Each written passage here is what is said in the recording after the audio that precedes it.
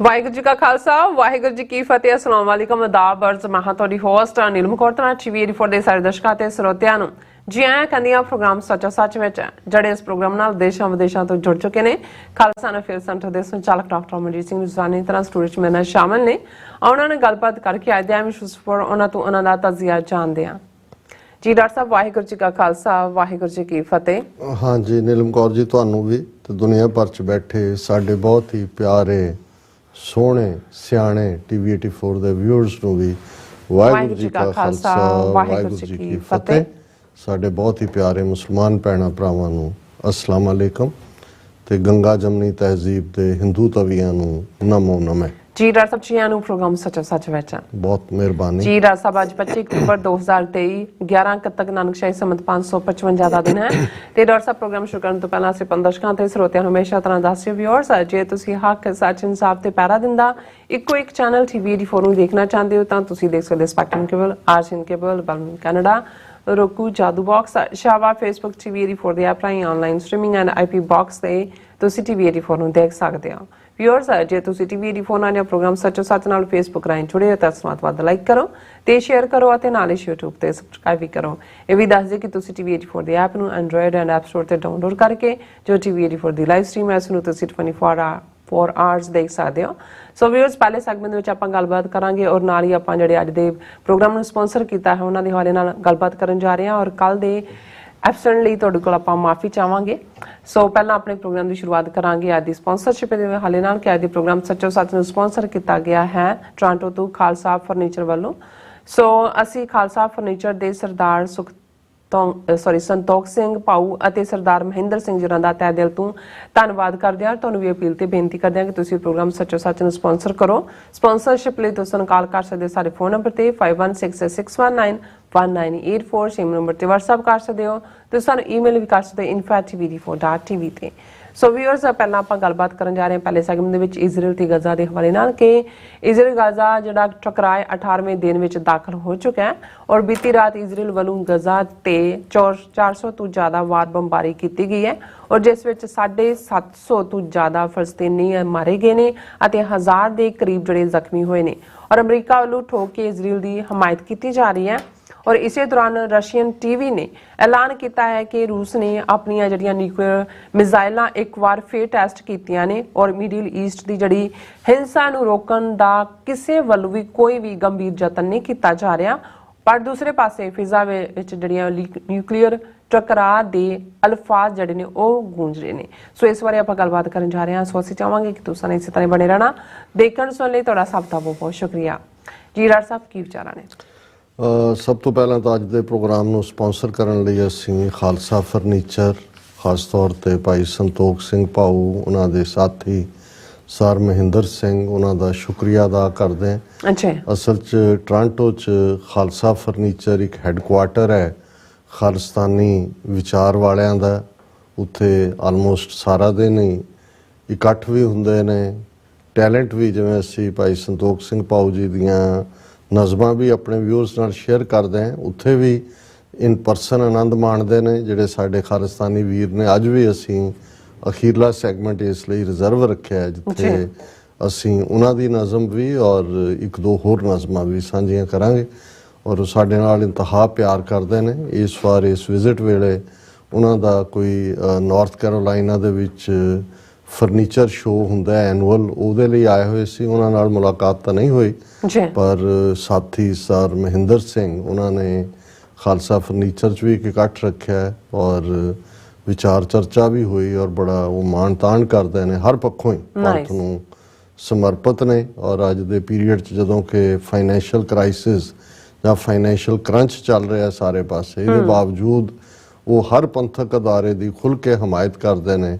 ਜਿਨ੍ਹਾਂ ਦੇ ਵਿੱਚ ਅੱਜ ਦੀ ਆਵਾਜ਼ ਵੀ ਹੈ ਟੀਵੀ 84 ਵੀ ਹੈ ਹੋਰ ਵੀ ਸਿੱਖਸ ਫਾਰ ਜਸਟਿਸ ਤੇ ਖਾਲਿਸਤਾਨ ਰੈਫਰੈਂਡਮ ਕੈਂਪੇਨ ਲਈ ਵੀ ਭਾਊ ਜੀ ਜਿਹੜੇ ਨੇ ਉਹ ਪਿੱਛੇ ਸਰੀ ਗਏ ਹੋਏ ਸੀ ਖੁਦ ਆਪਣੀ ਪ੍ਰੈਜ਼ੈਂਸ ਵੀ ਰੱਖੀ। ਸੋ ਅਸੀਂ ਸਮਝਦੇ ਹਾਂ ਵੀ ਇਸ ਕਿਸਮ ਦੀ ਕਮਿਟਮੈਂਟ ਵਾਲੇ ਸਾਡੇ ਵੀਰ ਭੈਣਾਂ ਸਾਡਾ ਅਣਮੁੱਲਾ ਸਰਮਾਇਆ ਨੇ। ਅਸੀਂ ਉਹਨਾਂ ਦਾ ਸ਼ੁਕਰੀਆ ਅਦਾ ਕਰਦੇ ਹਾਂ। ਕੱਲ੍ਹ ਦੀ ਗੈਰ ਹਾਜ਼ਰੀ ਦੀ ਮੁਆਫੀ ਇਹ ਬਣਦੀ ਹੈ ਸਾਡੇ ਵੱਲੋਂ ਪਰ ਇਹ ਹੁੰਦਾ ਹੈ ਹਾਲਾਂਕਿ ਬਹੁਤ ਘੱਟ ਮੌਕਿਆਂ ਦੇ ਉੱਤੇ ਮੈਂ ਖਾਸ ਤੌਰ 'ਤੇ ਵਿਆਹ ਸ਼ਾਦੀਆਂ ਦੇ ਸੱਦੇ ਕਬੂਲ ਕਰਦਾ ਹੈ। ਪਰ ਜਿੱਥੇ ਪੰਥ ਪਰਿਵਾਰ ਦੇ ਸਾਡੇ ਵੀਰ ਭੈਣਾਂ ਹੋਣ ਉਹਨਾਂ ਦੇ ਲਈ ਇਹੀ ਜਿਹੜਾ ਹੈ ਕਿ ਸਾਡੇ ਨਾਲ ਉਹ ਪਿਆਰ ਕਰਦੇ ਨੇ, ਸਾਡੀ ਮੌਜੂਦਗੀ ਉਹਨਾਂ ਨੂੰ ਵੀ ਹੁਲਾਰਾ ਦਿੰਦੀ ਹੈ ਤੇ ਅਸੀਂ ਵੀ ਮਹਿਸੂਸ ਕਰਦੇ ਹਾਂ ਕਿ ਅਲਟੀਮੇਟਲੀ ਇਹੀ ਸਾਡੀ ਫੈਮਿਲੀ ਹੈ। ਸੋ ਵੀਰ ਬਲਜਿੰਦਰ ਸਿੰਘ, ਭੈਣ ਜੀ ਗੁਰਜੀਤ ਕੌਰ ਜਿਨ੍ਹਾਂ ਦੀ ਸਪੁੱਤਰੀ ਜਪਨੀਤ ਕੌਰ, ਉਹਨਾਂ ਦੀ ਕੱਲ ਕੁੜਮਾਈ ਦਾ ਸਮਾਗਮ ਸੀ ਬੱਚੀ ਦਾ, ਔਰ ਵੀਰ ਬਲਜਿੰਦਰ ਸਿੰਘ ਲਗਭਗ 4 ਦਹਾਕਿਆਂ ਤੋਂ ਜਿਹੜੇ ਨੇ ਇਸ ਪਿੰਡ ਦੇ ਵਿੱਚ ਨੇ। ਬਹੁਤ ਸਾਰੀ ਸਟਰਗਲ ਉਹਨਾਂ ਨੇ ਉੱਥੇ ਵੀ ਕੀਤੀ, ਇੱਥੇ ਵੀ ਅਮਰੀਕਾ ਦੀਆਂ ਜੇਲ੍ਹਾਂ ਦੇ ਵਿੱਚ ਵੀ ਰਹਿੰਦੇ ਆ ਉਹਨਾਂ ਨੇ ਆਪਣਾ ਜਿਹੜਾ ਕੌਜ਼ ਹੈ ਉਸ ਪ੍ਰਤੀ ਪਰਨਾਏ ਰਹੇ। ਓਨਲੀ ਡਾਟਰ ਹੈ ਉਹਨਾਂ ਦੀ, ਔਰ ਉਹਨਾਂ ਦੀ ਚਾਹਨਾ ਸੀ ਕਿ ਮੈਂ ਸਮਾਗਮ 'ਚ ਸ਼ਮੂਲੀਅਤ ਕਰਾਂ। ਹਾਲਾਂਕਿ ਅਸੀਂ ਉਹਨਾਂ ਦੇ ਘਰ ਤਾਂ 9 ਵਜੇ ਪਹੁੰਚ ਗਏ ਤੇ ਮੈਨੂੰ ਇਹ ਸੀ ਕਿ ਵੀ ਅਸੀਂ 12-1 ਵਜੇ ਤੱਕ ਗੁਰਦੁਆਰਾ ਸਾਹਿਬ ਆ ਜਾਵਾਂਗੇ ਔਰ 2-2:30-3 ਵਜੇ ਤੱਕ ਨਿਬੜ ਜਾਏਗਾ ਕੰਮ। ਲੇਕਿਨ ਆਲਮੋਸਟ 5-5:30 ਵੱਜ ਕੇ ਦਰਸ਼ਕ ਉਹ ਪਿਕਚਰਸ ਦੇਖ ਵੀ ਸਕਦੇ ਨੇ। ਔਰ ਜਿਸ ਬੇਟੇ ਨਾਲ ਜਪਨੀਤ ਕੌਰ ਦਾ ਆਨੰਦ ਕਾਰਜ ਹੋਣ ਜਾ ਰਿਹਾ ਹੈ ਸੈਚਰਡੇ ਹੀ ਹੈ, ਉਹ ਸੁਖਜੀਤ ਸਿੰਘ, ਉਹ ਵੀ ਪੰਥਕ ਪਰਿਵਾਰ ਦੇ ਹੀ ਮੈਂਬਰ ਨੇ। ਉਹਨਾਂ ਦੇ ਪਿਤਾ ਰਖਬੀਰ ਸਿੰਘ, ਮਾਤਾ ਅਮਰਜੀਤ ਕੌਰ ਗੁਰਦੁਆਰਾ ਸਾਹਿਬ 222 ਫਲੈਸ਼ਿੰਗ ਲੰਬੇ ਵਕਤ ਤੋਂ ਉਸ ਦੇ ਨਾਲ ਜੁੜੇ ਹੋਏ ਨੇ, ਉਸ ਦੇ ਮੁੱਖ ਆਗੂਆਂ 'ਚੋਂ ਵੀ ਨੇ।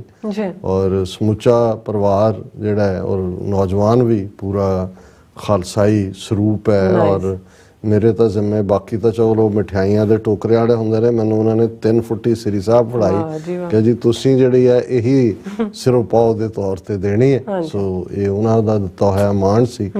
ਸੋ ਇੱਕ ਕਲੋਜ਼ ਇਕੱਠ ਸੀ ਸਾਰੇ ਪਰਿਵਾਰ ਦੇ ਮੈਂਬਰਾਂ ਦਾ ਵੀ ਔਰ ਪੰਥਕ ਪਰਿਵਾਰ ਦੇ।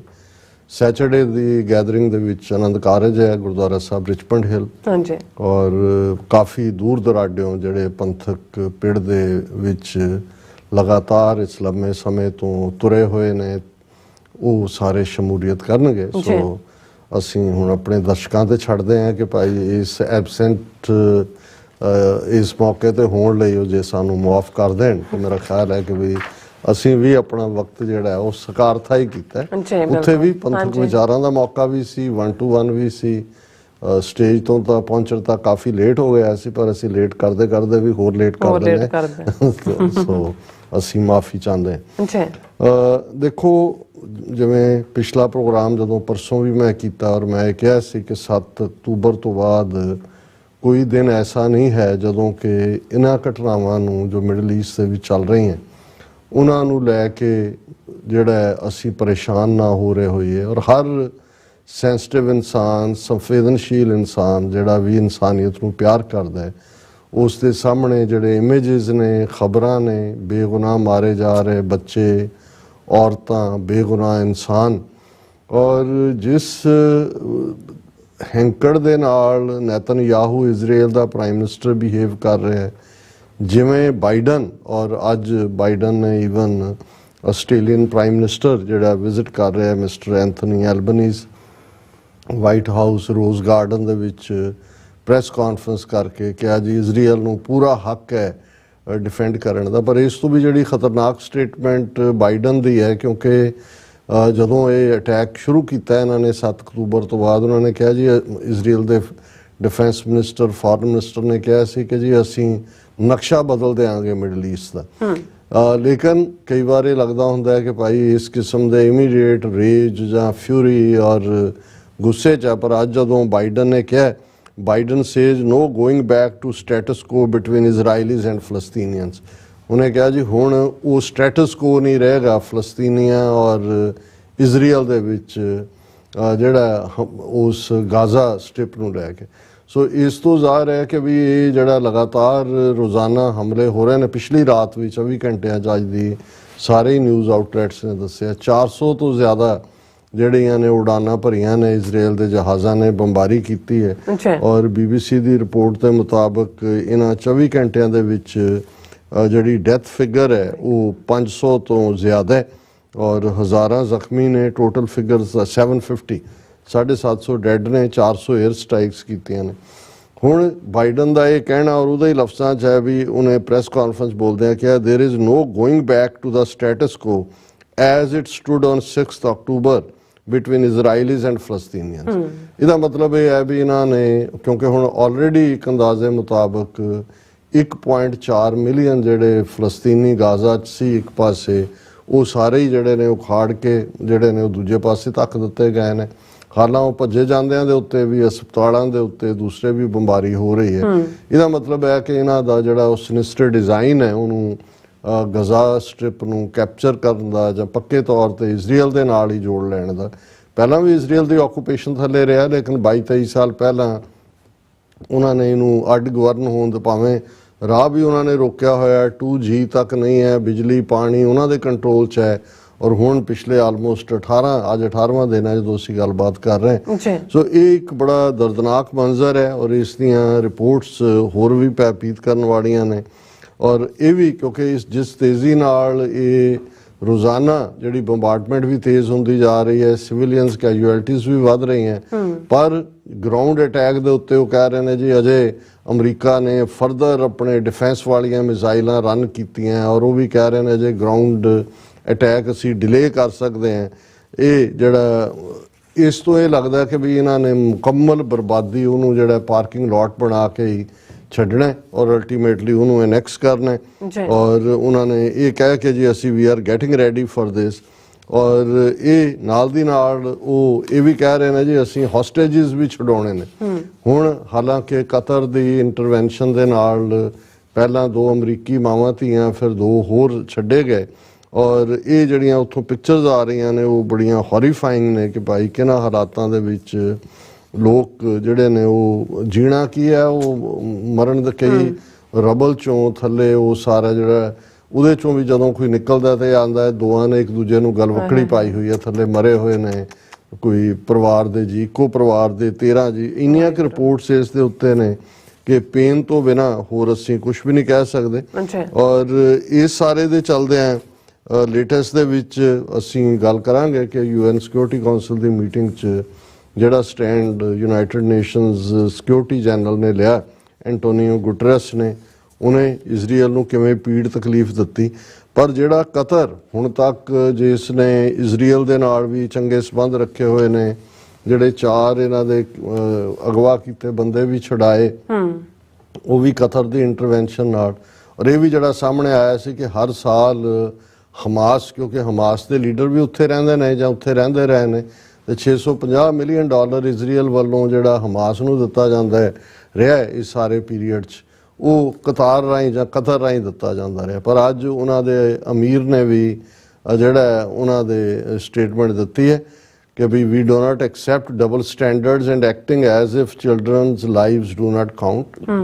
ਕਿ ਜਿਹੜਾ ਦੋਹਰਾ ਮਾਪਦੰਡ ਹੈ ਇਹ ਅਸੀਂ ਨਹੀਂ ਸਹਾਰਾਂਗੇ, ਬੱਚੇ ਮਰ ਰਹੇ ਨੇ ਔਰ ਬੇਗੁਨਾਹ ਮਰ ਰਹੇ ਨੇ, ਇਹਨੂੰ ਅਸੀਂ ਜਿਹੜਾ ਉਹ ਲੰਬਾ ਵਕਤ ਨਹੀਂ ਜਾ ਸਕਦੇ। It's not permissible to continue to ignore the facts of occupation, siege and settlement. ਕਿ ਇਹਦਾ ਮਤਲਬ ਇਹ ਨਹੀਂ ਹੈ ਵੀ ਜਿਹੜੀ ਆਕੂਪਾਈਂਗ ਫੋਰਸ ਹੈ ਇਜ਼ਰਾਈਲ ਉਹਨੂੰ ਅਸੀਂ ਇਗਨੋਰ ਕਰੀਏ, ਜਿਹੜੀ ਘੇਰਾਬੰਦੀ ਹੈ ਔਰ ਸੈਟਲਮੈਂਟਸ ਬਣਾਉਣ ਨੂੰ ਇਗਨੋਰ ਕਰੀਏ। We are advocates of peace, we adhere to the resolutions of international legitimacy and the Arab initiative and we do not accept double standards। ਕਿ ਵੀ ਅਸੀਂ ਪੀਸ ਤਾਂ ਚਾਹੁੰਦੇ ਹਾਂ ਪਰ ਇੰਟਰਨੈਸ਼ਨਲ ਲਾਅ ਦੇ ਥੱਲੇ ਜਿਹੜੇ ਰੈਜ਼ੋਲੂਸ਼ਨਸ ਨੇ ਉਹ ਮੰਨੇ, ਇਜ਼ਰਾਈਲ ਡਬਲ ਸਟੈਂਡਰਡ ਨਾ ਹੋਣ। what is happening is very dangerous, including trampling on all religious and worldly values, customs and laws। ਕਿ ਬੜੀ ਦਰਦਨਾਕ ਜੋ ਵੀ ਵਾਪਰ ਰਿਹਾ, ਸਾਰੇ ਮਜ਼ਹਬੀ ਔਰ ਇੰਟਰਨੈਸ਼ਨਲ ਕਾਨੂੰਨਾਂ ਦੀਆਂ ਔਰ ਰਵਾਇਤਾਂ ਦੀਆਂ ਕਦਰਾਂ ਕੀਮਤਾਂ ਦੀਆਂ ਧੱਜੀਆਂ ਉਡਾਈਆਂ ਜਾ ਰਹੀਆਂ ਨੇ। We say enough is enough and it's not permissible for Israel to be given an unconditional green light and unrestricted permission to kill। ਕਿ ਬਹੁਤ ਹੋ ਗਿਆ ਵੀ ਅਸੀਂ ਇਹ ਨਹੀਂ ਸਹਾਰ ਸਕਦੇ ਕਿ ਵੀ ਇਹ ਇਜ਼ਰਾਈਲ ਜਿਹੜਾ ਉਹਨੂੰ ਹਰੀ ਬੱਤੀ ਦਿਖਾਈ ਹੋਈ ਹੈ। ਔਰ ਇਹ it's not permissible to continue ignoring the reality of occupation, siege and settlement. ਫਿਰ ਥੱਲੇ ਉਹਨਾਂ ਨੇ ਕਿਹਾ ਕਿ ਭਾਈ ਸੋਲੂਸ਼ਨ ਨਿਕਲੇ ਤਾਂ ਇਹ ਉਹ। ਹੁਣ ਇਹ ਤਾਂ ਜੇ ਕਿਹਾ ਜਾਏ ਵੀ ਇੱਕ ਪਾਸੇ ਰੀਅਲ ਜੰਗ ਤਾਂ ਕੀ ਹੋ ਰਹੀ ਹੈ, ਰੀਅਲ ਤਾਂ ਮਰਡਰ ਹੋ ਰਿਹਾ, ਮਾਸ ਮਰਡਰ ਬੇਗੁਨਾਹ ਦਾ, ਪਰ ਇਹ ਬਿਆਨਬਾਜ਼ੀਆਂ ਦੀ ਜੰਗ ਹੋ ਰਹੀ ਹੈ। ਕਿਹਨੇ ਇੱਕ ਲਫ਼ਜ਼ ਹੋਰ ਵਿੱਚ ਐਡ ਕੀਤਾ, ਕਿਹਨੇ ਤਿੱਖਾ ਲਫ਼ਜ਼ ਕਿਹਾ, ਕਿਹਨੇ ਅਟੈਕ ਕਿਹਾ, ਕਿਹਨੇ ਸੈਟਲਮੈਂਟ ਕਿਹਾ। ਪਰ ਜੇ ਇਸ ਸਾਰੇ 'ਚ ਹੁਣ ਤੱਕ ਅਰਬ ਮੁਲਕਾਂ ਨੇ ਵੀ ਕੋਈ ਸੋਲਿਡ ਸਟੈਂਡ ਲਿਆ ਹੁੰਦਾ ਤੇ ਅੱਜ 18ਵੇਂ ਦਿਨ ਇਹ ਜੁਰਤ ਨਾ ਹੁੰਦੀ ਇਜ਼ਰਾਈਲ ਦੀ ਕਿ ਉਹ ਬੇਗੁਨਾਹ ਦਾ ਕਤਲ ਜਿਸ ਅੰਦਾਜ਼ ਦੇ ਵਿੱਚ ਕਰ ਰਿਹਾ ਉਵੇਂ ਉਹ ਕਰਦਾ ਚਲਾ ਜਾਂਦਾ। ਔਰ ਇਸ ਵੇਲੇ ਜਿਹੜੀ ਸਿਚੁਏਸ਼ਨ ਹੈ ਉਸ ਉਹ ਤਾਂ ਆਪਣੀ ਥਾਂ ਤੇ ਔਰ ਵਰਸਟ ਹੁੰਦੀ ਜਾ ਰਹੀ ਹੈ। ਔਰ ਕਿਉਂਕਿ ਇਹ ਵੀ ਲੱਗ ਰਿਹਾ ਹੈ ਵੀ ਇਹ ਇਜ਼ਰਾਈਲ ਨੂੰ ਖੁੱਲ੍ਹੀ ਛੁੱਟੀ ਹੈ, ਜਿਵੇਂ ਉਹਨਾਂ ਨੇ ਕਿਹਾ ਸੀ ਕਿ ਨਿਊ ਮੈਪ ਮੇਕਿੰਗ ਕਰਨੀ ਹੈ। ਔਰ ਅਜੇ ਤੱਕ ਜੇ 18 ਦਿਨਾਂ ਬਾਅਦ ਵੀ ਇਸ ਦਾ ਕੋਈ ਕਿਸੇ ਲੈਵਲ ਤੇ ਵੀ ਹੱਲ ਕੱਢਣ ਦਾ ਕੋਈ ਯਤਨ ਨਹੀਂ ਹੈ। ਲੇਕਿਨ ਦੂਸਰੇ ਪਾਸੇ ਅਸੀਂ ਜਦੋਂ ਇਹ ਦੇਖਦੇ ਹਾਂ ਕਿ ਵੀ ਰਸ਼ੀਆ ਚਾਈਨਾ, ਹਾਲਾਂਕਿ ਚਾਈਨਾ ਦੇ ਇੱਕ ਮਿਨਿਸਟਰ ਇੱਥੇ ਆ ਰਹੇ ਨੇ DC 'ਚ ਔਰ ਸ਼ੀ ਜਿਨਪਿੰਗ ਔਰ ਸ਼ਾਇਦ ਬਾਈਡਨ ਦੀ ਫਿਊਚਰ ਦੀ ਮੀਟਿੰਗ ਦੇ ਲਈ। ਸੋ ਇੱਕਦਮ ਤਾਂ ਬਹੁਤਿਆਂ ਨੂੰ ਲੱਗੇਗਾ ਜੀ ਜਿਹੜੀ ਇਹ ਸਿਚੁਏਸ਼ਨ ਫਲੇਅਰ ਅਪ ਹੋਣੀ ਸੀ ਕਿ ਜੀ ਬਾਕੀ ਜੁਆਇਨ ਨਾ ਕਰ ਜਾਣ, ਈਰਾਨ ਨਾ ਜੁਆਇਨ ਕਰ ਜਾਏ, ਚਾਈਨਾ ਰਸ਼ੀਆ ਨਾਲ, ਇਹ ਨਹੀਂ ਹੋਇਆ। ਉਹ ਇਸ ਲਈ ਨਹੀਂ ਹੈ ਕਿ ਜਦੋਂ ਤੁਸੀਂ ਕਿਸੇ ਨੂੰ ਰੋਕਣਾ ਹੀ ਨਹੀਂ ਹੈ 18 ਦਿਨਾਂ ਤੋਂ, ਉਹਨਾਂ ਨੂੰ ਇਹੀ ਜੋ ਇਜ਼ਰਾਈਲ ਦੀ ਪਲਾਨ ਹੈ ਅਮਰੀਕਾ ਨੂੰ ਜਿਹੜਾ ਉਹਨੂੰ ਬੈਕ ਕਰ ਰਿਹਾ ਕਿ ਜੀ ਹੁਣ ਜਿਹੜਾ ਉਹ 7 ਅਕਤੂਬਰ ਤੋਂ ਪਹਿਲਾਂ ਵਾਲਾ ਸਟੇਟਸ ਕੋ ਨਹੀਂ ਰਹੇਗਾ। ਤੇ ਮਤਲਬ ਇਹੀ ਹੈ ਮਾਲਕ ਨੌਕਰ ਦੀ ਲੜਾਈ 'ਚ ਜੇ ਨੌਕਰ ਕਹਿੰਦਾ ਕਿ ਜੀ ਮੈਂ ਮਾਲਕ ਨੂੰ ਕਹਿੰਦਾ ਵੀ ਇਸ ਦੀ ਤਨਖਾਹ ਤੇ ਤੈਨੂੰ ਕੰਮ ਕਰਨਾ ਪਏਗਾ ਨਹੀਂ ਤਾਂ ਤੁਰਦਾ ਹੋ, ਤਾਂ ਉਹ ਕਹਿੰਦਾ ਜੀ ਠੀਕ ਹੈ ਮੈਂ ਕਰੀ ਜਾਣਾ, ਫਿਰ ਤਾਂ ਕੋਈ ਟਕਰਾਅ ਨਹੀਂ ਹੈ। ਸੋ ਜੇ ਇਜ਼ਰਾਈਲ ਨੂੰ ਖੁੱਲ੍ਹੀ ਛੁੱਟੀ 18 ਦਿਨਾਂ ਤੋਂ ਕੋਈ ਇੰਟਰਨੈਸ਼ਨਲ ਚਾਈਨਾ, ਰਸ਼ੀਆ, ਈਰਾਨ 57 ਮੁਲਕ OIC ਦੇ ਕੋਈ ਕੁਛ ਕਰਨ ਨੂੰ ਤਿਆਰ ਨਹੀਂ ਨੇ। ਉਹ ਤਾਂ ਆਪਣੇ ਏਜੰਡੇ ਤੇ ਜੋ ਉਹਨਾਂ ਦਾ ਹੈਗਾ ਨਿਊ ਮੈਪ ਮੇਕਿੰਗ ਔਰ ਗਜ਼ਾ ਨੂੰ ਜਿਹੜਾ ਉਸ ਦੇ ਨਾਲ ਐਨੈਕਸ ਕਰਨਾ ਉਹ ਚੱਲ ਹੀ ਰਿਹਾ। ਹਾਂ, ਇੱਕ ਜ਼ਰੂਰ ਖਬਰ ਜਿਹੜੀ ਕਿ ਇਹਦੇ ਨਾਲ ਰਿਲੇਟਡ ਔਰ ਇਸ ਹੱਦ ਤੱਕ ਇਜ਼ਰਾਈਲ ਦਾ ਹੌਸਲਾ ਵਧਿਆ ਹੋਇਆ, ਹਾਲਾਂਕਿ ਇੰਡੀਆ ਨੇ ਉਹਨਾਂ ਦਾ ਜਿਹੜਾ ਇੰਡੀਆ ਦਾ ਨੁਮਾਇੰਦਾ ਵੀ ਆ ਅੱਜ UN ਜਨਰਲ ਅਸੈਂਬਲੀ 'ਚ ਉਹਨੇ ਕਿਹਾ ਜੀ ਸਿਵਿਲੀਅਨਸ ਦਾ ਮਾਰਿਆ ਜਾਣਾ ਜਾਂ ਦੂਜਾ ਇਹ ਠੀਕ ਨਹੀਂ ਹੈ। Civilian casualties in ongoing Israel Palestine conflict matter of serious continuing concern India tells UN security council. ਉਹਨਾਂ ਦਾ ਐਂਬੈਸਡਰ ਜਿਹੜਾ ਹੈ R ਰਵਿੰਦਰਾ, ਉਹਨੇ ਕਿਹਾ। ਬਟ ਇਹ ਮੂੰਹ ਚੋਂ ਥੁੱਕ ਨਾਲ ਵੜੇ ਪਕਾਉਣ ਵਾਲੀ ਗੱਲ ਹੈ ਕਿਉਂਕਿ ਇਜ਼ਰਾਈਲ ਦੂਜੇ ਪਾਸੇ ਇੰਡੀਆ ਨੂੰ ਕਹਿ ਰਿਹਾ time has come for India to declare Hamas as a terrorist group.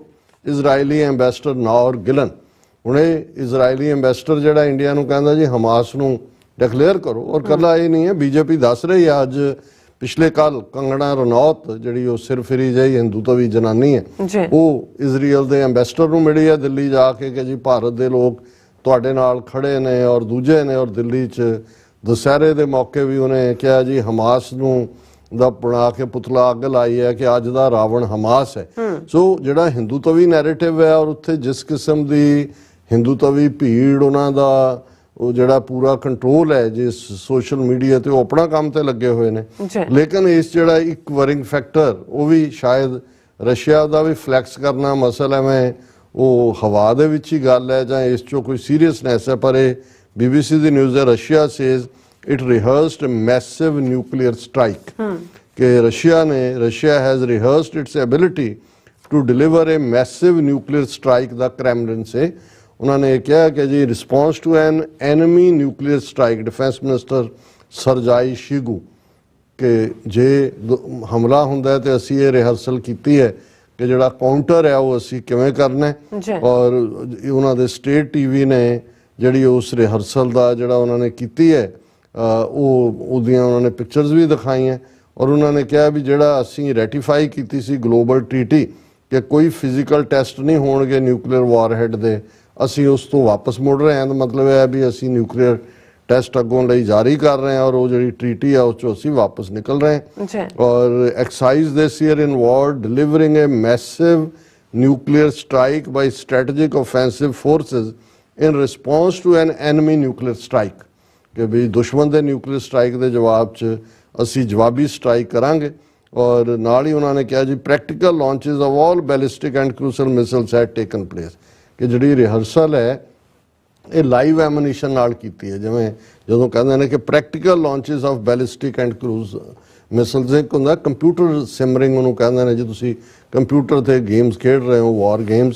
सो असी समझते हैं भी ये पता नहीं किन्नी सीरीयस थ्रैट है। लेकिन सानू ये है कि भाई इस वेले जे कोई कैजुअलिटी बने तो बेगुनाह उस गजा दे लोग ने हज़ारां दी गिणती च मारे जा चुके ने। और कला यही नहीं, अज जदों बाइडन ने रोज़ गार्डन च आस्ट्रेलियन PM दे नाल प्रेस कॉन्फ्रेंस की वो भी कहण ते मजबूर होया हुण घट्टो घट्ट 8 ਤੋਂ 9 ਲੱਖ ਸੈਟਲਰ ਜਿਹੜੇ ਨੇ ਉਹ ਵੈਸਟ ਬੈਂਕ ਦੇ ਵਿੱਚ ਲਿਆ ਕੇ ਯਹੂਦੀ ਵਸਾਏ ਹੋਏ ਨੇ। ਉਹਨਾਂ ਸਾਰਿਆਂ ਕੋਲ ਹਥਿਆਰ ਨੇ ਔਰ ਉਹ ਵੀ ਫਲਸਤੀਨੀਆਂ ਦਾ ਜਿਹੜਾ ਉੱਥੇ ਸ਼ਿਕਾਰ ਕਰ ਰਹੇ ਨੇ ਔਰ ਉਹ ਸੈਟਲਰ ਬਾਹਰ ਨਿਕਲ ਕੇ ਫਲਸਤੀਨੀਆਂ ਨੂੰ ਕਿਲ ਕਰ ਉਹਨੇ ਕੰਡੈਮ ਕੀਤਾ ਬਾਈਡਨ ਹੈ ਕਿ ਉਹਨੂੰ। ਪਰ ਜਦੋਂ ਤੁਸੀਂ ਇੱਕ ਪਾਸੇ ਪਿੱਠ ਠੋਕ ਰਹੇ ਹੋ ਕਿ ਭਾਈ ਇਹ ਤਾਂ ਉਵੇਂ ਹੀ ਹੈ ਕਿ ਭਾਈ ਇੱਕ ਪਾਸੇ ਤੁਸੀਂ ਚੋਰ ਨੂੰ ਕਹਿ ਰਹੇ ਹੋ ਕਿ ਵੜ ਜਾ ਘਰ 'ਚ ਕੋਈ ਨਹੀਂ ਤੇ ਘਰ ਵਾਲਿਆਂ ਨੂੰ ਕਹਿ ਰਹੇ ਆ ਵੀ ਤੂੰ ਚੋਰ ਆਇਆ ਔਰ ਪਤਾ ਵੀ ਘਰ ਵਾਲੇ ਦੇ ਪੱਲੇ ਕੁਛ ਨਹੀਂ ਹੈ, ਉਹਨੂੰ ਅਲਟੀਮੇਟਲੀ ਚੋਰ ਨੇ ਚੋਰੀ ਵੀ ਕਰਨਾ ਹੈ ਤਾਂ ਉਹਨੂੰ ਜਗਾ ਕੇ ਵੀ ਤੁਸੀਂ ਕੁੱਟ ਪਾਉਣੀ ਹੈ। ਸਿਚੁਏਸ਼ਨ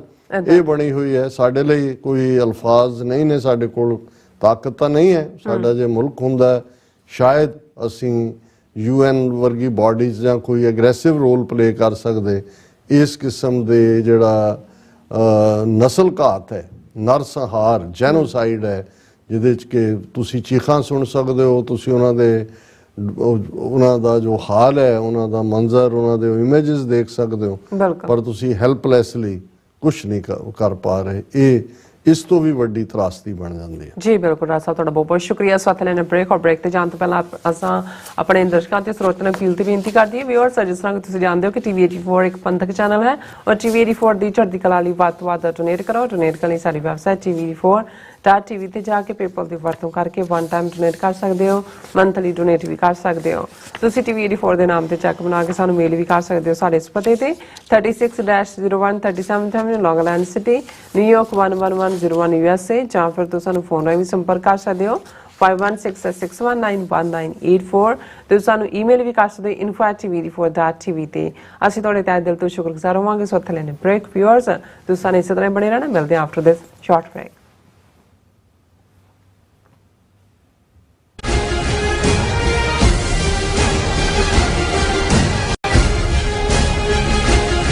ਸਰੀ ਵਿਖੇ ਖਾਲਿਸਤਾਨ ਰੈਫਰੈਂਡਮ ਦੀਆਂ 1,35,000 ਰਿਕਾਰਡ ਤੋੜ ਵੋਟਾਂ ਤੋਂ ਬਾਅਦ ਖਾਲਿਸਤਾਨ ਰੈਫਰੈਂਡਮ ਦੇ ਦੂਜੇ ਪੜਾਅ ਦੀਆਂ ਵੋਟਾਂ 29 ਅਕਤੂਬਰ ਦਿਨ ਐਤਵਾਰ ਨੂੰ ਸਰੀ ਵਿਖੇ ਸਵੇਰੇ 9 ਵਜੇ ਤੋਂ ਲੈ ਕੇ ਸ਼ਾਮ ਨੂੰ 5 ਵਜੇ ਤੱਕ ਪੈਣਗੀਆਂ।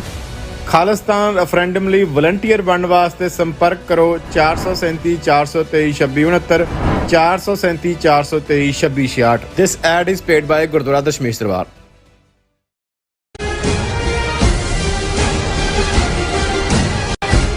ਦਰਸ਼ਕੋ, ਬ੍ਰੇਕ ਤੋਂ ਬਾਅਦ ਤੁਹਾਡਾ ਸਭ ਦਾ ਭਰਪੂਰ ਸਵਾਗਤ ਹੈ। ਸੋ ਇਸ ਗੱਲਬਾਤ ਕਰਨ ਜਾ ਰਹੇ ਹਾਂ ਦੂਸਰੇ ਸੈਗਮੈਂਟ ਦੇ ਵਿੱਚ ਕਿ ਬੀਤੇ ਕੱਲ ਯੂਨਾਈਟਿਡ ਨੇਸ਼ਨਜ਼ ਸਿਕਿਉਰਿਟੀ ਕੌਂਸਲ ਦੀ ਇੱਕ ਮੀਟਿੰਗ ਨੂੰ ਯੂਨਾਈਟਿਡ ਨੇਸ਼ਨਜ਼ ਦੇ ਸੈਕਟਰੀ ਜਨਰਲ ਅੰਟੈਰੀਓ ਗੁਟਰਸ ਨੇ ਸੰਬੋਧਨ ਕੀਤਾ। ਆਪਣੇ ਸੰਬੋਧਨ ਵਿੱਚ ਉਹਨਾਂ ਨੇ ਸਪਸ਼ਟ ਤੌਰ ਤੇ ਇਜ਼ਰਾਈਲ ਨੂੰ ਮੌਜੂਦਾ ਬਿਮਾਰੀ ਲਈ ਜ਼ਿੰਮੇਵਾਰ ਠਹਿਰਾਇਆ ਅਤੇ ਫਲਸਤੀਨੀਆਂ ਦੀ ਪਿਛਲੇ 60 ਸਾਲ ਤੋਂ ਤਰਸਯੋਗ ਹਾਲਤ ਤੇ ਟਿੱਪਣੀ ਕੀਤੀ। ਇਹ ਸਪੀਚ ਪੂਰੀ ਇਮਾਨਦਾਰੀ ਵਾਲੀ ਸੀ। ਇਜ਼ਰਾਈਲ ਇਸ ਤੇ ਪੂਰੀ ਤਰ੍ਹਾਂ ਅੱਗ ਬਬੂਲਾ ਹੋਇਆ ਹੈ ਅਤੇ ਉਸ ਨੇ UN ਜਨਰਲ ਸੈਕਟਰੀ ਦੇ ਅਸਤੀਫੇ ਦੀ ਮੰਗ ਕੀਤੀ ਹੈ। ਸੋ ਇਸ ਬਾਰੇ ਆਪਾਂ ਗੱਲਬਾਤ ਕਰਨ ਜਾ ਰਹੇ ਹਾਂ। ਸੋ ਅਸੀਂ ਚਾਹਾਂਗੇ ਕਿ ਤੁਸੀਂ ਸਾਨੂੰ ਇਸੇ ਤਰ੍ਹਾਂ ਬਣੇ ਰਹਿਣਾ। ਦੇਖਣ ਸੁਣਨ ਲਈ ਲਿਖਣ ਲਈ ਤੁਹਾਡਾ ਸਭ ਦਾ ਬਹੁਤ ਬਹੁਤ ਧੰਨਵਾਦ। ਜੀ ਰਾਜ ਸਾਹਿਬ, ਕੀ ਵਿਚਾਰਾਂ ਨੇ? ਦੇਖੋ, ਬਚਪਨ ਤੋਂ ਇੱਕ ਕਹਾਣੀ ਸੁਣਦੇ ਆਏ ਹਾਂ ਕਿ ਇੱਕ ਜੰਗਲ ਦੇ ਵਿੱਚ ਜ਼ਬਰਦਸਤ ਅੱਗ ਲੱਗੀ ਔਰ ਇੱਕ ਚਿੜੀ ਆਪਣੀ ਚੁੰਝ ਦੇ ਵਿੱਚ ਪਾਣੀ ਭਰ ਕੇ ਆ ਕੇ ਸੁੱਟ ਕੇ ਫਿਰ ਉੱਡ ਕੇ ਫਿਰ ਪਾਣੀ ਸੁੱਟ ਕੇ ਫਿਰ ਉੱਡਦੀ ਤੇ ਉਸ ਨੂੰ ਕਿਸੇ ਨੇ ਪੁੱਛਿਆ ਕਿ ਵੀ ਤੈਨੂੰ ਲੱਗਦਾ ਹੈ ਕਿ ਵੀ ਇਹ ਤੇਰੀ ਜਿਹੜੀ ਚੁੰਝ ਦਾ ਪਾਣੀ ਹੈ ਇਹਦੇ ਨਾਲ ਜੰਗਲ ਦੀ ਅੱਗ ਬੁਝ ਜਾਏਗੀ? ਤਾਂ ਉਹਨੇ ਕਿਹਾ ਇਹ ਤਾਂ ਨਹੀਂ ਬੁਝਣੀ ਤਾਂ ਨਹੀਂ ਹੈ, ਪਰ ਘੱਟੋ ਘੱਟ ਮੈਂ ਆਪਣੇ ਪਰਵਰਦਗਾਰ ਨੂੰ ਜਾ ਕੇ ਜਵਾਬ ਦੇਣ ਵਾਲੀ ਜ਼ਰੂਰ ਹੋਵਾਂਗੀ ਕਿ ਜੋ ਮੇਰੇ ਕੋਲ ਸੀ ਮੈਂ ਘੱਟੋ ਘੱਟ ਯਤਨ ਜ਼ਰੂਰ ਕੀਤਾ। ਤੂੰ ਮੈਨੂੰ ਦਿੱਤੀ ਨਿੱਕੀ ਚੁੰਝ ਹੈ ਤੇ ਉਹਦੇ ਨਾਲ ਮੈਂ ਜੋ ਕਰ ਸਕਦੀ ਸੀ ਮੈਂ ਆਰਾਮ ਨਾਲ ਬੈਠੀ ਨਹੀਂ, ਮੈਂ ਆਪਣਾ ਯਤਨ ਜ਼ਰੂਰ ਕੀਤਾ ਕਿ ਅੱਗ ਬੁਝਾ ਦੇ। ਹੁਣ ਇਸ ਵੇਲੇ ਯੂਨਾਈਟਿਡ ਨੇਸ਼ਨਸ ਜਿਸ ਦੇ 194 195 ਮੁਲਕ, ਦੁਨੀਆ ਦੀ ਪੰਚਾਇਤ, ਲਗਭਗ $6 ਬਿਲੀਅਨ ਦਾ ਬਜਟ, ਹਿਊਮਨ ਰਾਈਟ ਕੌਂਸਲ ਦਾ ਜਨੀਵਾ 'ਚ ਦਫ਼ਤਰ, ਯੂਨਾਈਟਿਡ ਨੇਸ਼ਨਸ ਹੈੱਡਕੁਆਰਟਰ ਨਿਊਯਾਰਕ ਦੇ ਵਿੱਚ ਜਿੱਥੇ 194 ਝੰਡੇ ਝੂਲਦੇ ਨੇ, ਉਸ ਦੇ ਨਾਲ ਜੁੜਿਆ ਹੋਇਆ ਸੈਕੰਡ ਵਰਲਡ ਵਾਰ ਤੋਂ ਬਾਅਦ ਲਗਭਗ 75 ਸਾਲ ਦਾ ਇਤਿਹਾਸ, UN charter, Vienna convention, Geneva protocol, international law, international court of justice, ਕਿੰਨਾ ਕੁਛ ਉਹ ਸਾਰਾ ਅਮਲਾ ਫੈਲਾ ਦੂਜਾ। ਲੇਕਿਨ ਸਾਡੀਆਂ ਅੱਖਾਂ ਸਾਹਮਣੇ ਜੋ ਵਾਪਰ ਰਿਹਾ ਉਸ ਨੂੰ ਰੋਕਣ 'ਚ UN ਜਿਹੜੀ ਸਪਾਈਨਲੈਸ, ਗਟਲੈਸ, ਟੁੱਥਲੈਸ ਹੈ, ਕਿਉਂਕਿ ਯੂਨਾਈਟਿਡ ਨੇਸ਼ਨ ਦੀ ਆਪਣੀ ਫੌਜ ਤਾਂ ਨਹੀਂ ਹੈ ਜੀ। ਉਹ ਕਿ ਭਾਈ ਉਹ ਜਾ ਕੇ ਫੌਜ ਭੇਜੇ ਵੀ ਠੀਕ ਹੈ, ਉਹ ਸਾਡੀ ਫੌਜ ਯੂਐਨ ਦੀ ਲੜੇਗੀ, ਇਜ਼ਰਾਈਲ ਜਾਂ ਅਮਰੀਕਾ ਦੇ ਇਹਨਾਂ ਦੇ ਉੱਤੇ ਹੀ ਡਿਪੈਂਡੈਂਟ, ਏਡ ਵੀ ਇਹਨਾਂ ਦੀਆਂ, ਤਨਖਾਹਾਂ ਵੀ ਇਹਨਾਂ ਦੀ ਏਡ ਚੋਂ ਹੀ ਨਿਕਲਦੀਆਂ ਨੇ। ਸੋ ਅਲਟੀਮੇਟਲੀ ਉਹ ਹੈਲਪਲੈਸ ਜਿਹੀ ਸਿਚੁਏਸ਼ਨ 'ਚ ਸਵਾਏ ਮਤੇ ਮੁਤੇ ਪਾਸ ਕਰਨ ਦੇ, ਜੇ ਇਵੇਂ ਨਾ ਹੁੰਦਾ, ਜਿਹੜੇ ਲੌਂਗੈਸਟ ਪੈਂਡਿੰਗ ਇਸ਼ੂ ਯੂਐਨ ਦੇ ਸਾਹਮਣੇ ਨੇ ਉਹ ਫਲਸਤੀਨ ਔਰ ਕਸ਼ਮੀਰ ਹੈ, ਔਰ ਯੂਨਾਈਟਿਡ ਨੇਸ਼ਨ ਸਿਕਿਉਰਿਟੀ ਕਾਉਂਸਲ ਦੇ ਕਿੰਨੇ ਰੈਜ਼ੋਲੂਸ਼ਨ ਨੇ ਇਸ ਦੇ ਉੱਤੇ, ਔਰ ਇਜ਼ਰਾਈਲ ਜਿਹੜਾ ਹੈ ਉਹ ਉਹਨਾਂ ਰੈਜ਼ੋਲੂਸ਼ਨਸ ਨੂੰ ਜਿਹੜਾ ਹੈ ਉਹ ਕੀ ਕਹਿੰਦੇ ਨੇ ਕਿ ਵੀ ਇੱਕ ਟਕੇ ਦਾ ਨਹੀਂ ਸਮਝਦਾ। ਔਰ ਇੰਡੀਆ ਦਾ ਹਾਲ ਦੇਖੋ, ਉਹਨਾਂ ਨੇ ਉਹ ਰੈਜ਼ੋਲੂਸ਼ਨ ਜੋ ਸੀ ਯੂਐਨ ਦਾ ਸਿਕਿਉਰਿਟੀ ਕਾਉਂਸਲ ਦਾ, ਉੱਥੇ ਰਾਏਸ਼ੁਮਾਰੀ ਤਾਂ ਕਸ਼ਮੀਰ 'ਚ ਕੀ ਕਰਵਾਉਣੀ ਸੀ, ਜੰਮੂ ਕਸ਼ਮੀਰ 'ਚ ਉਹਨਾਂ ਨੇ ਆਰਟੀਕਲ 370 ਵੀ ਖਤਮ, ਉਹਦਾ ਸੂਬੇ ਦਾ ਵਜੂਦ ਵੀ ਖਤਮ। ਔਰ ਨਾਲ ਹੀ ਇਹ ਹੈ ਕਿ ਜੀ ਜੇ ਹੁਣ ਯੂਐਨ ਦਾ ਜਾਂ ਕੋਈ ਕਹਿੰਦਾ ਜੇ ਅਮਰੀਕਾ ਦਾ ਜਿਹੜਾ ਪਾਕਿਸਤਾਨ 'ਚ ਐਂਬੈਸਡਰ ਹੈ ਉਹ ਗਿਲਗਿਤ ਬਾਲਿਸਤਾਨ ਗਿਆ ਤਾਂ ਇੰਡੀਆ ਪ੍ਰੋਟੈਸਟ ਕਰ ਰਿਹਾ ਕਿ ਜੀ ਉਹ ਸਾਡੀ ਟੈਰੀਟਰੀ ਹੈ ਜਿਹੜੀ ਗਿਲਗਿਤ ਬਾਲਿਸਤਾਨ, ਤੂੰ ਕਿਵੇਂ ਡੇਅਰ ਕੀਤਾ ਉੱਥੇ ਜਾਣ। ਸੋ ਜਦੋਂ ਇਸ ਹੱਦ ਤੱਕ ਸੀਨਾ ਜ਼ੋਰੀ ਥਰਡ ਰੇਟ ਪਾਵਰ ਇੰਡੀਆ ਵਰਗੇ ਕਰ ਰਹੇ ਹੋਣ, ਤੇ ਇਜ਼ਰਾਈਲ ਤਾਂ ਅਮਰੀਕਾ ਦਾ ਬੱਚਾ ਹੈ, ਔਰ ਜੋ ਕੁਛ ਉੱਥੇ ਉਹ ਕਰ ਰਿਹਾ ਨੇਤਨਯਾਹੂ, ਇੱਥੇ ਬਾਈਡਨ ਕਹਿ ਰਿਹਾ ਜੀ ਅਸੀਂ ਜਿਹੜਾ ਹੁਣ 7 ਅਕਤੂਬਰ ਤੋਂ ਪਹਿਲਾਂ ਵਾਲਾ ਸਟੇਟਸ ਕੋ ਨਹੀਂ ਰਹੇਗਾ। ਮਤਲਬ ਇਹ ਹੈ ਕਿ ਇਨ ਕਾਹੂਟਸ ਇਹ ਕੰਮ ਕਰ ਰਹੇ ਨੇ। ਪਰ ਉਸ ਚਿੜੀ ਵਾਂਗ ਜਦੋਂ ਅੱਜ ਪਿਛਲੇ ਕੱਲ ਯੂਨਾਈਟਿਡ ਨੇਸ਼ਨ ਸਿਕਿਉਰਿਟੀ ਕਾਉਂਸਲ ਦੀ ਮੀਟਿੰਗ ਹੋਈ ਤੇ ਯੂਨਾਈਟਿਡ ਨੇਸ਼ਨ ਦੇ ਸੈਕਟਰੀ ਜਨਰਲ ਮਿਸਟਰ ਐਂਟੋਨੀਓ ਗੁਟਰਸ, ਜਿਹੜਾ ਇੱਕ ਭਲਾ ਇਨਸਾਨ ਹੈ, ਇਹ ਦਰਬਾਰ ਸਾਹਿਬ ਦੇ ਦਰਸ਼ਨਾਂ ਲਈ ਵੀ ਗਿਆ, ਉੱਥੇ ਵੀ ਜਾ ਕੇ ਉਹਨੇ ਕਿਹਾ ਮੈਂ ਤਾਂ ਵਰਲਡ ਗਲੋਬਲ ਪੀਸ ਦੀ ਅਰਦਾਸ ਕੀਤੀ। ਹੀ ਮੇਡ ਸ਼ੋਰ ਕਰਤਾਰਪੁਰ ਸਾਹਿਬ ਜਿਹੜਾ ਕੋਰੀਡੋਰ ਖੁੱਲਿਆ ਉਸ ਤੋਂ ਬਾਅਦ ਪਹਿਲੇ ਜਿਹੜੇ ਇੰਟਰਨੈਸ਼ਨਲ ਕੋਈ ਵਿਜ਼ਿਟਰ ਗਏ ਉਹਨਾਂ 'ਚ ਯੂਨਾਈਟਿਡ ਨੇਸ਼ਨ ਦਾ ਸੈਕਟਰੀ ਜਨਰਲ ਸੀ, ਖੁਦ ਸ਼ਾਇਦ ਬੁੱਧਿਜ਼ਮ ਨੂੰ ਮੰਨਣ ਵਾਲਾ ਹੈ। ਸੋ ਅਲਟੀਮੇਟਲੀ ਕਿਤੇ ਨਾ ਕਿਤੇ ਉਹ ਤੁਹਾਡਾ ਆਪਣਾ ਜਿਹੜਾ ਉਹ ਨੇਕ ਦਿਲ ਵੀ ਹੁੰਦਾ ਹੈ, ਦਰਦ ਨਾਲ ਭਰਿਆ ਹੋਇਆ, ਔਰ ਸ਼ਾਇਦ ਇਹ ਵੀ ਪਤਾ ਹੈ ਐਂਟੋਨੀਓ ਗੁਟਰਸ ਨੂੰ ਵੀ ਅਲਟੀਮੇਟਲੀ ਅੱਜ ਭਾਵੇਂ ਇਹਨਾਂ ਦੀ ਚੜ੍ਹਤ ਹੈ, ਇਹ ਮਨਮਰਜ਼ੀਆਂ ਕਰ ਰਹੇ ਨੇ, ਅਮਰੀਕਾ ਹੋਏ, ਇਜ਼ਰਾਈਲ ਹੋਏ, ਵੈਸਟਰਨ ਯੂਰਪੀਅਨ ਕੰਟਰੀਜ਼ ਹੋਣ, ਪਰ ਇੱਕ ਦਿਨ ਇਤਿਹਾਸ ਇਹਨਾਂ ਨੂੰ ਜ਼ਰੂਰ ਪੁੱਛੇਗਾ, ਜਵਾਬਦੇਹੀ ਹੋਏਗੀ ਵੀ ਭਾਵੇਂ ਮੈਂ ਬੇਬਸ ਹਾਂ, ਕਰ ਕੁਛ ਨਹੀਂ ਸਕਦਾ, ਪਰ ਮੈਂ ਹਿਸਟਰੀ ਦੇ ਵਿੱਚ ਆਪਣੀ ਪੋਸਟੈਰਿਟੀ ਦੇ ਲਈ ਜਾਂ ਫਿਊਚਰ ਜਨਰੇਸ਼ਨਸ ਇਹ ਦੇਖਣਗੀਆਂ ਕਿ ਯੂਨਾਈਟਿਡ ਨੇਸ਼ਨਸ ਦਾ ਸੈਕਟਰੀ ਜਨਰਲ ਇੱਕ ਮੂਕ ਦਰਸ਼ਕ ਨਹੀਂ ਸੀ, ਜਾਂ ਉਹ ਇਹਨਾਂ ਦਾ ਸਾਥੀ ਬਣ ਕੇ ਨਹੀਂ ਸੀ ਖਲੋਤਾ। ਔਰ ਉਹਦੇ ਜਿਹੜੇ ਰਿਮਾਰਕਸ ਨੇ, ਮੈਂ ਸਮਝਦਾ ਵੀ ਜਿਸ ਇਮਾਨਦਾਰੀ ਨਾਲ ਉਹਨੇ ਮਿਡਲ ਈਸਟ ਦੀ ਸਿਚੁਏਸ਼ਨ ਨੂੰ ਬਿਆਨਿਆ, ਮੈਂ ਐਜ਼ ਸੱਚ ਸ਼ੇਅਰ ਕਰਨਾ ਚਾਹੁੰਦਾ। ਔਰ ਉਹਨੇ ਸ਼ੁਰੂਆਤ ਹੀ ਇਹ ਕੀਤੀ ਕਿ ਵੀ ਇਹ ਜਿਹੜਾ ਉਹਨੇ ਕਿਹਾ ਕਿ ਵੀ ਮੈਂ ਮਿਸਟਰ ਪ੍ਰੈਜ਼ੀਡੈਂਟ ਜੋ ਵੀ ਪ੍ਰੀਜ਼ਾਈਡ ਕਰ ਰਿਹਾ ਸੀ ਯੂਐਨ ਸਿਕਿਉਰਿਟੀ ਕਾਉਂਸਲ ਨੂੰ, ਉਹਨੇ ਕਿਹਾ ਜੀ ਮੈਂ ਇੰਟਰੋਡਕਸ਼ਨ ਦੇਣਾ ਤੇ ਫਿਰ ਮੈਂ ਜਿਹੜਾ ਤੁਸੀਂ ਸਾਰੇ ਹੀ ਐਕਸਲੈਂਸਿਸ ਬੈਠੇ ਹੋ ਤੁਹਾਨੂੰ ਐਡਰੈਸ ਕਰਦਾ। The situation in Middle East is growing more dire by the hour. ਇਹ ਮੈਂ ਓਰੀਜਨਲ ਸਕ੍ਰਿਪਟ ਕੱਢੀ ਹੈ ਕਿਉਂਕਿ ਬਹੁਤ ਸਾਰੇ ਮੀਡੀਆ ਨੇ, ਕਿਸੇ ਨੇ ਉਹ ਹਾਥੀ ਦੇ ਸੁੰਡ ਫੜੀ ਹੋਈ ਹੈ, ਕਿਸੇ ਨੇ ਉਹਦਾ ਟਰੰਕ ਫੜਿਆ, ਕਿਸੇ ਨੇ ਪੂਛ ਫੜੀ ਹੈ, ਤਾਂ ਮੈਨੂੰ ਇਹ ਲੱਗਾ ਕਿ ਵੀ ਤੁਸੀਂ ਇਨਸਾਫ ਨਹੀਂ ਕਰਦੇ ਕਿਸੇ ਵੀ ਸਪੀਕਰ ਦੀ ਪ੍ਰੈਜੈਂਟੇਸ਼ਨ ਨਾਲ ਜਦੋਂ ਤੱਕ ਤੁਸੀਂ ਇਨ ਟੋਟੈਲਿਟੀ ਨਾ ਦੇਖੋ। ਉਹ ਹਰ ਇੱਕ ਨੇ ਆਪਣੇ ਮਤਲਬ ਦਾ, ਪੂਛ ਵਾਲੇ ਨੇ ਪੂਛ ਫੜ ਲਈ, ਟਰੰਕ ਵਾਲੇ ਨੇ ਟਰੰਕ ਫੜ ਲਿਆ, ਸੁੰਡ ਵਾਲੇ ਨੇ ਸੁੰਡ ਫੜ ਲਈ। ਸੋ ਇਹ ਉਹਨਾਂ ਦੀ ਐਗਜ਼ੈਕਟ ਟੈਕਸਟ ਹੈ ਜਿਹੜੇ ਯੂਨਾਈਟਿਡ ਨੇਸ਼ਨਸ ਦੇ ਵੈਬਸਾਈਟ ਤੋਂ ਮੈਂ ਕੱਢੀ ਹੈ। ਉਹਨੇ ਕਿਹਾ ਜੀ ਮਿਡਲ ਈਸਟ ਦੀ ਜਿਹੜੀ ਹਾਲਤ ਹੈ ਹਰ ਘੰਟਾ ਬੀਤਣ ਬਾਅਦ ਬਹੁਤ ਤੇਜ਼ੀ ਨਾਲ ਬਦਲ ਰਹੀ ਹੈ, ਔਰ ਇਹ ਜਿਹੜੀ ਗਾਜ਼ਾ ਦੀ ਲੜਾਈ ਹੈ ਤੇਜ਼ ਹੁੰਦੀ ਇਹਦਾ ਇਹ ਵੀ ਰਿਸਕ ਹੈ ਕਿ ਸਾਰੇ ਖਿੱਤੇ ਦੇ ਵਿੱਚ ਸਪਾਇਰਲਿੰਗ ਕਿ ਵੀ ਇਹ ਫੈਲ ਸਕਦੀ ਹੈ। ਔਰ ਇਸ ਵੇਲੇ ਸੁਸਾਇਟੀ ਜਿਹੜੀ ਹੈ ਉਹ ਬਹੁਤ ਬੁਰੀ ਤਰ੍ਹਾਂ ਡਿਵਾਈਡਡ ਹੈ, ਔਰ ਇਹ ਟੈਨਸ਼ਨਸ ਜਿਹੜੀਆਂ ਨੇ ਬੋਇਲ ਕਰ ਰਹੀਆਂ ਨੇ, ਔਰ ਇਹ ਕਿਸੇ ਪਾਸੇ ਵੀ ਇਹ ਹੋਰ ਜਾ ਸਕਦੀਆਂ ਨੇ। ਇਸ ਕਿਸਮ ਦੀ ਕ੍ਰਿਟੀਕਲ ਕਰੂਸ਼ਲ ਮੂਮੈਂਟ ਦੇ ਵਿੱਚ ਇਹ ਬੜਾ ਜ਼ਰੂਰੀ ਹੈ ਕਿ ਅਸੀਂ ਸਿਧਾਂਤਾਂ ਬਾਰੇ ਕਲੀਅਰ ਹੋਈਏ, ਔਰ ਜਿਹੜੇ ਫੰਡਾਮੈਂਟਲ ਪ੍ਰਿੰਸੀਪਲ ਨੇ ਰਿਸਪੈਕਟ ਔਰ ਪ੍ਰੋਟੈਕਟਿੰਗ ਸਿਵਿਲੀਅਨਸ ਦੀ ਰੱਖਿਆ ਕਰਨੀ, ਇਹ ਸਾਡਾ ਪਹਿਲਾ ਫਰਜ਼ ਹੈ। ਉਹਨਾਂ ਨੇ ਕਿਹਾ ਕਿ ਵੀ ਮੈਂ 7 ਅਕਤੂਬਰ ਨੂੰ ਜੋ ਹਮਾਸ ਨੇ ਕੀਤਾ ਉਸ ਨੂੰ ਦੀ ਪੂਰੀ ਤਰ੍ਹਾਂ ਨਿੰਦਾ ਕਰ ਚੁੱਕਾ। Nothing can justify the deliberate killing, injuring and kidnapping of civilians or the launching of rockets against civilian targets. ਕਿ ਇਹਦੀ ਕੋਈ ਨਿਆਂ ਸੰਗਤਾ ਨਹੀਂ ਹੈ ਕਿ ਤੁਸੀਂ ਸਿਵਿਲੀਅਨਸ ਦੇ ਉੱਤੇ ਰਾਕਟ ਸੁੱਟ ਰਹੇ ਹੋ ਔਰ ਕਿਡਨੈਪ ਕਰ ਰਹੇ ਹੋ ਔਰ ਬੱਚਿਆਂ ਨੂੰ ਔਰ ਦੂਸਰਿਆਂ ਨੂੰ ਵੀ ਮਾਰ ਰਹੇ ਹੋ। all hostages must be treated humanly and released immediately and without conditions। ਇਹ ਉਹਨਾਂ ਨੇ ਹਮਾਸ ਨੂੰ ਕਿਹਾ ਵੀ ਜਿਹੜੇ ਫੜੇ ਨੇ ਉਹਨਾਂ ਨੂੰ ਬਿਨਾਂ ਸ਼ਰਤ ਫੌਰਨ ਰਿਹਾ ਕੀਤਾ ਜਾਏ, ਉਹਨਾਂ ਨਾਲ ਠੀਕ ਸਲੂਕ ਕੀਤਾ ਜਾਏ। I respectfully note the presence among us of members of their families. ਕਿ ਅੱਜ ਦੀ ਇਸ ਗੈਲਰੀ 'ਚ ਹੋਣਗੇ ਉਹਨਾਂ ਦੇ ਜਿਹੜੇ ਫੜੇ ਹੋਏ ਨੇ ਉਹਨਾਂ ਦੇ ਫੈਮਿਲੀ ਮੈਂਬਰ ਵੀ। ਹੁਣ ਉਹਨੇ ਜਦੋਂ ਸੱਚ ਕਹਿਣਾ ਸ਼ੁਰੂ ਕੀਤਾ ਉਹਦਾ ਦੂਸਰਾ ਰੁਖ, ਇੱਥੋਂ ਤੱਕ ਤਾਂ ਉਹਨਾਂ ਨੂੰ ਲੱਗਾ ਜੀ ਸਭ ਕਹਿ ਰਹੇ ਨੇ ਕੰਡੈਮ, ਹੁਣ ਉਹਨੇ ਕਿਹਾ ਐਕਸੈਲੈਂਸਿਸ, it is important to also recognize the attacks by Hamas did not happen in a vacuum. ਉਹਨੇ ਕਿਹਾ ਵੀ ਇਹ ਵੀ ਇਸ ਗੱਲ ਦਾ ਧਿਆਨ ਰੱਖੋ ਕਿ ਉੱਥੋਂ ਅਸਮਾਨ ਚੋਂ all of a sudden ਇੱਕ ਵੈਕਿਊਮ ਖਲਾ ਚੋਂ ਨਹੀਂ ਹਮਾਸ ਦੇ ਅਟੈਕ ਆਏ। The Palestinian people have been subjected to 56 years of suffocating occupation. ਕਿ ਪਿਛਲੇ 56 ਸਾਲ ਤੋਂ ਫਲਸਤੀਨੀਆਂ ਦਾ ਤੁਸੀਂ ਗਲ ਕੁੱਟਿਆ ਹੋਇਆ, ਆਕੂਪਾਈ ਕੀਤਾ ਹੋਇਆ ਉਹਨਾਂ ਦੀ ਲੈਂਡ ਨੂੰ। They have seen their land steadily devoured by settlements.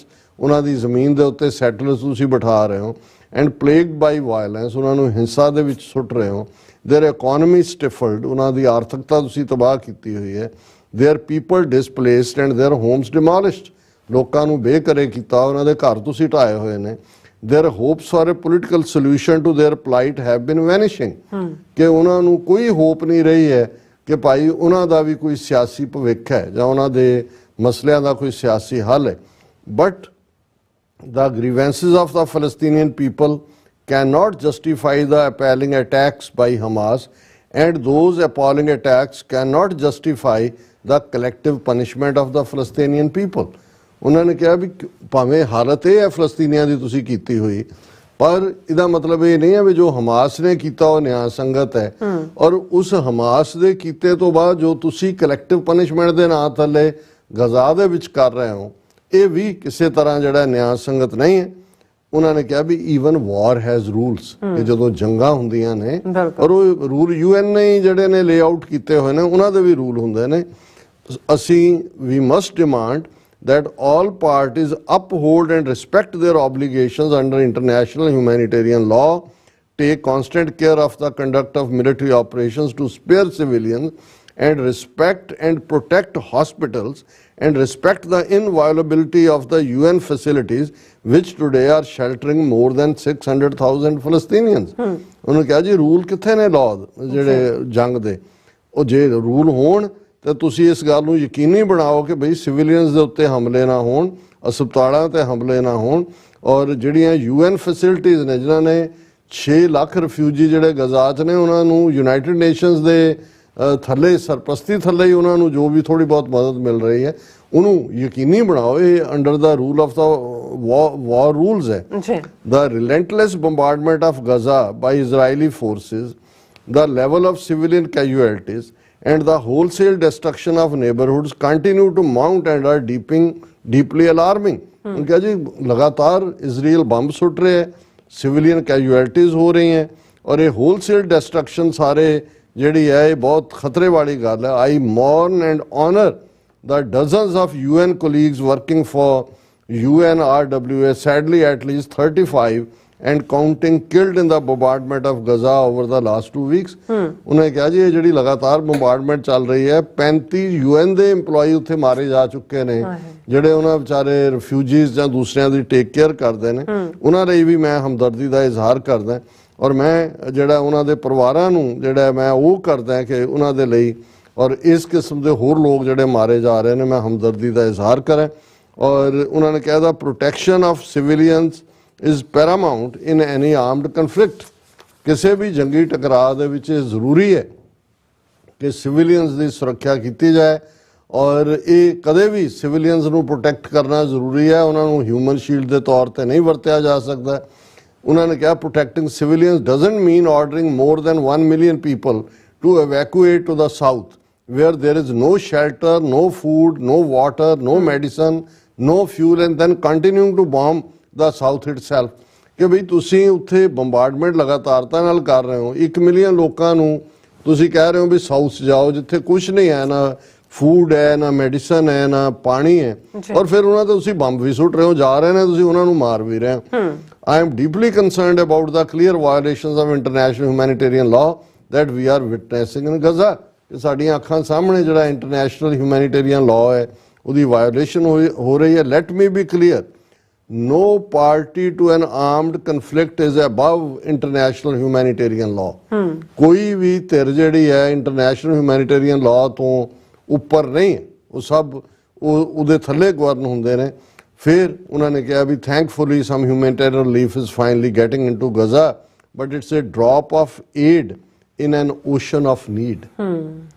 ਹੁਣ ਜੇ 17 ਟਰੱਕ ਗਏ ਨੇ ਜਿੱਥੇ 1700 ਚਾਹੀਦੇ ਨੇ ਉਹਨਾਂ ਨੂੰ ਜਿਹੜੇ ਜਾਂਦੇ ਸੀ ਪਹਿਲਾਂ, ਉਹਨੇ ਕਿਹਾ ਇਵੇਂ ਹੀ ਹੈ ਕਿ ਜਿਵੇਂ ਇੱਕ ਪਾਸੇ ਸਮੁੰਦਰ ਦੀ ਲੋੜ ਹੋਏ ਤੇ ਤੁਸੀਂ ਇੱਕ ਤੁਪਕਾ ਪਾਣੀ ਦਾ ਜਿਹੜਾ ਉਹ ਟਪਕਾ ਰਹੇ ਹੋ। In addition our UN fuel supplies in Gaza will run out in a matter of days.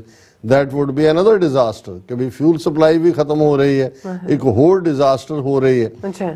Without fuel, aid cannot be delivered, hospitals will not have power, and drinking water cannot be purified or even pumped. ਉੱਥੇ ਪਾਣੀ ਵੀ ਉਹ ਸਮੁੰਦਰ ਦਾ ਹੈ, ਉਹਨੂੰ purify ਕੀਤਾ ਜਾਂਦਾ ਹੈ, ਉਹ ਵੀ ਨਹੀਂ ਪੀ ਸਕਦੇ। ਤੇ ਉਹ ਇਜ਼ਰਾਈਲ ਅੱਗੋਂ ਕਹਿ ਰਿਹਾ ਜੀ ਹਮਾਸ ਦੇ ਕੋਲ ਪਾਣੀ ਹੈਗਾ, ਉਹਨਾਂ ਤੋਂ ਲੈ ਲਓ, ਉਹਨਾਂ ਕੋਲ ਫਿਊਲ ਹੈਗੀ ਆ ਉਹਨਾਂ ਤੋਂ। ਇਹ ਹੈ ਜਿਹਨੂੰ ਤੁਸੀਂ ਜ਼ਖਮਾਂ ਤੇ ਲੂਣ ਛਿੜਕਣਾ ਹੀ ਨਹੀਂ ਹੈ, ਉਹਨੂੰ ਤੁਸੀਂ ਜ਼ਖਮਾਂ ਨੂੰ ਫਰਦਰ ਕੱਟ ਕਰਕੇ ਕਹਿ ਰਹੇ ਹੋ ਵੀ ਅਸੀਂ ਤਾਂ ਕਰ ਹੀ ਹੈ, we will bleed you all of you to death. ਔਰ ਇਹ ਸਾਰੇ ਤੇ ਕਹਿ ਕੇ ਫਿਰ ਉਹਨਾਂ ਨੇ UN ਕੋਲੀਗਸ ਨੂੰ, ਹਿਊਮੈਨਿਟੇਰੀਅਨ ਪਾਰਟਨਰਸ ਨੂੰ ਸੈਲੂਟ ਕੀਤਾ ਕਿ ਇਸ ਮਰਨ ਵਾਲੀ ਜਿੱਥੇ ਹਾਲਾਤ ਨੇ ਉਹਨਾਂ 'ਚ ਜਾ ਕੇ ਵੀ ਉਹ ਲੋਕਾਂ ਦੀ ਸਰਵਿਸ ਕਰ ਰਹੇ ਨੇ, ਸਾਡੀ ਇੰਸਪੀਰੇਸ਼ਨ ਨੇ। ਔਰ ਇਹ ਉਹ ਸਾਰੇ ਦੇ ਚੱਲਦੇ ਆ। ਉਹਨਾਂ ਨੇ ਕਿਹਾ ਕਿ ਵੀ ਇਹ ਗ੍ਰੇਵ ਔਰ ਇਮੀਡੀਏਟ ਡੇਂਜਰ ਹੈ। ਅਸੀਂ ਜਿਹੜੀ ਰੀਅਲਿਸਟਿਕ ਫਾਊਂਡੇਸ਼ਨ ਹੈ true piece and stability the, 2 state solution, ਕਿ ਜਦੋਂ ਤੱਕ ਇਜ਼ਰਾਈਲ ਦੇ ਨਾਲ ਬਰਾਬਰ ਇੱਕ ਫਲਸਤੀਨ ਮੁਲਕ ਜਿਹਨਾਂ ਦਾ ਮੁਲਕ ਹੈ ਉਹ ਹੋਂਦ 'ਚ ਨਹੀਂ ਆਉਂਦਾ, ਇਹਦਾ ਕੋਈ ਹੱਲ ਨਹੀਂ ਹੈ। ਇਜ਼ਰਾਈਲੀ ਜਿਹੜੇ ਨੇ ਉਹ ਇਸ ਲੈਜੀਟੀਮੇਟ ਨੂੰ ਦੇਖਣ ਕਿ ਭਾਈ ਅਲਟੀਮੇਟਲੀ ਜਿਹੜੀਆਂ ਨੇ ਫਲਸਤੀਨੀਆਂ ਦੀਆਂ ਲੈਜੀਟੀਮੇਟ ਐਸਪੀਰੇਸ਼ਨਸ ਨੇ ਇੰਡੀਪੈਂਡੈਂਟ ਸਟੇਟਸ ਦੀਆਂ, ਔਰ ਇਸ ਦੇ ਉੱਤੇ ਹੀ ਯੂਨਾਈਟਿਡ ਨੇਸ਼ਨਸ ਦੇ ਰੈਜ਼ੋਲੂਸ਼ਨ ਵੀ ਨੇ, ਇੰਟਰਨੈਸ਼ਨਲ ਲਾਅ ਦੇ ਥੱਲੇ ਵੀ ਹੈ। Finally, we must be clear on the principle of upholding human dignity. ਇਸ ਸਾਰਿਆਂ ਤੋਂ ਉੱਤੇ ਜਿਹੜੀ ਇਨਸਾਨੀ ਜਿਹੜਾ ਡਿਗਨਿਟੀ ਹੈ, ਆਨਰ ਹੈ ਇਨਸਾਨੀਅਤ ਦਾ।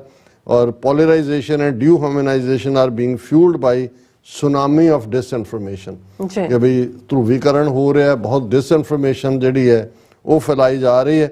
ਅਸੀਂ ਨਾਲ ਦੀ ਨਾਲ ਉਹਨਾਂ ਕਿਹਾ we must stand up to the forces of anti semitism, anti Muslim bigotry and all forms of hate.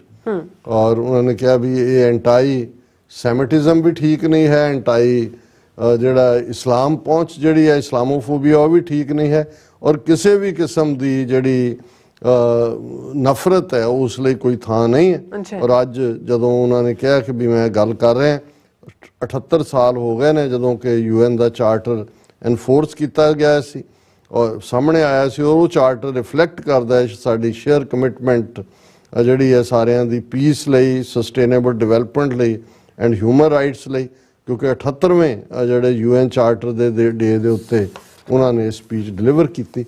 हुण एक बड़ी ईमानदार उन्होंने हमास नूं भी कंडेम किया है, उन्होंने भी ये कहा भी उन्होंने रिलीज करो अनकंडीशनली। उन्होंने जो गल की वो well within the ambit of UN charter, UN resolutions, international law, humanitarian law के थले की। पर जिस किस्म की नफरत इजराइल के एंबेसडर ने इस दे उत्ते दिखाई, और उहदे च उन्हें कहा कि UN सैकटरी जनरल ने हमास नूं दी तारीफ की है और अपने लफज वापस ले, जे नहीं लैंदा तो वो रिजाइन करे, और ये सारा इनटॉलरेबल है। अब every person understands very well that the meaning of his words is that Israel has guilt for the actions of Hamas, or at the very least it shows his understanding for the background leading up to the massacre. ਇਹ ਜਿਹੜਾ ਜੇ ਉਹਨੂੰ ਜਿਹੜਾ Hamas 'ਚ ਕੋਈ ਦੋਸ਼ ਨਜ਼ਰ ਨਹੀਂ ਆਉਂਦਾ, ਅਸੀਂ ਜਿਹੜਾ ਹਾਲਾਂਕਿ ਇਸ ਤੋਂ ਬਾਅਦ ਉਹ ਇਜ਼ਰਾਈਲ ਦੇ ਰਿਐਕਸ਼ਨ ਤੋਂ ਉਹਨੇ ਫਿਰ ਸੈਕਟਰੀ ਜਨਰਲ ਨੇ ਪ੍ਰੈਸ ਕਾਨਫਰੰਸ ਕੀਤੀ, ਉਹਨੇ ਕਿਹਾ ਤੁਸੀਂ ਮੇਰੇ ਲਫ਼ਜ਼ਾਂ ਨੂੰ ਗਲਤ ਮਿਸਇੰਟਰਪ੍ਰੇਟ ਨਾ ਕਰੋ, ਮੈਂ ਉਹੀ ਕਿਹਾ ਜੋ ਜੈਨੂਨ ਹੈ, ਉਹਨੂੰ ਵੀ ਕੰਡੈਮ ਕੀਤਾ, ਪਰ ਜੋ ਤੁਸੀਂ ਕਰ ਰਹੇ ਹੋ, ਪਰ ਉਹ ਕਹਿ ਰਿਹਾ ਜੀ ਉਹ ਤਾਂ ਜਸਟੀਫਾਈ ਕਰ ਰਿਹਾ ਹੈ ਅਗੇਨ ਜਿਹੜਾ ਉਹਨੂੰ ਤਾਂ ਆਪਣੇ ਲਫ਼ਜ਼ ਵਾਪਸ ਲੈਣੇ। ਇਹ ਹੈ ਜਦੋਂ ਤੁਸੀਂ ਕਹਿੰਦੇ ਹੋ ਕਿ ਭਾਈ ਜ਼ੋਰਾਵਰਾਂ ਦਾ 37ਵੀਂ 100 ਹੁੰਦਾ ਹੈ, ਇਹ ਇੰਟਰਨੈਸ਼ਨਲ ਪਲੇਟਫਾਰਮ ਤੇ ਇੱਕ 7-8 ਹਜ਼ਾਰ ਸਕੁਅਰ ਮਾਈਲ ਟੈਰੀਟਰੀ ਵਾਲਾ ਮੁਲਕ ਜਿਹੜਾ ਜ਼ੁਲਮ ਤੇ ਜ਼ੁਲਮ ਕਰ ਰਿਹਾ, ਹਜ਼ਾਰਾਂ ਬੇਗੁਨਾਹ ਜਿਹੜੇ ਨੇ ਜਿਨ੍ਹਾਂ ਨੂੰ ਮਾਰ ਰਿਹਾ। ਉਹ ਜਿਹੜੀ 195 ਮੁਲਕਾਂ ਦੀ ਪੰਚਾਇਤ ਦਾ ਸੈਕਟਰੀ ਜਨਰਲ ਹੈ, ਉਸ ਨੂੰ ਜਿਹੜਾ ਉਹ ਫੜ ਕੇ ਕਹਿ ਰਿਹਾ ਹੈ ਕਿ ਹੱਥ ਡੰਡਾ ਫੜਿਆ ਹੋਇਆ ਹੈ ਤੇ ਉਹਦੇ ਕੋਲ ਮੱਝ ਹੈ ਤੇ ਮੱਝ ਦੀ ਰਸੀਦ ਹੈ ਖਰੀਦੀ ਦੀ। ਉਹਨੂੰ ਕਹਿੰਦਾ ਵੀ ਤੂੰ ਦੱਸ ਕਿ ਭਾਈ ਇਹ ਤੇਰੀ ਹੈ ਕਿ ਮੇਰੀ ਹੈ, ਕਿ ਭਾਈ ਇਹ ਅੱਜ ਹਾਲਾਤ ਬਣੇ ਹੋਏ ਨੇ। ਕਿਉਂਕਿ ਇਹ ਇਜ਼ਰਾਈਲ ਦੀ ਕੀ ਮਜਾਲ ਹੈ, ਉਹਨਾਂ ਨੂੰ ਪਤਾ ਹੈ ਕਿ ਪਿੱਛੇ ਜਿਹੜਾ ਹੈ ਵੱਡਾ, ਹੁਣ ਮੈਂ ਲਫ਼ਜ਼ ਕੀ ਕਵਾਂ, ਮੇਰਾ ਮੁਲਕ ਹੈ ਪਰ ਇਹ ਮੈਨੂੰ ਸ਼ਰਮਿੰਦਗੀ ਹੋ ਰਹੀ ਹੈ ਵੀ ਅਮਰੀਕਾ ਔਰ ਉਹ ਵੀ ਡੈਮੋਕ੍ਰੇਟਾਂ ਦੀ ਹਕੂਮਤ ਔਰ ਉਹ ਵੀ ਬਾਈਡਨ ਜਿਹੜਾ ਆਪਣੀ ਕੈਂਪੇਨ ਵੇਲੇ ਹਿਊਮਨ ਰਾਈਟਸ ਦੀ ਗੱਲ ਕਰਕੇ ਜਿਹੜਾ ਉਹ ਆਪਣੇ ਆਪ ਨੂੰ ਟਰੰਪ ਨਾਲੋਂ ਡਿਫਰੈਂਟ ਦੱਸ ਰਿਹਾ ਸੀ, ਕਿਸ ਹੱਦ ਤੱਕ ਇਹ ਨਿਗਰੇ ਹੋਏ ਨੇ। ਬਿਲਕੁਲ ਡਾਕਟਰ ਸਾਹਿਬ, ਤੁਹਾਡਾ ਬਹੁਤ ਬਹੁਤ ਸ਼ੁਕਰੀਆ। ਸਵਾਗਤ ਹੈ ਬ੍ਰੇਕ ਵਿਊਅਰਸ, ਤੁਸੀਂ ਇਸੇ ਤਰ੍ਹਾਂ ਬਣੇ ਰਹਿਣਾ। ਮਿਲਦੇ ਹਾਂ ਆਫਟਰ ਦਿਸ ਸ਼ਾਰਟ ਬ੍ਰੇਕ।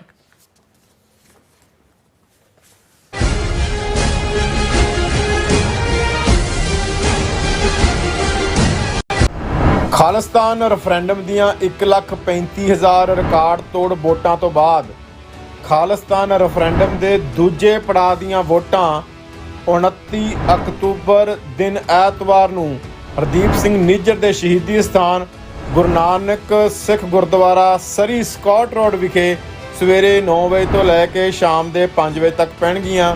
ਹੋਰ ਜਾਣਕਾਰੀ ਲਈ ਸੰਪਰਕ ਕਰੋ 437 423 2669 437 423 2666। This ad is paid by Gurdwara Dashmesh ਦਰਬਾਰ। ਕੀ ਤੁਸੀਂ ਆਪਣੇ ਟੈਕਸਸ ਨੂੰ ਲੈ ਕੇ ਚਿੰਤਤ ਹੋ? ਤੁਸੀਂ ਆਪਣੀ ਕਮਾਈ ਲਈ ਮਿਹਨਤ ਕਰਦੇ ਹੋ, ਭਾਵੇਂ ਤੁਸੀਂ ਨੌਕਰੀ ਵਿੱਚ ਹੋਵੋ ਜਾਂ ਆਪਣਾ ਬਿਜ਼ਨਸ ਚਲਾਉਂਦੇ ਹੋ। ਜਦੋਂ ਟੈਕਸ ਭਰਨ ਦਾ ਸਮਾਂ ਆਉਂਦਾ ਤਾਂ ਤੁਹਾਨੂੰ ਇੱਕ ਭਰੋਸੇਯੋਗ ਟੈਕਸ ਅਕਾਊਂਟੈਂਟ ਦੀ ਲੋੜ ਹੈ ਜੋ ਟੈਕਸ ਬੈਲੈਂਸ ਦਾ ਤੁਹਾਡੇ ਪੱਖ ਵਿੱਚ ਜਾਣਾ ਯਕੀਨੀ ਬਣਾਵੇ। ਸਿਆਟਲ ਦੀ ਜਾਣੀ ਪਛਾਣੀ company Accurate Accountants and Taxes ਤੁਹਾਡੀ ਸੇਵਾ ਵਿੱਚ ਹਾਜ਼ਰ ਹੈ। ਅਸੀਂ ਹਰ ਤਰ੍ਹਾਂ ਦੇ ਟੈਕਸ ਭਰਨ ਵਿੱਚ ਤੁਹਾਡੀ ਮਦਦ ਕਰਾਂਗੇ। ਟੈਕਸ ਸੰਬੰਧੀ ਕਿਸੇ ਵੀ ਤਰ੍ਹਾਂ ਦੇ ਸਵਾਲ ਲਈ ਅੱਜ ਹੀ ਸਾਡੇ ਤੱਕ ਪਹੁੰਚ ਕਰੋ। Accurate Accountants and Texas.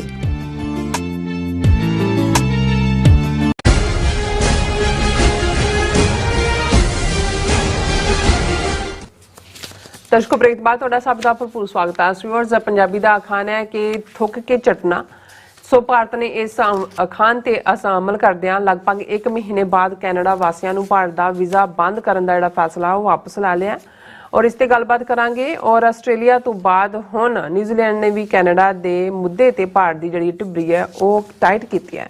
ਸੋ ਇਸ ਬਾਰੇ ਆਪਾਂ ਗੱਲਬਾਤ ਕਰਨ ਜਾ ਰਹੇ ਹਾਂ। ਸੋ ਅਸੀਂ ਚਾਹਾਂਗੇ ਕਿ ਤੁਸੀਂ ਇਸੇ ਤਰ੍ਹਾਂ ਬਣੇ ਰਹਿਣਾ। ਦੇਖਣ ਸੁਣਨ ਲਈ ਲਿਖਣ ਲਈ ਤੁਹਾਡਾ ਸਭ ਦਾ ਬਹੁਤ ਬਹੁਤ ਧੰਨਵਾਦ ਜੀ। ਡਾਕਟਰ ਸਾਹਿਬ, ਕੀ ਵਿਚਾਰਾਂ ਨੇ? ਦੇਖੋ, ਪੰਜਾਬੀ ਜ਼ਬਾਨ ਸਾਡੀ ਬਹੁਤ ਅਮੀਰ ਜ਼ਬਾਨ ਹੈ ਅੱਛਾ, ਔਰ ਹਰ ਐਕਸਪ੍ਰੈਸ਼ਨ ਨੂੰ ਜਿਵੇਂ ਠੀਕ ਅੰਦਾਜ਼ ਦੇ ਵਿੱਚ ਠੀਕ ਲਫ਼ਜ਼ਾਂ 'ਚ ਪੰਜਾਬੀ ਜ਼ਬਾਨ 'ਚ ਬਿਆਨਿਆ ਜਾਂਦਾ। ਮੈਂ ਕਈ ਵਾਰ ਹੈਰਾਨ ਵੀ ਹੁੰਦਾ। ਬਹੁਤ ਵਾਰ ਯੂਨਾਈਟਿਡ ਨੇਸ਼ਨਸ ਦੀ 2-4 ਸਾਲ ਬਾਅਦ ਰਿਪੋਰਟ ਹੁੰਦੀ ਹੈ ਕਿ ਜੀ ਇੰਨੀਆਂ ਜ਼ਬਾਨਾਂ ਜਾਂ ਇੰਨੇ ਡਾਇਲੈਕਟ ਖਤਮ ਹੋ ਗਏ, ਹੁਣ ਇੰਨੀਆਂ ਜ਼ਬਾਨਾਂ ਨੂੰ ਬੋਲਣ ਵਾਲੇ ਸਿਰਫ ਇੰਨੇ ਸੌ ਲੋਕ ਰਹਿ ਗਏ। ਔਰ ਇਹ ਵੀ ਇੱਕ ਫੈਕਟ ਹੈ ਕਿ ਦੁਨੀਆ ਦੇ ਵਿੱਚ ਜਿਨ੍ਹਾਂ ਜ਼ਬਾਨਾਂ ਨੂੰ, ਲੈਂਗੁਏਜਸ ਨੂੰ ਸਟੇਟ ਪੈਟਰਨੇਜ ਨਹੀਂ ਮਿਲੀ, ਉਹ ਵਕਤ ਪਾ ਕੇ ਗਾਇਬ ਹੋ ਗਈਆਂ। ਪਰ ਇਹ ਪੰਜਾਬੀ ਜ਼ਬਾਨ ਦੀ ਖੂਬਸੂਰਤੀ ਹੈ। ਮੈਂ ਸਮਝਦਾ ਕਿ ਵੀ ਆਲਮੋਸਟ 5000 ਸਾਲ ਦੀ ਜੇ ਅਸੀਂ ਗੱਲ ਵੀ ਸੱਭਿਅਤਾ ਦੀ ਕਰੀਏ, ਉੱਥੋਂ ਦੀ ਇੰਡਸ ਵੈਲੀ ਸਿਵਲਾਈਜੇਸ਼ਨ ਤੋਂ ਉਸ ਖਿੱਤਾ ਪੰਜਾਬ ਦਾ ਨਾਂ ਤਾਂ ਬੇਸ਼ੱਕ ਮੁਗਲ ਪੀਰੀਅਡ 'ਚ ਦਿੱਤਾ ਗਿਆ, ਪਰਸ਼ੀਅਨ ਲਫ਼ਜ਼ ਹੈ, 5 ਦਰਿਆਵਾਂ ਦੀ ਧਰਤੀ। ਪਹਿਲਾਂ ਉਹ ਮਦਰ ਦੇਸ਼ ਵੀ ਹੈ, ਸਪਤ ਸਿੰਧੂ ਵੀ ਹੈ, ਇੰਡਸ ਵੀ ਉਹਦੇ ਨਾਲ, ਕਿਉਂਕਿ ਜਿੱਥੇ 5 ਦਰਿਆ ਜਾ ਕੇ ਫਿਰ ਇਕੱਠੇ ਹੋ ਜਾਂਦੇ ਨੇ, ਪੰਚ ਨਾਦੋ ਜਾ ਕੇ ਉਸ ਦੇ ਵਿੱਚ ਮਿਲ ਜਾਂਦਾ ਜਿਹੜਾ ਦਰਿਆਏ ਸਿੰਧ ਦੇ ਵਿੱਚ। ਔਰ ਇਹ ਸਾਰਿਆਂ ਨੂੰ ਅੱਗੇ ਜਿਹੜਾ ਉਸ ਚੋਂ ਨਾਂ ਵੀ ਪੰਜਾਬ ਜਿਹੜਾ ਇਸ ਖਿੱਤੇ ਦੇ ਲਈ ਬਣਿਆ। ਔਰ ਇਸ ਸਾਰੇ ਪੀਰੀਅਡ ਦੇ ਵਿੱਚ ਕਦੇ ਵੀ 1966 ਦੇ ਵਿੱਚ ਜ਼ਰੂਰ ਪੰਜਾਬੀ ਸੂਬਾ ਬਣਿਆ ਔਰ ਕੁਝ ਥਾਵਾਂ ਦੇ ਉੱਤੇ ਪੰਜਾਬੀ ਦੇ ਵਿੱਚ ਕੰਮ ਹੁੰਦਾ, ਹਾਲਾਂ ਉੱਥੇ ਵੀ ਅੰਗਰੇਜ਼ੀ ਹਿੰਦੀ ਡੋਮੀਨੇਟ ਕਰਦੀ ਹੈ। ਈਵਨ ਸਿੱਖ ਰਾਜ ਦੇ ਵੇਲੇ ਵੀ, ਮਹਾਰਾਜਾ ਰਣਜੀਤ ਸਿੰਘ ਰੂਲ ਦੇ ਵੇਲੇ ਵੀ ਜਿਹੜੀ ਸਰਕਾਰੀ ਜ਼ਬਾਨ ਸੀ ਉਹ ਫਾਰਸੀ ਸੀ। ਹਾਲਾਂ ਦਰਬਾਰ ਦੇ ਵਿੱਚ ਬੋਲੀ ਜਾਂਦੀ ਸੀ, ਉਸ ਦੇ ਵਿੱਚ ਗੱਲਾਂ, ਫੈਸਲੇ, ਅਪੀਲ ਉਹ ਹੁੰਦੀ ਸੀ, ਲੇਕਿਨ ਕੋਰਟ ਰੈਕਡ ਪਰਸ਼ੀਅਨ ਦੇ ਵਿੱਚ, ਫਾਰਸੀ ਦੇ ਵਿੱਚ ਸੀ। ਸੋ ਇਹਦੇ ਬਾਵਜੂਦ ਜੇ ਪੰਜਾਬੀ ਨੇ ਸਰਵਾਈਵ ਕੀਤਾ ਤੇ ਇਹ ਜਿਹੜੀਆਂ ਐਕਸਪ੍ਰੈਸ਼ਨਸ ਦਾ ਵੀ ਕਾਰਨ ਇਹ ਹੈ ਕਿ ਜਿੱਥੇ ਤੁਸੀਂ ਜਿਸ ਖਿੱਤੇ 'ਚ ਹੁੰਦੇ ਹੋ, ਜਿਵੇਂ ਹੁਣ ਜਿਹੜੀ ਅੱਜ ਕੱਲ੍ਹ ਰੁੱਤ ਚੱਲ ਰਹੀ ਹੈ, ਤੁਸੀਂ ਦੇਖੋ ਵੀ ਸਾਰੇ ਦਰਖਤ ਰੁੰਡ ਮੁੰਡ ਹੋਏ ਨੇ ਤੇ ਉਹਦਾ ਨਾਂ ਹੀ ਰੁੱਤ ਦਾ, ਬਾਕੀ ਹਰ ਇੱਕ ਨੇ ਕੋਈ ਹੋਰ ਨਾ, ਪੱਤ ਝਾੜ ਕਿ ਵੀ ਪੱਤੇ ਝੜੇ ਹੋਏ ਨੇ ਕਿ ਤੁਸੀਂ ਲਫ਼ਜ਼ ਕਹਿੰਦੇ ਤੁਹਾਡਾ ਇੱਕਦਮ ਜਾਂਦਾ ਹਾਂ ਵਾਕਈ ਪੱਤ ਝਾੜ। ਸੋ ਅਸੀਂ ਇਸੇ ਤਰ੍ਹਾਂ ਐਕਸਪ੍ਰੈਸ਼ਨਸ ਹੈ, ਜਦੋਂ ਤੁਸੀਂ ਕੋਈ ਵੀ ਲਫ਼ਜ਼ ਕਿਸੇ ਲਈ ਕਹਿੰਦੇ ਹੋ ਤੇ ਫਿਰ ਇਹ ਸਾਹਮਣੇ ਆਉਂਦਾ ਕਿ ਵੀ ਹੁਣ ਪਹਿਲੀ ਗੱਲ ਤਾਂ ਬੰਦਾ ਥੁੱਕਦਾ ਕਿਹਨਾਂ ਹਾਲਾਤਾਂ 'ਚ ਹੈ। ਤੁਸੀਂ ਬਹੁਤ ਵਾਰ ਜਿਵੇਂ ਕੱਲ੍ਹ ਇੱਕ ਸਾਡੇ ਵੀਰ ਕਹਿਣ ਲੱਗੇ, ਕਹਿੰਦਾ ਜੀ ਵੀ ਮੈਂ ਗੱਡੀ ਤੋਂ ਬਾਹਰ ਨਿਕਲਿਆ ਤੇ ਇੱਕ ਜਿਹੜਾ ਸ਼ਕਲੋਂ ਯਹੂਦੀ ਲੱਗਦਾ ਸੀ ਉਹਨੇ ਕਾਰ ਜਿਹੀ ਆ ਕੇ ਰੋਕੀ ਲਾਗੇ ਤੇ ਉਹਨੇ ਵਿੰਡੋ ਥੱਲੇ ਕਰਕੇ ਤੇ ਥੁੱਕ ਕੇ ਉਹ ਵਾਪਸ ਅੱਗੇ ਨਿਕਲ ਗਿਆ। ਉਹਨੇ ਕਿਹਾ ਜੀ ਮੈਨੂੰ ਪਹਿਲਾਂ ਤਾਂ ਨਹੀਂ ਸਮਝ ਆਈ ਪਰ ਮੈਨੂੰ ਬਾਅਦ 'ਚ ਖਿਆਲ ਆਇਆ ਵੀ ਕਿਉਂਕਿ ਉਹ ਸਿੰਘ ਦਮਾਲਾ ਸਜਾਉਂਦਾ ਖਾਲਸਾਈ ਬਾਣੇ 'ਚ, ਉਹਨੇ ਕਿਹਾ ਵੀ ਉਹ ਮੈਨੂੰ ਫਲਸਤੀਨੀ ਅਰਬ ਸਮਝ ਕੇ ਉਹਨੇ ਨਫ਼ਰਤ ਦਿਖਾਈ। ਸੋ ਅਸੀਂ ਇੱਕ ਪਾਸੇ ਤਾਂ ਥੁੱਕਣਾ ਲਫ਼ਜ਼ ਵੈਸੇ ਹੀ ਜਿਹੜਾ ਉਹ ਹੇਟਡ ਦਾ ਸੂਚਕ ਹੁੰਦਾ ਤੇ ਜਦੋਂ ਤੁਸੀਂ ਥੁੱਕਦੇ ਹੋ ਜ਼ਾਹਰ ਹੈ ਗੁੱਸੇ ਦੇ ਵਿੱਚ ਵੀ ਔਰ ਕੰਟੈਂਪਟ ਦੇ ਵਿੱਚ ਵੀ, ਪਰ ਜਦੋਂ ਉਹਨੂੰ ਚੱਟਣਾ ਪੈ ਜਾਏ ਉਹ ਹਾਲਾਤ ਬਣ ਜਾਣ ਕਿ ਵੀ ਉਹਦਾ ਤੁਸੀਂ ਅੰਦਾਜ਼ਾ ਲਾ ਲਓ ਵੀ ਇਹਦਾ ਫਿਰ ਮਤਲਬ ਕੀ ਹੈ। ਔਰ ਇਹ ਜਿਹੜਾ ਵਾਕਿਆ ਅੱਜ ਅਸੀਂ ਜਿਸ ਨੂੰ ਡਿਸਕਸ ਕਰ ਰਹੇ ਹਾਂ ਆਲਰੇਡੀ ਜਿਹੜਾ ਪਿਛਲੇ 24 ਘੰਟਿਆਂ ਦੇ ਵਿੱਚ ਸਾਰੇ ਇੰਟਰਨੈਸ਼ਨਲ ਮੀਡੀਆ ਦੇ ਵਿੱਚ ਵੀ ਡਿਸਕਸ ਹੋਇਆ ਔਰ ਘਟਨਾਕ੍ਰਮ ਅਸੀਂ ਬਹੁਤ ਵਾਰ ਬਿਆਨਦੇ ਹਾਂ ਕਿ ਜੋ ਕੁਛ ਜਿਹੜਾ ਹੈ ਉਹ 18 ਜੂਨ ਨੂੰ ਹਰਦੀਪ ਸਿੰਘ ਨਿੱਜਰ ਦਾ ਮਰਡਰ ਹੁੰਦਾ ਹੈ, 18 ਸਤੰਬਰ ਨੂੰ ਜਸਟਿਨ ਟਰੂਡੋ ਜਿਹੜੇ ਨੇ ਉਹ ਪਾਰਲੀਮੈਂਟ 'ਚ ਖਲੋ ਕੇ ਜਿਹੜਾ ਉਹ ਬਿਆਨ ਕਰਦੇ ਨੇ ਕਿ ਕਿਵੇਂ ਇੰਡੀਅਨ ਸਟੇਟ ਦੇ ਰੋਗ ਐਲੀਮੈਂਟ ਜਿਹੜੇ ਨੇ ਉਹ ਇਹਦੇ ਲਈ ਜ਼ਿੰਮੇਵਾਰ ਨੇ। ਉਹਨਾਂ ਦੇ ਜਿਹੜਾ ਰਾਅ ਦਾ ਡੈਸਕ ਇੰਚਾਰਜ ਹੈ ਉਹਨੂੰ ਕੱਢ ਦਿੱਤਾ ਜਾਂਦਾ ਕੈਨੇਡਾ 'ਚੋਂ। ਇੰਡੀਆ ਜਿਹੜਾ ਉਹ ਵਾਪਸੀ 'ਤੇ ਵੀ ਉਹਨਾਂ ਦੇ ਨੂੰ ਕੱਢ ਦਿੰਦਾ ਅਤੇ ਨਾਲ ਦੀ ਨਾਲ ਜਿਹੜਾ ਇਹ ਪਾਬੰਦੀ ਵੀ ਲਾ ਦਿੰਦਾ ਹੈ ਕਿ ਜੀ ਅਸੀਂ ਜਿਹੜਾ ਕਿਸੇ ਨੂੰ ਵੀ ਜਿਹੜਾ ਕੈਨੇਡੀਅਨ ਸਿਟੀਜ਼ਨ ਨੂੰ ਕਿਸੇ ਵੀ ਦੁਨੀਆ ਦੇ ਕੈਨੇਡੀਅਨ ਕੌਂਸੂਲੇਟ ਜਾਂ ਹਾਈ ਕਮਿਸ਼ਨ ਤੋਂ ਵੀਜ਼ਾ ਨਹੀਂ ਦੇਵਾਂਗੇ। ਹੁਣ ਅੱਜ ਅਸੀਂ ਗੱਲ ਕਰ ਰਹੇ ਹਾਂ 25 ਅਕਤੂਬਰ। ਹੁਣ 18 ਸਤੰਬਰ ਤੋਂ 25 ਅਕਤੂਬਰ ਤੱਕ ਭਾਰਤ ਦਾ ਲਾਲ ਪੀਲਾ ਹੋਣਾ ਹੀ ਨਹੀਂ, ਪਤਾ ਨਹੀਂ ਜਿੰਨੇ ਰੰਗ ਨੇ ਵੈਸੇ ਤਾਂ ਉਹ ਜਿਹੜਾ ਇੰਦਰਧਨੁਸ਼ ਹੁੰਦਾ ਉਹਦੇ ਹੀ 7 ਰੰਗ ਹੁੰਦੇ ਨੇ, ਪਰ ਭਾਰਤ ਦੇ ਤਾਂ 7 ਦੇ ਨਾਲ 33 ਕਰੋੜ ਦੇਵੀ ਦੇਵਤਿਆਂ ਨੂੰ ਵੀ ਜੇ ਜ਼ਰਬ ਦੇ ਲਓ ਤੇ ਉਨੇ ਰੰਗ ਬਦਲੇ। ਉਹਨਾਂ ਨੇ ਵੀਜ਼ਾ ਵੀ ਬੰਦ ਕਰਤਾ, ਉਹਨਾਂ ਦੇ 41 ਡਿਪਲੋਮੈਟਾਂ ਨੂੰ 10 ਅਕਤੂਬਰ ਤੱਕ ਦਾ ਟਾਈਮ ਦੇ ਦਿੱਤਾ ਕਿ ਵੀ ਇੱਥੋਂ ਨਿਕਲੋ। ਉਹਨਾਂ ਦੇ ਡਿਪੈਂਡੈਂਟਸ ਨੂੰ ਵੀ ਕਿਹਾ ਨਿਕਲੋ, 20 ਅਕਤੂਬਰ ਤੱਕ ਪਹੁੰਚਦੇ ਆ।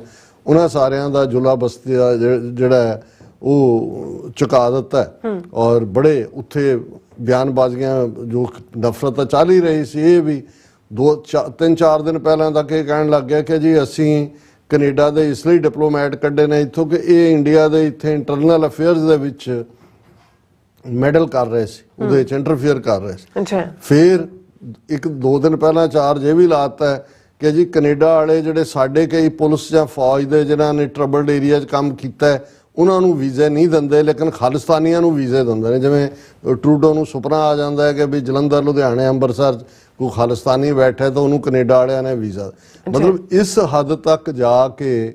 ਔਰ ਟਰੂਡੋ ਨੂੰ ਜਿਹੜਾ ਉਹ ਟੈਰਰਿਜ਼ਮ ਨਾਲ, ਫਿਰ ਹਫ਼ਤਾ ਪਹਿਲਾਂ ਖਬਰ ਸੀ ਕਿ ਜਿਹੜੀ ਫਾਈਨੈਂਸ਼ੀਅਲ ਐਕਸ਼ਨ ਟਾਸਕ ਫੋਰਸ ਹੈ ਪੈਰਿਸ ਬੇਸਡ, ਜਿਹੜਾ UN ਦਾ ਵਾਚ ਡੌਗ ਹੈ ਜਿਹੜਾ ਮੋਨੀਟਰ ਕਰਦਾ ਹੈ ਕਿ ਵੀ ਇਲੀਗਲ ਫੰਡਿੰਗ ਕਿੱਥੇ ਜਾ ਰਹੀ ਹੈ ਟੈਰਰਿਜ਼ਮ ਲਈ, ਕਿ ਜੀ ਇੰਡੀਆ ਨੇ ਕਿਉਂਕਿ ਕੈਨੇਡਾ ਨੂੰ ਕਈ ਡੋਜ਼ੀਅਰ ਦੂਜੇ ਦਿੱਤੇ, ਕੈਨੇਡਾ ਨੇ ਕੋਈ ਐਕਟ ਨਹੀਂ ਕੀਤਾ।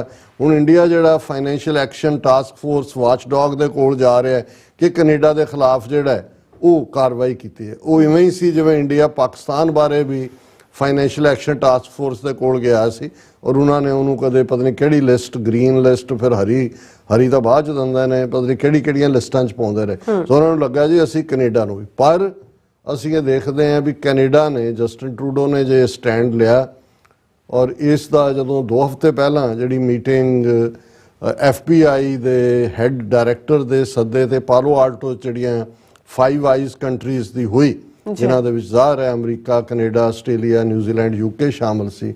ਹਾਲਾਂਕਿ ਜੇ ਤੁਸੀਂ ਇੰਡੀਅਨ ਮੀਡੀਆ ਦੇਖੋ, ਉਹਨਾਂ ਨੇ ਪ੍ਰਭਾਵ ਦੇਣ ਦੀ ਕੋਸ਼ਿਸ਼ ਕੀਤੀ ਕਿ ਜਿਵੇਂ ਚਾਈਨਾ ਦੇ ਖਿਲਾਫ ਔਰ ਦੂਸਰਾ ਤੀਸਰਾ। ਹਾਲਾਂਕਿ ਉਹਦੀ ਇੱਕ ਲਾਈਨ ਅਸੀਂ ਐਂਡ 'ਚ ਕਿ ਫੋਰਨ ਇੰਟਰਫੇਰੈਂਸ ਦੀ ਗੱਲ ਹੈ ਔਰ ਇਹ ਹੋ ਨਹੀਂ ਸਕਦਾ ਕਿ ਵੀ ਹਰਦੀਪ ਸਿੰਘ ਨਿੱਜਰ ਡਿਸਕਸ ਨਾ ਹੋਇਆ ਹੋਵੇ। ਲੇਕਿਨ ਵਿਦਿਨ 2 ਡੇਜ਼ ਹੀ ਇਹ ਸਾਹਮਣੇ ਆ ਗਿਆ ਕਿਉਂਕਿ ਇਸ 18 ਸਤੰਬਰ ਤੋਂ ਲੈ ਕੇ ਅਮਰੀਕਾ ਨੇ ਵੀ ਖੁੱਲ੍ਹ ਕੇ ਇੰਡੀਆ ਨੂੰ ਕਿਹਾ ਸੀ ਵੀ ਕੋਆਪਰੇਟ ਕਰੋ ਜਾਂਚ ਦੇ ਵਿੱਚ। ਡਿਪਲੋਮੈਟ ਕੱਢੇ, ਅਮਰੀਕਾ ਨੇ ਸਟੈਂਡ ਲਿਆ, UK ਵਾਲਾ ਵੀ ਉਹ ਸੁਨਕ ਜਿਹੜਾ ਉਹਨੇ ਅੱਧ ਪਚੱਦੇ ਮਨ ਨਾਲ ਬਿਆਨ ਉਹਨੂੰ ਵੀ ਦੇਣਾ ਪਿਆ। ਪਰ ਆਸਟ੍ਰੇਲੀਆ ਔਰ ਨਿਊਜ਼ੀਲੈਂਡ ਦੀ ਮੁਕੰਮਲ ਚੁੱਪ ਸੀ ਇਸ ਦੇ ਉੱਤੇ। ਹੁਣ ਇਹ ਸਾਹਮਣੇ ਆਉਂਦਾ ਹੈ ਕਿ ਵੀ ਆ ਜਿਹੜੀ ਅਮਰੀਕਾ ਨੇ ਹੋਸਟ ਕੀਤੀ ਉਹਨਾਂ ਦੇ ਇੰਟੈਲੀਜੈਂਸ ਚੀਫਸ ਦੀ 5 ਆਈਜ਼ ਦੀ ਮੀਟਿੰਗ ਪਾਲੋ ਆਲਟੋ, ਉਹਦੇ 'ਚ ਆਸਟ੍ਰੇਲੀਆ ਔਰ ਨਿਊਜ਼ੀਲੈਂਡ ਦੇ ਕੰਨ ਮਰੋੜੇ। ਉਹ ਅੰਦਰ ਖਾਤੇ ਕਹਿੰਦੇ ਸੀ ਜੀ ਅਸੀਂ ਤੁਹਾਡੇ ਨਾਲ ਹੀ ਹੈ, ਪਰ ਬਿਆਨਬਾਜ਼ੀਆਂ ਨਾਲ ਇੰਡੀਆ ਦਾ ਸਟੈਂਡ ਹੋਰ ਸਟਿਫ ਹੋਏਗਾ। ਪਰ ਇੱਥੇ ਅਮਰੀਕਾ ਨੇ ਉਹਨਾਂ ਨੂੰ ਕਲੀਅਰ ਕੀਤਾ ਵੀ ਜਾਓ ਪਹਿਲਾਂ ਘਰੀ ਵਾਪਸ ਜਾ ਕੇ ਬਿਆਨ ਦਿਓ, ਇੰਡੀਆ ਨੂੰ ਕਹੋ ਕਿ ਵੀ ਬੰਦੇ ਦਾ ਪੁੱਤ ਬਣੇ, ਡਿਪਲੋਮੈਟ ਕੱਢਣਾ, ਔਰ ਦੂਜਾ ਇਹ 1961 ਦੀ ਵਿਆਨਾ ਕਨਵੈਨਸ਼ਨ ਦੀ ਕੰਟਰਾਵੈਂਸ਼ਨ ਹੈ।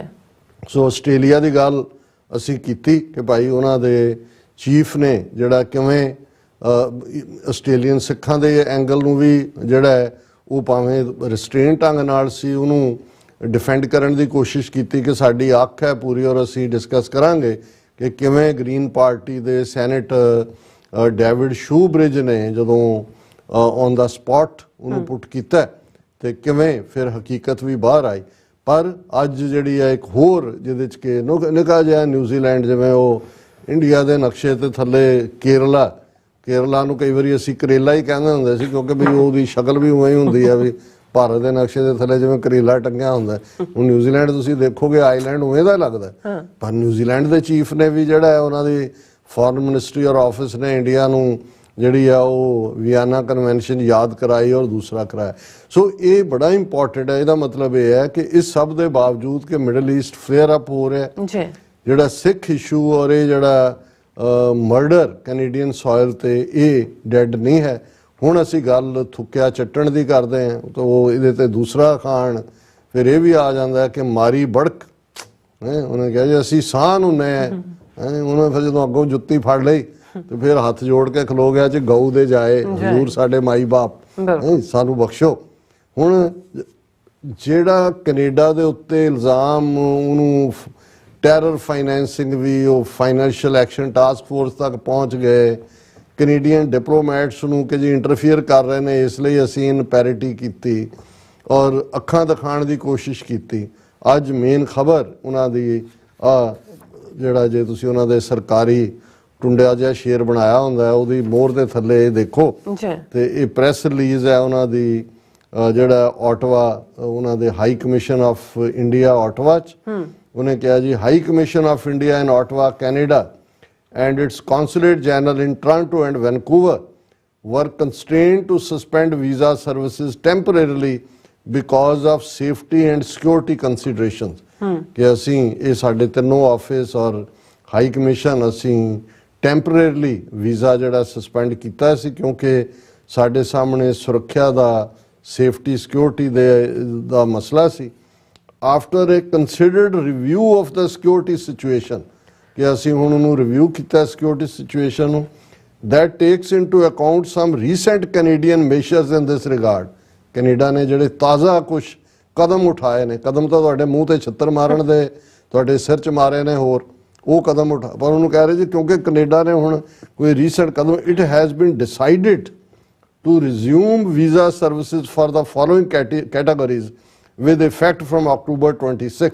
ਹੁਣ ਕੱਲ੍ਹ ਤੋਂ ਹੀ 26 ਤੋਂ ਕਹਿੰਦੇ ਜੀ ਅਸੀਂ ਦੁਬਾਰਾ ਰਿਵਿਊ ਕੀਤਾ ਹੈ ਕਿਉਂਕਿ ਕੈਨੇਡਾ ਨੇ ਕੁਝ ਕਦਮ ਚੁੱਕੇ ਨੇ ਔਰ ਅਸੀਂ ਇਹਨਾਂ ਕੈਟਾਗਰੀਜ਼ ਦਾ entry visa, business visa, medical visa ਤੇ ਕਾਨਫਰੰਸ ਵੀਜ਼ਾ ਅਜੇ ਵੀ ਜਿਹਨੂੰ ਕਹਿੰਦੇ ਨੇ ਕਿ ਵੀ ਅਜੇ ਉਹ ਕੀ ਕਹਿੰਦੇ ਨੇ ਕਿ ਵੀ ਉਹ ਮੀਂਗਣਾ ਪਾ ਕੇ ਦੁੱਧ ਦੇਣਾ, ਅਜੇ ਟੂਰਿਸਟ ਵੀਜ਼ਾ ਆਉਣ ਵਾਲੇ ਦਿਨਾਂ 'ਚ ਖੋਲਣਗੇ। ਪਰ ਇਹ ਮੇਨ ਦਾ ਮਤਲਬ ਇਹ ਹੈ ਕਿ ਵੀ ਇਹਨਾਂ 4-5 ਹਫ਼ਤਿਆਂ ਦੇ ਵਿੱਚ ਜਿਸ ਜਸਟਿਨ ਟਰੂਡੋ ਨੂੰ ਡਰੱਗੀ ਤੋਂ ਲੈ ਕੇ ਔਰ ਉਹ ਅਨਪੋਪੂਲਰ ਹੋ ਗਿਆ, ਉਹ ਸਿੱਖਾਂ ਦੀਆਂ ਵੋਟਾਂ ਲੈਣ ਲਈ ਕਰ ਰਿਹਾ, ਉਹ ਫਲਾਣਾ ਕਰ ਰਿਹਾ, ਕੈਨੇਡਾ ਨੂੰ ਅਸੀਂ ਸਬਕ ਸਿਖਾਵਾਂਗੇ, ਇਹ ਥੁੱਕਿਆ ਚੱਟਣ ਤੇ ਮਜਬੂਰ ਹੋਏ ਨੇ। ਔਰ ਉਹਨੇ ਕਿਹਾ ਜੀ ਅੱਗੋਂ ਵੀ ਅਸੀਂ ਜਿਹੜੇ ਹੋਣਗੇ ਢੁਕਵੇਂ ਡਿਸੀਜਨ ਲਵਾਂਗੇ ਔਰ ਇਹ ਅਸੀਂ ਤੁਹਾਨੂੰ ਇਨਫੋਰਮ ਕਰਾਂਗੇ।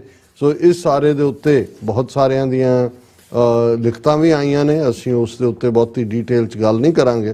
ਪਰ ਇਸ ਸਾਰੇ ਦੇ ਚੱਲਦਿਆਂ ਜਿਹੜੀ ਦੂਸਰੀ ਡਿਵੈਲਪਮੈਂਟ ਅਸੀਂ ਨਿਊਜ਼ੀਲੈਂਡ ਦੇ ਹਵਾਲੇ ਨਾਲ ਗੱਲ ਕੀਤੀ ਹੈ ਉਹਦਾ ਵੀ ਮੈਂ ਜ਼ਿਕਰ ਕਰਨਾ ਚਾਹੁੰਦਾ ਕਿ ਬਈ ਨਿਊਜ਼ੀਲੈਂਡ ਨੇ ਇਸ ਦੇ ਉੱਤੇ ਉਹਨਾਂ ਦੀ ਮਿਨਿਸਟਰੀ ਆਫ ਫੋਰਨ ਅਫੇਅਰਸ ਦਾ ਟਵੀਟ ਹੈ, we are concerned India's demand that Canada reduce its diplomatic presence there has led to the departure of a large number of Canadian diplomats from India.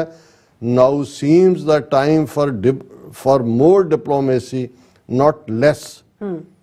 ਉਹਨਾਂ ਨੇ ਕਿਹਾ ਜੀ ਅਸੀਂ ਇਸ ਬਾਰੇ concerned ਹੈ ਕਿ ਜਿਹੜੀ ਇੰਡੀਆ ਨੇ ਡਿਮਾਂਡ ਕੀਤੀ ਹੈ, ਨਿਊਜ਼ੀਲੈਂਡ ਦੀ ਫੋਰਨ ਮਿਨਿਸਟਰੀ ਕਹਿ ਰਹੀ ਹੈ ਕਿ ਵੀ ਇਹ ਬਿਲਕੁਲ ਠੀਕ ਨਹੀਂ ਹੈ ਕਿ ਡਿਪਲੋਮੈਟਿਕ ਪ੍ਰੈਜ਼ੈਂਸ ਨੂੰ ਘਟਾਇਆ ਜਾਏ, ਜਿਸ ਕਰਕੇ ਉਹਨਾਂ ਦੇ ਇੰਡੀਆ ਦੇ ਐਕਸ਼ਨ ਕਰਕੇ ਕੈਨੇਡੀਅਨ ਡਿਪਲੋਮੈਟਸ ਨੂੰ ਇੰਡੀਆ ਛੱਡਣਾ ਪਿਆ। ਔਰ ਉਹਨਾਂ ਨੇ ਕਿਹਾ ਵੀ ਇਹ ਵਕਤ ਹੈ ਕਿ ਕੂਟਨੀਤੀ ਦਾ ਸਹਾਰਾ ਲਿਆ ਜਾਏ। ਫਿਰ ਅੱਗੇ ਉਹਨਾਂ ਨੇ ਐਡ ਕੀਤਾ, ਵੀ expect all states to uphold their obligations under the 1961 Vienna Convention on Diplomatic Relations, including in relation to the privileges and immunities of accredited staff। ਇਹ ਇੰਡੀਆ ਨੂੰ ਯਾਦ ਦਹਾਨੀ ਕਰਾਈ ਹੈ ਕਿ ਭਾਈ ਤੁਸੀਂ ਵੀ ਦਸਤਖਤ ਕੀਤੇ ਹੋਏ ਨੇ 1961 ਦੀ Vienna convention on diplomatic relations, ਉਸ ਦੀ ਪਾਲਣਾ ਕਰੋ, ਜਿਸ ਦੇ ਵਿੱਚ ਇਨਕਲੂਡਡ ਹੈ ਕਿ ਭਾਈ ਜਿਹੜਾ ਸਟਾਫ ਉੱਤੇ ਐਕਰੈਡਿਟਡ ਹੈ ਉਹਨੂੰ ਡਿਪਲੋਮੈਟਿਕ ਇਮਿਊਨਿਟੀ ਹਾਸਲ ਹੈ, ਕਿਉਂਕਿ ਇੰਡੀਆ ਨੇ ਧਮਕੀ ਦਿੱਤੀ ਸੀ ਕਿ ਜੇ ਤੁਸੀਂ ਇੱਥੋਂ ਨਹੀਂ ਨਿਕਲਦੇ ਤੇ ਅਸੀਂ ਤੁਹਾਡੇ ਸਟਾਫ ਦੀ ਜਿਹੜੀ ਹੈ ਡਿਪਲੋਮੈਟਿਕ ਇਮਿਊਨਿਟੀ ਖਤਮ ਕਰ ਦਿਆਂਗੇ। ਸੋ ਅਸੀਂ ਸਮਝਦੇ ਹਾਂ ਕਿ ਭਾਈ 5 ਆਈਜ਼ ਕੰਟਰੀਜ਼ ਨੇ ਦੇ ਹੈਵ ਅਪਡ देयर ਐਂਟੇ, ਔਰ ਨਾਲ ਦੀ ਨਾਲ ਭਾਰਤ ਨੂੰ ਮਜਬੂਰ ਕਰਕੇ ਉਹਨਾਂ ਦੀ ਬੋਦੀ ਤੋਂ ਫੜ ਕੇ, ਜਿੱਥੇ ਉਹਨਾਂ ਨੇ ਥੁੱਕਿਆ ਸੀ ਉੱਥੇ ਹੀ ਬੋਦੀ ਤੋਂ ਫੜ ਕੇ ਲਗਾਏ ਕਿ ਚੱਟੋ, ਔਰ ਉਹ ਚੱਟ ਕੇ ਹਰ ਹਰ ਗੰਗਾ ਕਰਕੇ ਹੁਣ ਕਹਿ ਰਹੇ ਨੇ ਕਿ ਜੀ ਬਹੁਤ ਅਸੀਂ ਹੁਣ ਸਿਕਿਉਰ ਹੋ ਗਏ ਹਾਂ, ਹੁਣ ਚੇਂਜਸ ਹੋ ਗਈਆਂ, ਹੁਣ ਅਸੀਂ ਵੀਜ਼ੇ ਖੋਲ ਰਹੇ ਹਾਂ ਆ ਕੈਟਾਗਰੀ। ਜੀ ਰਾਜ ਸਾਹਿਬ ਤੁਹਾਡਾ ਬਹੁਤ ਬਹੁਤ ਧੰਨਵਾਦ। ਸਵਾਗਤ ਲੈਣੇ ਬ੍ਰੇਕ ਵਿਊਅਰਸ, ਤੁਸੀਂ ਇਸੇ ਤਰ੍ਹਾਂ ਜੁੜੇ ਰਹਿਣਾ। ਮਿਲਦੇ ਹਾਂ ਛੋਟੇ ਜਿਹੇ ਬ੍ਰੇਕ ਤੋਂ ਬਾਅਦ।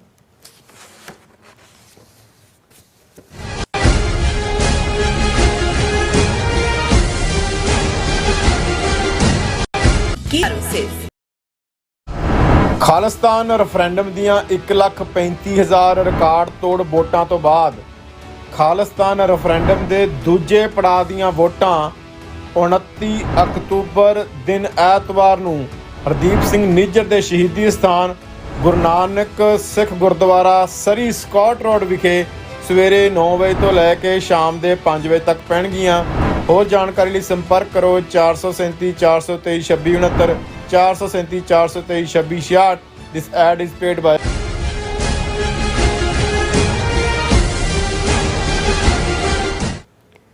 Viewers, welcome back to program. So viewers, ਗੱਲਬਾਤ ਕਰਨ ਜਾ ਰਹੇ ਹਾਂ ਕਿ ਆਸਟ੍ਰੇਲੀਅਨ ਸਿੱਖ ਕੌਂਸਲ ਨੇ ਆਸਟ੍ਰੇਲੀਅਨ ਸਿਕਿਉਰਿਟੀ ਇੰਟੈਲੀਜੈਂਸ ਆਰਗੇਨਾਈਜੇਸ਼ਨ ਯਾਨੀ ਕਿ ASIO director general mister Mike Burgess ਦਾ ਜਿਹੜਾ ਧੰਨਵਾਦ ਕੀਤਾ ਕਿ ਉਸ ਨੇ ਹਰਦੀਪ ਸਿੰਘ ਨਿੱਜਰ ਦੇ ਕਤਲ ਮਾਮਲੇ ਤੇ ਠੀਕ ਸਟੈਂਡ ਲਿਆ ਹੈ। ਔਰ ਆਸਟ੍ਰੇਲੀਅਨ ਸਿੱਖ ਕੌਂਸਲ ਵੱਲੋਂ ਇਸ ਸੰਬੰਧੀ ਜਾਰੀ ਕੀਤੀ ਗਈ ਪ੍ਰੈਸ ਰਿਲੀਜ਼ ਦਾ ਜਿਹੜਾ ਵੀ ਜ਼ਿਕਰ ਕਰਾਂਗੇ, ਅਤੇ ਨਾਲ ਹੀ ਗ੍ਰੀਨ ਪਾਰਟੀ ਦੇ ਸੈਨੇਟਰ ਡੇਵਿਡ ਸ਼ੂਬ੍ਰਿਜ ਵੱਲੋਂ ਆਸਟ੍ਰੇਲੀਅਨ ਸਿੱਖਾਂ ਦੀ ਸੁਰੱਖਿਆ ਦੇ ਮਾਮਲੇ ਨੂੰ ਸੈਨੇਟ ਵਿੱਚ ਕਿਵੇਂ ਜਿਹੜੇ ਯੋਗ ਢੰਗ ਨਾਲ ਉਠਾਇਆ ਹੈ, ਇਸ ਬਾਰੇ ਆਪਾਂ ਗੱਲਬਾਤ ਕਰਨ ਜਾ ਰਹੇ ਹਾਂ।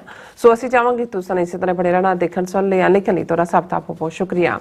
ਜੀ ਡਾਕਟਰ ਸਾਹਿਬ, ਕੀ ਵਿਚਾਰਾਂ ਨੇ?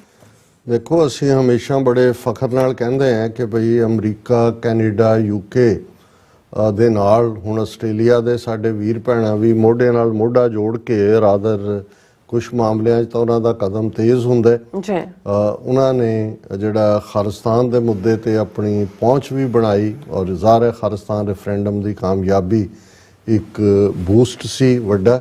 ਲੇਕਿਨ ਆਰਗੇਨਾਈਜੇਸ਼ਨਲ ਲੈਵਲ ਦੇ ਉੱਤੇ ਬੇਸ਼ੱਕ ਕੁਝ ਗੁਰਦੁਆਰਿਆਂ ਦਾ ਵਰਤਾਰਾ ਜਿਹੜਾ ਪਿਛਲੇ ਪੀਰੀਅਡ 'ਚ ਵੀ ਕਿਸਾਨ ਮੂਵਮੈਂਟ ਵੇਲੇ ਵੀ ਦੇਖਣ 'ਚ ਆਇਆ ਸੀ ਕਿ ਵੀ ਸ਼ੁਰੂ 'ਚ ਰਿਲਕਟੈਂਸ ਸੀ, ਬਾਅਦ 'ਚ ਉਹਨਾਂ ਨੇ ਜੁਆਇਨ ਕੀਤਾ। ਹਿੰਦੂ ਤਵੀਆਂ ਨੇ ਵੀ ਕੈਨੇਡਾ ਤੋਂ ਬਾਅਦ ਜਿਸ ਐਗਰੈਸ਼ਨ ਨਾਲ ਉਹਨਾਂ ਨੇ ਆਸਟ੍ਰੇਲੀਆ 'ਚ ਆਪਣੀ ਪ੍ਰੈਜ਼ੈਂਸ ਦਿਖਾਉਣ ਦੀ ਕੋਸ਼ਿਸ਼ ਕੀਤੀ, ਉਹ ਭਾਵੇਂ ਮੰਦਰਾਂ ਦੇ ਵਿੱਚ ਕੀਤੀ, ਖੁਦ ਹੀ ਗ੍ਰਿਫਤੀ ਸੀ ਲਿਖ ਕੇ ਖਾਲਿਸਤਾਨ ਜ਼ਿੰਦਾਬਾਦ ਜਾਂ ਮੋਦੀ ਮੁਰਦਾਬਾਦ, ਉਹ ਤਾਂ ਉਹਨਾਂ ਦੀ ਪੁਲਿਸ ਦੀ ਇਨਕੁਆਇਰੀ ਨਹੀਂ ਸਾਬਤ ਕੀਤਾ ਕੀ ਹੈ। ਲੇਕਿਨ ਜਿਸ ਅੰਦਾਜ਼ ਦੇ ਵਿੱਚ ਆਸਟ੍ਰੇਲੀਆ ਦੇ ਸਿੱਖਾਂ ਨੇ ਲੋਕਲ ਲਾ ਐਨਫੋਰਸਮੈਂਟ ਏਜੰਸੀਜ਼, ਇੰਟੈਲੀਜੈਂਸ ਏਜੰਸੀਜ਼ ਔਰ ਈਵਨ ਪੋਲੀਟੀਕਲ ਜਿਹੜੇ ਉਹਨਾਂ ਦੇ ਇਲੈਕਟਿਡ ਆਫੀਸ਼ੀਅਲਸ ਨੇ ਉਹਨਾਂ ਦੇ ਨਾਲ ਲੌਬੀ ਕੀਤੀ। ਕਿਸਾਨ ਮੂਵਮੈਂਟ ਦੇ ਵੇਲੇ ਵੀ ਆਲਮੋਸਟ 5-6 ਜਿਹੜੇ ਨੇ ਉਹਨਾਂ ਦੇ MP ਸੈਨੇਟਰ ਉਹ ਹੱਕ ਦੇ ਵਿੱਚ ਨਿਤਰੇ ਸੀ। ਭਾਈ ਅੰਮ੍ਰਿਤਪਾਲ ਸਿੰਘ ਹੋਰਾਂ ਦੇ ਮੁੱਦੇ ਵੇਲੇ ਵੀ ਅਸੀਂ ਦੇਖਿਆ ਸਪੋਰਟ ਸੀ। ਔਰ ਹੁਣ ਵੀ ਜਦੋਂ ਅਸੀਂ ਇਹ ਗੱਲ ਕਰ ਰਹੇ ਹਾਂ ਕਿ ਜਿਹੜਾ ਪਾਰਟ ਖਾਸ ਤੌਰ 'ਤੇ ਇਹ 5 ਕੰਟਰੀਜ਼ ਦਾ ਅਮਰੀਕਾ ਦੇ ਵਿੱਚ ਜਿਹੜਾ ਪਾਲੋ ਆਲਟੋ 'ਚ ਸਮਿਟ ਹੁੰਦੀ ਹੈ, ਹੁਣ ਸਾਰੀ ਹਕੀਕਤ ਸਾਹਮਣੇ ਆ ਵੀ ਇਹ ਰੱਖੀ ਇਸ ਲਈ ਗਈ ਸੀ ਕਿ ਇਹਨਾਂ ਵੱਲੋਂ ਅਮਰੀਕਾ ਔਰ ਕੈਨੇਡਾ ਵੱਲੋਂ ਖਾਸ ਤੌਰ 'ਤੇ ਆਸਟ੍ਰੇਲੀਆ ਨਿਊਜ਼ੀਲੈਂਡ ਦੇ ਜਿਹੜਾ ਕੰਨ ਫੜ ਕੇ ਜਿਹੜਾ ਮਰੋੜਾ ਦਿੱਤਾ ਗਿਆ ਇਹਨਾਂ ਨੂੰ ਕਿ ਭਾਈ ਤੁਸੀਂ ਕਿਉਂ ਨਹੀਂ ਬੋਲੇ ਹੋ। ਔਰ ਇਸ ਦਾ ਅਸੀਂ ਫੌਰਨ ਦੇਖ ਲਿਆ ਵੀ ਆਸਟ੍ਰੇਲੀਆ ਵਾਲਿਆਂ ਨੇ ਵੀ ਜਾ ਕੇ ਉਹਨਾਂ ਦੇ ਇੰਟੈਲੀਜੈਂਸ ਚੀਫ ਨੇ ਆਪਣਾ ਇੰਟਰਵਿਊ ਵੀ ਜਿਹੜਾ ਦਿੱਤਾ, ਸ਼ਾਇਦ ਇੱਕ ਇੰਟਰਵਿਊ ਤਾਂ ਇੱਥੇ ਹੀ ਦਿੱਤਾ ਸੀ ABC ਨੂੰ, ਉਹਦੇ 'ਚ ਵੀ ਇਸ਼ੂ ਸਾਹਮਣੇ ਆ ਗਿਆ ਸੀ। ਤੇ ਨਿਊਜ਼ੀਲੈਂਡ ਵਾਲਿਆਂ ਨੇ ਜਿਹੜੀ ਚੁੱਪੀ ਰੱਖੀ ਹੋਈ ਸੀ, ਉਹਨਾਂ ਦੇ ਫੋਰਨ ਆਫਿਸ ਨੇ ਵੀ ਇੰਡੀਆ ਨੂੰ ਡਿਪਲੋਮੈਟ ਕੈਨੇਡਾ ਦੇ ਵਾਪਸ ਭੇਜਣ ਦੇ ਉੱਤੇ ਵੀ, ਔਰ 1961 ਦੀ ਵਿਆਨਾ ਕਨਵੈਨਸ਼ਨ ਜਿਹੜੀ ਹੈ ਟ੍ਰੀਟੀ, ਉਸ ਦੀ ਯਾਦ ਦਹਾਨੀ ਕਰਵਾਈ ਹੈ ਕਿ ਤੁਸੀਂ ਇਸ ਤਰ੍ਹਾਂ ਡਿਪਲੋਮੈਟਿਕ ਕਮਿਊਨਿਟੀ ਤੋੜ ਨਹੀਂ ਸਕਦੇ ਜਿਸ ਕਿਸਮ ਦੀ ਧਮਕੀ ਉਹਨਾਂ ਨੇ ਦਿੱਤੀ ਸੀ। ਔਰ ਇਸ ਮੁੱਦੇ ਦੇ ਉੱਤੇ ਅਸੀਂ, ਸਾਡੇ ਕੋਲ ਵੀਡੀਓ ਕਲਿੱਪ ਵੀ ਹੈ 3-4 ਮਿੰਟ ਦੀ, ਜਿਹੜੇ ਖਾਸ ਤੌਰ 'ਤੇ ਗ੍ਰੀਨ ਪਾਰਟੀ ਦੇ ਡੇਵਿਡ ਸ਼ੂਬ੍ਰਿਜ ਬਹੁਤ ਹੀ ਆਰਟੀਕੂਲੇਟ ਸੱਜਣ ਨੇ। ਹਾਲਾਂਕਿ ਮੈਂ ਅਮਰੀਕਾ 'ਚ ਵੀ ਜਿਹੜੇ ਕਾਂਗਰਸਮੈਨ ਜਾਂ ਦੂਸਰੀਆਂ ਜਦੋਂ ਬਰੀਫਿੰਗਸ ਹੁੰਦੀਆਂ ਉਹਨਾਂ ਨੂੰ ਦੇਖਦਾ ਔਰ ਉਸ ਆਰਟ ਨੂੰ ਥੋੜ੍ਹਾ ਬਹੁਤ ਕਈ ਵਾਰ ਸਿੱਖਣ ਦੀ ਵੀ ਕੋਸ਼ਿਸ਼ ਕਰਦਾ ਕਿ ਕਿਵੇਂ ਕਈ ਵਾਰ ਤੁਸੀਂ ਡਾਇਰੈਕਟ ਕਨਫਰੰਟੇਸ਼ਨ ਦੀ ਥਾਂ ਤੁਸੀਂ ਆਪਣਾ ਸਵਾਲਾਂ ਦਾ ਦਾਇਰਾ ਕਿਵੇਂ ਕਰਦੇ ਹੋ ਕਿ ਤੁਸੀਂ ਜਿਹੜੀ ਪਰਸਨੈਲਿਟੀ ਨੂੰ ਤੁਸੀਂ ਕੁਐਸਚਨ ਕਰ ਰਹੇ ਹੋ, ਤੁਸੀਂ ਉਹਨੂੰ ਮਜਬੂਰ ਕਰਦੇ ਹੋ ਟੂ ਸਪਿਲ ਦਾ ਬੀਨਸ, ਕਿ ਵੀ ਉਹ ਸੱਚ ਨੂੰ ਬਾਹਰ ਲਿਆਏ। ਔਰ ਫਿਰ ਕਿਸੇ ਇੰਟੈਲੀਜੈਂਸ ਚੀਫ ਤੋਂ ਕੁਝ ਕਢਵਾਉਣਾ ਇਹ ਸੌਖਾ ਨਹੀਂ ਹੁੰਦਾ। ਔਰ ਮੈਂ ਸਮਝਦਾ ਵੀ ਇਸ ਆਰਟ ਦੀ ਪਰਫੈਕਸ਼ਨ ਹੈ ਆਪਣੇ ਆਪ 'ਚ ਡੇਵਿਡ ਸ਼ੂਬ੍ਰਿਜ, ਜਿਹਨੇ ਜਿਵੇਂ ਉਹ ਸਾਰੀ ਗੱਲਬਾਤ ਸਿੱਖ ਇਸ਼ੂ ਨੂੰ ਵੀ ਲਿਆਂਦਾ ਔਰ ਓਵਰਆਲ ਵੀ ਜੋ ਰੋਲ ਹੈ ਫੋਰਨ ਇੰਟਰਫੇਰੈਂਸ ਦਾ ਉਹਦੇ ਹਵਾਲੇ ਨਾਲ ਵੀ ਗੱਲ ਕੀਤੀ। ਨਾਲ ਦੀ ਨਾਲ ਮੈਂ ਈਵਨ ਇਹ ਦੇਖ ਰਿਹਾ ਸੀ ਵੀ ਡੇਵਿਡ ਸ਼ੂਬ੍ਰਿਜ ਨੇ ਇੱਕ ਹੋਰ ਮੁੱਦੇ ਦੇ ਉੱਤੇ ਕਿ ਜੀ ਜਿਹੜੇ ਇਜ਼ਰਾਈਲ ਨੇ 300 ਤੋਂ ਜ਼ਿਆਦਾ ਵੈਪਨ ਡੀਲਸ ਕੀਤੀਆਂ ਨੇ, ਡਿਫੈਂਸ ਡੀਲਸ ਇਜ਼ਰਾਈਲ ਨਾਲ ਟਾਈਮ ਟੂ ਟਾਈਮ, ਉਹਨਾਂ ਬਾਰੇ ਵੀ ਹੈ ਕਿ ਵੀ ਉਹ ਇਸਤੇਮਾਲ ਤਾਂ ਨਹੀਂ ਹੋ ਰਹੀਆਂ ਗਜ਼ਾ ਦੀ ਸਿਵਿਲੀਅਨ ਪੋਪੂਲੇਸ਼ਨ ਦੇ ਉੱਤੇ। ਸੋ ਮਤਲਬ ਇਹ ਹੈ ਵੀ ਤੁਸੀਂ ਇਸ ਲੈਵਲ ਦੀ ਗੱਲ ਉਦੋਂ ਹੀ ਕਰਦੇ ਹੋ ਜਦੋਂ ਤੁਸੀਂ ਸਾਲਮ ਹੁੰਦੇ ਹੋ ਇੰਟੈਗਰਿਟੀ ਵਜੋਂ ਵੀ, ਔਰ ਤੁਸੀਂ ਸੱਚਮੁੱਚ ਦੁਨੀਆ ਨੂੰ ਇੱਕ ਪਰਿਵਾਰ ਸਮਝਦੇ ਆ, ਕਿਤੇ ਵੀ ਇਸ ਕਿਸਮ ਦੀ ਜਿਹੜੀ ਜ਼ਿਆਦਤੀ ਹੈ ਉਸ ਦੇ ਖਿਲਾਫ ਆਵਾਜ਼ ਚੁੱਕਦੇ ਹੋ। ਪਰ ਉਹਨਾਂ ਦੀ ਉਸ ਸਟੇਟਮੈਂਟ ਦੀ ਨੂੰ ਦਿਖਾਉਣ ਤੋਂ ਪਹਿਲਾਂ ਮੈਂ ਆਸਟ੍ਰੇਲੀਅਨ ਸਿੱਖ ਕੌਂਸਲ, ਔਰ ਇਹ ਇੱਕ ਅੰਬਰੇਲਾ ਆਰਗੇਨਾਈਜੇਸ਼ਨ ਹੈ ਆਸਟ੍ਰੇਲੀਆ ਦੇ, ਬੇਸ਼ੱਕ ਹਰ ਰੀਜਨ ਦੀਆਂ ਆਪਣੀਆਂ ਗੁਰਦੁਆਰਾ ਕਮੇਟੀਆਂ ਦੇ ਥੱਲੇ ਜਿਹੜਾ ਵੀ ਉਹ ਸਟੇਟਮੈਂਟਾਂ ਜਾਰੀ ਕਰਦੇ ਨੇ, ਲੇਕਿਨ ਜਦੋਂ ਆਸਟ੍ਰੇਲੀਅਨ ਸਿੱਖ ਕੌਂਸਲ ਹੈ, ਇਹਨਾਂ ਦੇ ਨਾਲ ਬਹੁਤ ਵੱਡੀ ਗਿਣਤੀ ਦੇ ਵਿੱਚ ਗੁਰਦੁਆਰਿਆਂ ਦਾ, ਸਿੱਖ ਜਥੇਬੰਦੀਆਂ ਦਾ ਨੈਟਵਰਕ ਹੈ ਔਰ ਹਮੇਸ਼ਾ ਹੀ ਇਹਨਾਂ ਦਾ ਜਿਹੜਾ ਕੰਮ ਕਰਨ ਦਾ ਢੰਗ ਵੀ ਹੈ ਔਰ ਡਰਾਫਟਿੰਗ ਵੀ ਬੜੀ ਜ਼ਬਰਦਸਤ ਹੁੰਦੀ ਹੈ। ਔਰ ਅਸੀਂ ਇਹ ਸਮਝਦੇ ਹਾਂ ਵੀ ਸਾਰੇ ਦੌਰ ਦੇ ਵਿੱਚ ਇਸ ਗੱਲ ਦਾ ਵੀ ਧਿਆਨ ਰਹੇ ਕਿ ਇੱਕ ਪਾਸੇ ਜੇ ਸਿੱਖਾਂ ਦਾ ਪ੍ਰੈਸ਼ਰ ਗੁਰਦੁਆਰਾ ਕਮੇਟੀਆਂ ਦੇ ਉੱਪਰ ਹੈ ਜਿਹਦੇ ਕਰਕੇ ਉਹ ਬੋਲਣ ਤੇ ਮਜਬੂਰ ਨੇ, ਤੇ ਜਿਹੜੇ ਇੰਡੀਅਨ ਕੌਂਸੂਲੇਟ ਔਰ ਉਹਨਾਂ ਦੇ ਪੇਡ ਏਜੰਟ ਉੱਥੇ ਬੈਠੇ ਹੋਏ ਨੇ, ਉਹ ਜਿਹੜੇ ਨੇ ਉਹ ਵਿਹਲੇ ਨਹੀਂ ਬੈਠੇ ਹੋਏ।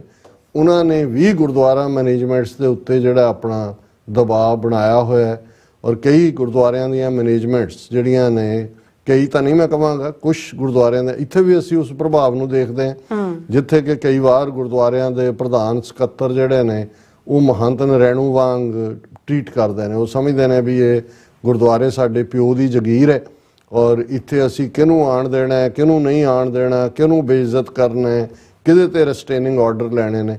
ਔਰ ਉਦੋਂ ਉਹਨਾਂ ਨੂੰ ਖੁਦਾ, ਰੱਬ ਭੁੱਲ ਜਾਂਦਾ, ਗੁਰੂ ਭੁੱਲ ਜਾਂਦਾ। ਪਰ ਇਸ ਗੱਲ ਦਾ ਧਿਆਨ ਰਹੇ ਕਿ ਅਲਟੀਮੇਟਲੀ ਨਾ ਮਹੰਤ ਨਰੈਣੂ ਰਿਹਾ, ਨਾ ਉਹਦੀ ਬਾਕੀ ਕੋਟਰੀ ਦੇ ਲੋਕ। ਇਹ ਜਦੋਂ ਅਸੀਂ ਕਹਿੰਦੇ ਹਾਂ ਵੀ ਇਹ ਜਿਹੜਾ ਰੱਬ ਦਾ ਔਰ ਹੰਕਾਰ ਦਾ ਵੈਰ ਹੁੰਦਾ ਹੈ, ਔਰ ਜਦੋਂ ਖਾਸ ਤੌਰ ਤੇ ਜਿਹੜੇ ਪੰਥਕ ਕੰਮ ਕਰਨ ਵਾਲੇ ਨਿਸ਼ਕਾਮ ਗੁਰਸਿੱਖ ਵੀਰ ਭੈਣਾਂ ਨੇ, ਉਹਨਾਂ ਦੇ ਰਾਹ ਨੂੰ ਕੋਈ ਰੋਕਣ ਦੀ ਕੋਸ਼ਿਸ਼ ਕਰਦਾ ਹੈ ਜਾਂ ਉਹਨਾਂ ਨੂੰ ਬੇਦਿਲ ਕਰਨ ਦੀ ਕੋਸ਼ਿਸ਼ ਕਰਦਾ ਹੈ ਜਾਂ ਉਹਨਾਂ ਨੂੰ ਬਦਨਾਮ ਕਰਨ ਦੀ ਕੋਸ਼ਿਸ਼ ਕਰਦਾ ਹੈ ਜਾਂ ਕੋਈ ਇਸ ਕਿਸਮ ਦੀ ਰਿਸਟੇਨਿੰਗ ਆਰਡਰ ਲੈ ਕੇ ਉਹਨਾਂ ਨੂੰ ਰੋਕਣ ਦੀ ਕੋਸ਼ਿਸ਼ ਕਰਦਾ ਹੈ, ਤੇ ਉਹਦਾ ਮੂੰਹ ਗੁਰੂ ਦੇ ਦਰਬਾਰ 'ਚ ਤਾਂ ਕਾਲਾ ਹੋਣਾ ਹੀ ਹੋਣਾ। ਅਲਟੀਮੇਟਲੀ ਸੰਗਤ ਤੋਂ ਇਹ ਗੱਲਾਂ ਬਹੁਤੀ ਦੇਰ ਜਿਹੜੀਆਂ ਲੁਕੀਆਂ ਨਹੀਂ ਰਹਿੰਦੀਆਂ, ਇਸ ਕਿਸਮ ਦੇ ਲੋਕ ਐਕਸਪੋਜ਼ ਹੁੰਦੇ ਨੇ। ਸੋ ਅਸੀਂ ਸਮਝਦੇ ਹਾਂ ਵੀ ਜਿੱਥੇ ਇਸ ਵੇਲੇ ਪੋਲੀਟੀਕਲ ਅਰੀਨਾ ਦੇ ਵਿੱਚ ਸਾਡਾ ਸਭ ਦਾ ਟੈਸਟ ਹੈ ਕਿ ਭਾਈ ਅਸੀਂ ਪੰਥ ਦੇ ਨਾਲ ਖੜੇ ਹਾਂ ਜਾਂ ਅਸੀਂ ਸਟੂਜ ਹੈ ਹਕੂਮਤ ਔਰ ਉਹਨਾਂ ਦੇ ਅਦਾਰਿਆਂ ਦੇ, ਉੱਥੇ ਗੁਰਦੁਆਰਾ ਮੈਨੇਜਮੈਂਟਸ ਦੇ ਉੱਤੇ ਬਹੁਤ ਵੱਡੀ ਜ਼ਿੰਮੇਵਾਰੀ ਆਇਤ ਹੁੰਦੀ ਹੈ ਕਿ ਹਰ ਪੰਥਕ ਇਸ਼ੂ ਦੇ ਉੱਤੇ ਬਜਾਏ ਕਿ ਕੋਈ ਹਾਈ ਕਮਾਂਡ ਉਹਨਾਂ ਨੂੰ ਪੁੱਛੇ ਕਿ ਉਹ ਇੱਕ ਬਲੈਂਕ ਚੈੱਕ ਹੋਣਾ ਚਾਹੀਦਾ ਇਸ ਮੁੱਦੇ ਦੇ ਉੱਤੇ ਕਿ ਜਿੱਥੇ ਪੰਥਕ ਇੰਟਰਸਟ ਦੀ ਗੱਲ ਹੈ ਉੱਥੇ ਤੁਸੀਂ ਜੋ ਸਟੈਂਡ ਲਓਗੇ ਗੁਰਦੁਆਰੇ ਪੰਥ ਦੇ ਨੇ ਔਰ ਗੁਰਦੁਆਰਿਆਂ ਦੇ ਵਿੱਚ ਜੇ ਪੰਥ ਦੀ ਗੱਲ ਨਹੀਂ ਹੋਣੀ, ਕੌਮੀ ਘਰ ਖਾਲਿਸਤਾਨ ਦੀ ਗੱਲ ਨਹੀਂ ਹੋਣੀ, ਸਾਡੇ ਹੱਕਾਂ ਦੀ ਗੱਲ ਨਹੀਂ ਹੋਣੀ ਤਾਂ ਤੁਸੀਂ ਮੰਦਰ ਮਸੀਤ ਚਰਚ 'ਚ ਜਾ ਕੇ ਕਰੋਗੇ ਨਹੀਂ। ਉਹਨਾਂ ਨੇ ਮੰਦਰਾਂ ਨੂੰ ਤੇ ਦੂਜਿਆਂ ਨੂੰ ਤਾਂ ਰਾਹ ਦੇ ਆਊਟਸ਼ੂਟ ਬਣਾਇਆ ਹੋਇਆ, ਆਊਟਫਿਟ ਬਣਾਇਆ ਹੋਇਆ। ਇਹੀ ਕਾਰਨ ਹੈ ਕਿ ਜੇ ਆਸਟ੍ਰੇਲੀਆ ਦੇ ਮੰਦਰਾਂ 'ਚ ਉਹ ਖੁਦ ਗ੍ਰੈਫਿਟੀ, ਇਹਦਾ ਮਤਲਬ ਕੰਟਰੋਲ ਹੀ ਉਹਨਾਂ ਦਾ, ਕਿਉਂਕਿ ਕੰਮ ਤਾਂ ਰਾਹ ਦਾ ਤੇ ਮੰਦਰਾਂ ਦੀਆਂ ਮੈਨੇਜਮੈਂਟਸ ਦੇ ਉੱਤੇ ਉਹ ਲੋਕ ਬਿਠਾਏ ਹੋਏ ਨੇ। ਸੋ ਇਹੀ ਉਹਨਾਂ ਦਾ ਯਤਨ ਹੈ ਕਿ ਗੁਰਦੁਆਰਿਆਂ 'ਚ ਵੀ ਉਸ ਕਿਸਮ ਦੀਆਂ ਮੈਨੇਜਮੈਂਟਸ ਆਉਣ ਜਿਹੜੀਆਂ ਸਿੱਖਾਂ ਨੂੰ ਸਿਰਫ ਜੇ ਤੁਸੀਂ ਮੁੰਡਾ ਜੰਮਿਆ ਖੁਸ਼ੀ ਦਾ ਪਾਠ ਦਾ ਭੋਗ ਪਾ ਲਓ, ਬੁੜਾ ਚਲਾ ਗਿਆ ਸੋਗ ਦਾ ਪਾ ਲਓ, ਆਨੰਦ ਕਾਰਜ ਕਰ ਲਓ, ਅਖੰਡ ਪਾਠ ਕਰੋ, ਤੁਸੀਂ ਕੌਮੀ ਗੱਲ ਨਾ ਕਰੋ। ਔਰ ਜਿੱਥੇ ਵੀ ਕੋਈ ਜਾਗਰੂਕ ਕਿਸਮ ਦੇ ਨੌਜਵਾਨ ਖਾਸ ਤੌਰ 'ਤੇ ਕੁਛ ਕਰਨਾ ਚਾਹੁੰਦੇ ਨੇ, ਸਭ ਤੋਂ ਪਹਿਲਾ ਡੇਂਜਰ ਜਿਹੜਾ ਉਹ ਮੈਨੇਜਮੈਂਟਾਂ ਨੂੰ ਸ਼ੁਰੂ ਹੋ ਜਾਂਦਾ ਕਿ ਵੀ ਇਹ ਕਬਜ਼ਾ ਨਾ ਕਰ ਲੈਣ। ਸੋ ਅਸੀਂ ਸਮਝਦੇ ਹਾਂ ਵੀ ਇਹ ਵੀ ਬੜਾ ਜ਼ਰੂਰੀ ਹੈ ਕਿ ਇਸ ਕਿਸਮ ਦੀਆਂ ਮੈਨੇਜਮੈਂਟਾਂ ਦੀ ਸ਼ਨਾਖਤ ਕੀਤੀ ਜਾਏ। ਔਰ ਸੰਗਤਾਂ ਜਿਹੜੀਆਂ ਨੇ ਜੇ ਸੰਗਤ ਨਾਲ ਨਹੀਂ ਖੜੇਗੀ ਤੇ ਫਿਰ ਅਲਟੀਮੇਟਲੀ ਮਹੰਤ ਨਰੈਣੂ 1849 ਤੋਂ ਲੈ ਕੇ 1920 ਤੱਕ ਇਸ ਲਈ ਬੈਠਾ ਰਿਹਾ 70 ਸਾਲ। ਅੰਗਰੇਜ਼ਾਂ ਦੀ ਤਾਂ ਜੋ ਮਨਸ਼ਾ ਸੀ ਉਹ ਸੀ ਕਿਉਂਕਿ ਉਹਨੂੰ ਇਫੈਕਟਿਵਲੀ ਅਪੋਜ਼ ਨਹੀਂ ਕੀਤਾ ਗਿਆ ਔਰ ਉਹਦੀ ਫਿਰ ਕਿੰਨੀ ਕੀਮਤ ਅਦਾ ਕਰਨੀ ਪਈ। 130 ਤੋਂ ਜ਼ਿਆਦਾ ਸ਼ਹੀਦੀਆਂ ਸਾਕਾ ਨਨਕਾਣਾ ਸਾਹਿਬ ਔਰ ਫਿਰ ਜਿਹੜਾ ਉਹ ਲਿਬਰੇਟ ਹੁੰਦਾ। ਸੋ ਅਸੀਂ ਮੁਬਾਰਕਬਾਦ ਦਿੰਦੇ ਹਾਂ ਆਸਟ੍ਰੇਲੀਅਨ ਸਿੱਖ ਕੌਂਸਲ ਨੂੰ ਔਰ ਖਾਸ ਤੌਰ 'ਤੇ ਉਹ ਸਾਰੇ ਹੀ ਗੁਰਦੁਆਰਾ ਸਾਹਿਬਾਨ ਦੇ ਪ੍ਰਬੰਧਕਾਂ ਨੂੰ ਜਿਹੜੇ ਆਸਟ੍ਰੇਲੀਅਨ ਸਿੱਖ ਕੌਂਸਲ ਨੂੰ ਜਿਨ੍ਹਾਂ ਨੇ ਸਹਿਯੋਗ ਕੀਤਾ ਇਹ ਸਾਂਝੀ ਸਟੇਟਮੈਂਟ ਜਿਹਦੀ ਹੈਡਲਾਈਨ ਹੀ ਇਹ ਹੈ, ਸਿੱਖ community ਐਪਲੌਡਸ ASIO's commitment in tackling Indian transnational oppression. Leaders of Australian Sikh organizations call for stricter action. ਕਿ ਉਹਨਾਂ ਨੇ ASIO Australian security intelligence organisation ਹੈ ਉਹਨਾਂ ਦਾ ਧੰਨਵਾਦ ਕੀਤਾ ਹੈ ਕਿ ਵੀ ਤੁਸੀਂ ਜਿਹੜੀ ਹੈ ਇੰਡੀਆ ਦੀ ਟਰਾਂਸਨੈਸ਼ਨਲ ਰਿਗਰੈਸ਼ਨ ਵਾਲੀ ਨੀਤੀ ਦੇ ਖਿਲਾਫ ਆਵਾਜ਼ ਚੁੱਕੀ ਹੈ ਔਰ ਉਹਨਾਂ ਨੇ ਅੱਗੋਂ ਇਹ ਵੀ ਮੰਗ ਕੀਤੀ ਹੈ ਕਿ ਭਾਈ ਇਸ ਮੁੱਦੇ ਦੇ ਉੱਤੇ ਹੋਰ ਵੀ ਸਖਤ ਜਿਹੜਾ ਹੈ ਉਹ ਕਾਰਵਾਈ ਕੀਤੀ ਜਾਏ। ਔਰ ਉਹਨਾਂ ਨੇ ਥੈਂਕ ਯੂ ਅਦਾ ਕੀਤਾ ਹੈ ਉਹਨਾਂ ਦੇ ਡਾਇਰੈਕਟਰ ਜਿਹੜੇ ਨੇ ਮਿਸਟਰ ਮਾਈਕ ਬਰਗੈਸ, ਜਿਨ੍ਹਾਂ ਨੇ ਹਰਦੀਪ ਸਿੰਘ ਨਿੱਜਰ ਦੇ ਮੁੱਦੇ ਦੇ ਉੱਤੇ ਵੀ ਗੱਲ ਕੀਤੀ, ਇੰਡੀਅਨ ਇਨਵੋਲਵਮੈਂਟ, ਕਿਉਂਕਿ ਉਹਨਾਂ ਨੇ ਇਹ ਕਿਹਾ ਸੀ ਕਿ ਜੋ ਕੈਨੇਡਾ ਨੇ ਕਿਹਾ ਉਹ ਬਿਨਾਂ ਸ਼ੱਕ ਬਿਲਕੁਲ ਠੀਕ ਹੈ ਔਰ ਉਹਦੇ 'ਤੇ ਸਾਡੇ ਵੱਲੋਂ ਕੋਈ ਸਵਾਲ ਜਾਂ ਸ਼ੱਕ ਨਹੀਂ ਹੈ। ਜੋ ਉਹਨਾਂ ਨੇ ਕਿਹਾ ਬਿਲਕੁਲ ਉਹ ਸਟੀਕ ਗੱਲ ਹੈ। ਔਰ ਉਹਦੇ 'ਚ ਇਹਨਾਂ ਨੇ ਇਸ ਸਟੇਟਮੈਂਟ 'ਚ ਕਿਹਾ ਕਿ ਵੀ ਅਸੀਂ ਜਿਹੜੀ ਫੋਰਨ ਇੰਟਰਫੇਰੈਂਸ ਆਸਟ੍ਰੇਲੀਆ 'ਚ ਰੈਗੂਲਰ ਥ੍ਰੈਟਸ ਨੇ ਮੀਡੀਆ ਪਲੇਟਫਾਰਮ ਤੋਂ ਵੀ ਔਰ ਉਹ ਸਾਰੇ ਦਾ ਹਵਾਲਾ ਦਿੰਦਿਆਂ ਉਹਨਾਂ ਨੇ ਮਿਸਟਰ ਬਰਗੈਸ ਜਿਹੜੇ ਕਿ ਕੈਨੇਡਾ 'ਚ ਅਮਰੀਕਾ 'ਚ ਆਏ ਪਾਲੋ ਆਲਟੋ ਸਟੈਨਫੋਰਡ ਯੂਨੀਵਰਸਿਟੀ ਕੈਲੀਫੋਰਨੀਆ 'ਚ ਵੀ ਔਰ ਉੱਥੇ ਉਹਨਾਂ ਨੇ gravity of the situation emphasizing allegations of foreign states involvement ਇਹ ਸਾਰੀ ਜਿਹੜੀ ਅਸੀਂ ਆਲਰੇਡੀ ਬਿਆਨਿਆ ਹੋਇਆ ਔਰ ਇਹਦੇ 'ਚ ਇਹਨਾਂ ਨੇ ਪ੍ਰੈਸ ਰਿਲੀਜ਼ ਕਿਹਾ ਕਿ Australia as the first oceanic country to take a stand against this form of transnational repression is prepared to confront any anti-Sikh elements that the Indian state may seek to introduce into our nation. ਇਹ ਉਹਨਾਂ ਦੇ security chief ਨੇ ਕਿ ਵੀ ਅਸੀਂ ਬਿਲਕੁਲ ਤਿਆਰ ਹਾਂ। ਉਹਨਾਂ ਨੇ ਇੱਕ ਹੋਰ ਦਾ ਹਵਾਲਾ ਦਿੱਤਾ ਕਿ ਜੀ ਪਿਛਲੇ ਸਾਲ ਇਵੇਂ ਕੀਤਾ ਸੀ, ਚਾਈਨਾ ਦਾ ਨਾਂ ਨਹੀਂ ਲਿਆ, ਅਸੀਂ ਫੌਰਨ ਕੀਤਾ ਸੀ, ਹੁਣ ਵੀ ਅਸੀਂ ਪੂਰੀ ਤਰ੍ਹਾਂ ਅਲਰਟ ਹੈ। ਔਰ ਇਹ ਸਾਰੇ ਦੇ ਉੱਤੇ ਫਿਰ ਇਸ ਪ੍ਰੈਸ ਰਿਲੀਜ਼ 'ਚ ਯਾਦ ਦਹਾਨੀ ਕਰਵਾਈ ਗਈ ਕਿ ਵੀ 에ਅਰ ਇੰਡੀਆ ਫਲਾਈਟ 182 ਜਿਹੜੀ ਜੂਨ 1985 'ਚ ਟੈਰਰਿਸਟ ਇੰਡੀਅਨ ਸਟੇਟ ਨੇ ਹਾਦਸਾ ਕਰਵਾ ਕੇ ਸਿੱਖਾਂ ਦੇ ਖਾਤੇ 'ਚ ਪਾਇਆ ਸੀ ਔਰ ਉਸ ਤੋਂ ਬਾਅਦ ਲਗਾਤਾਰਤਾ ਦੀ ਇੰਟਰਫੀਰੈਂਸ ਜਿਹੜੀ ਕਲਮੀਨੇਟ ਹੁੰਦੀ ਹੈ ਜਾ ਕੇ ਭਾਈ ਹਰਦੀਪ ਸਿੰਘ ਨਿੱਜਰ ਦੀ ਸ਼ਹਾਦਤ ਦੇ ਨਾਲ। ਔਰ ਅਸੀਂ ਆਸਟ੍ਰੇਲੀਅਨ ਸ਼ਹਿਰੀ ਹੋਣ ਦੇ ਨਾਤੇ ਐਪਰੀਸ਼ੀਏਟ ਕਰਦੇ ਹਾਂ ASIOs ਦੀਆਂ ਕੈਪੇਬਿਲਿਟੀਜ਼, ਸਾਡਾ ਪੂਰਾ ਭਰੋਸਾ ਹੈ। ਅਸੀਂ ਆਪਣੇ ਫੈਲੋ ਆਸਟ੍ਰੇਲੀਅਨਸ ਦੇ ਨਾਲ ਜਿਹੜਾ ਉਹ ਪੂਰੀ ਮਜ਼ਬੂਤੀ ਨਾਲ ਖੜ੍ਹੇ ਕਿਉਂਕਿ ਅਸੀਂ ਹਿਊਮੈਨੀਟੇਰੀਅਨ ਏਡ ਔਰ ਅਨਵੇਵਰਿੰਗ ਪੋਲੀਟੀਕਲ ਸਪੋਰਟ ਜਿਹੜੀ 180 ਸਾਲਾਂ ਤੋਂ ਸਿੱਖਾਂ ਦੀ ਹਿਸਟਰੀ ਹੈ ਆਸਟ੍ਰੇਲੀਆ ਦੇ ਵਿੱਚ 19th ਸੈਂਚੁਰੀ ਐਂਡ ਦੇ ਵਿੱਚ ਸਿੱਖ ਜਿਹੜੇ ਨੇ ਦੂਸਰੇ ਹਿੱਸੇ 'ਚ ਆਸਟ੍ਰੇਲੀਆ 'ਚ ਪਹੁੰਚਦੇ ਨੇ। ਸੋ ਉਹਨਾਂ ਨੇ ਆਸਟ੍ਰੇਲੀਅਨ ਸਿੱਖ ਹਿਸਟਰੀ ਦਾ ਵੀ ਹਵਾਲਾ ਦਿੱਤਾ ਔਰ ਫਿਰ ਉਹਨਾਂ ਨੇ ਕਿਹਾ ਵੀ ਕਿਵੇਂ ਇੰਡੀਅਨ ਸਟੇਟ ਜਿਹੜੀ ਹੈ ਉਹਨੇ ਫੇਕ ਮੀਡੀਆ ਆਊਟਲੈਟਸ ਯੂਜ਼ ਕਰਕੇ ਸੋਸ਼ਲ ਪਲੇਟਫਾਰਮਸ ਦੇ ਉੱਤੇ ਆਸਟ੍ਰੇਲੀਆ 'ਚ ਉਹਨਾਂ ਨੇ ਫਾਲਸ ਪ੍ਰੋਪੇਗੈਂਡਾ ਕੀਤਾ ਸਿੱਖਾਂ ਨੂੰ ਵਿਲੀਫਾਈ ਕਰਨ ਵਾਲਾ। ਫਿਰ ਉਹਨਾਂ ਨੇ ਕੁਈਨਜ਼ਲੈਂਡ ਪੁਲਿਸ ਦੇ ਵੱਲੋਂ ਜਿਹੜਾ ਹਿੰਦੂ ਹੈਂਡ ਅਨਕਵਰ ਕੀਤਾ ਗਿਆ ਕਿ ਵੀ ਉਹਨਾਂ ਨੇ self inflicted defacing of Hindu temples ਉਹਦਾ ਜ਼ਿਕਰ ਕੀਤਾ। ਜੀ। ਫਿਰ ਉਹਨਾਂ ਨੇ ਕਿਹਾ mirroring a pattern seen in Canada, we urge Australia to follow Canada's lead by rejecting trade deals with India। ਕਿ ਜਿਵੇਂ ਕੈਨੇਡਾ ਨੇ ਇਸ ਤੋਂ ਬਾਅਦ ਟ੍ਰੇਡ ਡੀਲਸ ਕੈਂਸਲ ਕੀਤੀਆਂ ਇੰਡੀਆ ਨਾਲ, ਆਸਟ੍ਰੇਲੀਆ ਵੀ ਕਰੇ। As such agreements only serve to economically strengthen Indian state genocide risk। ਕਿ ਇਹ ਜੇ ਤੁਸੀਂ ਟ੍ਰੇਡ ਵੀ ਕਰਦੇ ਹੋ ਦਾ ਮਤਲਬ ਵੀ ਤੁਹਾਡੇ ਪੈਸੇ ਨਾਲ ਉਹ ਸਾਡਾ ਜੈਨੋਸਾਈਡ ਕਰ ਰਹੇ ਨੇ, ਤੁਸੀਂ ਉਸੇ ਜੈਨੋਸਾਈਡ ਨੂੰ ਐਨਕਰੇਜ ਕਰ ਰਹੇ ਨੇ। ਔਰ ਇਹ ਜਿਹੜੇ ਰਿਸਪੌਂਸੀਬਲ ਨੇ ਆਪਰੇਸ਼ਨ ਦੇ ਲਈ ਮਾਈਨੋਰਟੀਜ਼ ਦਾ ਇੰਡੀਆ 'ਚ ਉਹਨਾਂ ਨੂੰ ਜਵਾਬਦੇਹ ਬਣਾਇਆ ਜਾਏ। ਫਿਰ ਉਹਨਾਂ ਨੇ ASIO ਤੋਂ ਜਿਹੜਾ ਕਿ ਜ਼ਾਹਰ ਹੈ ਕਿ ਆਸਟ੍ਰੇਲੀਅਨ ਸਿਕਿਉਰਿਟੀ ਇੰਟੈਲੀਜੈਂਸ ਆਰਗੇਨਾਈਜੇਸ਼ਨ ਹੈ, 3-4 ਜਿਹੜੀਆਂ ਨੇ ਮੰਗਾਂ ਵੀ ਕੀਤੀਆਂ ਨੇ।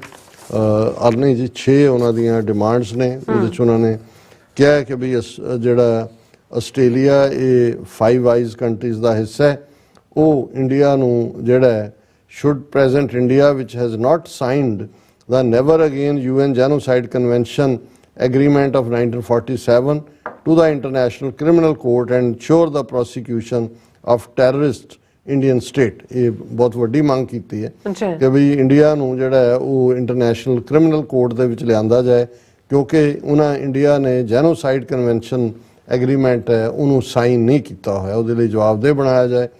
Draft develop and pass the transnational repression act that allows for the prosecution of Indian agents and their extensions at the federal, state and council levels of the government।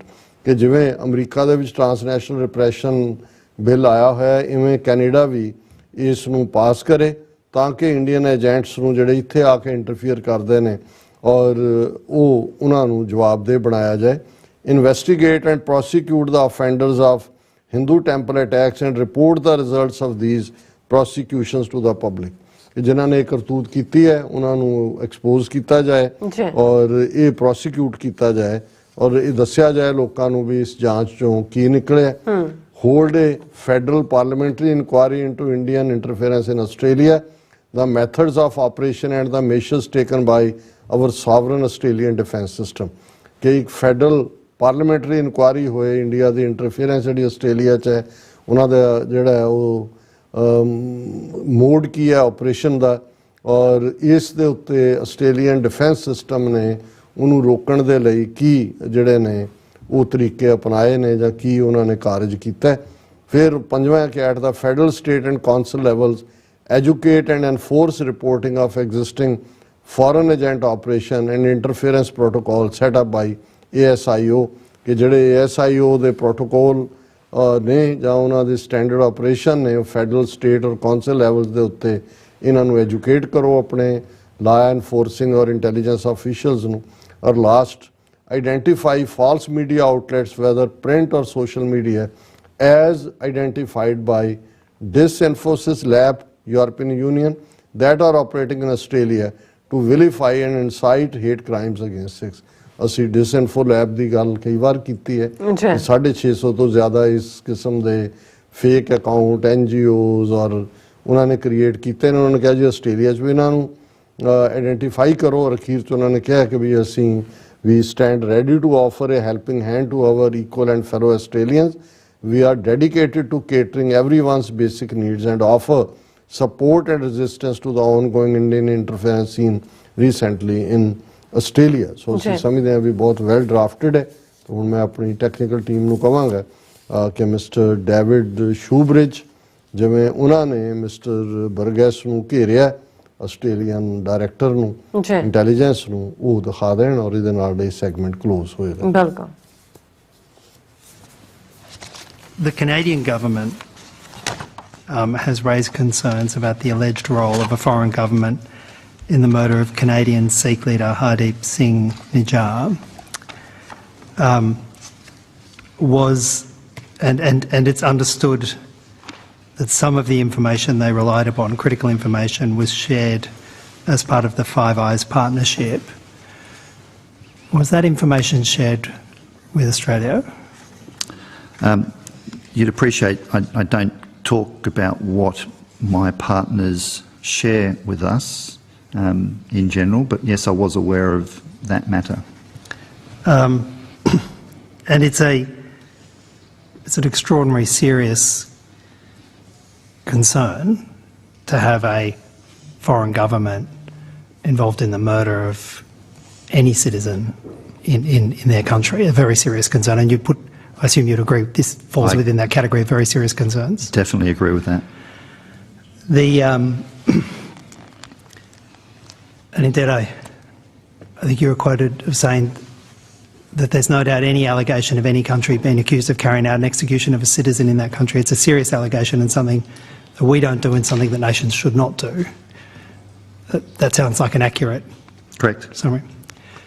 And you were asked, I think, about ASIO's understanding of the validity of the concerns raised by the Canadian government.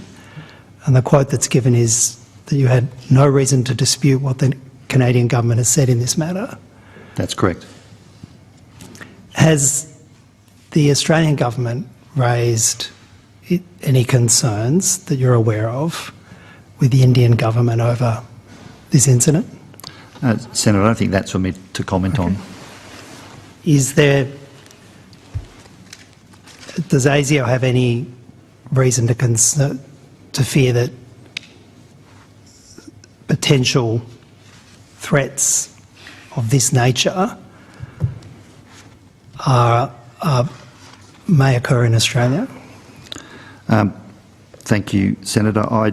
Not at this point in time, but of course we're informed by what happens in the world and what we'll learn about what other governments may or may not be capable of doing, and we have partnerships with many countries, not just Five Eyes, and we take that into consideration, and we look at our own domestic situation and whether or not this may play out in our country, and we're alert to that. And as you're aware, last year, as the Minister announced, we saw another foreign government, in this case Iran, putting Australian citizens under surveillance, and we dealt with that quickly. And of course we in the Federal Police and State and Territory partners would deal with that quickly if we discovered such a plot.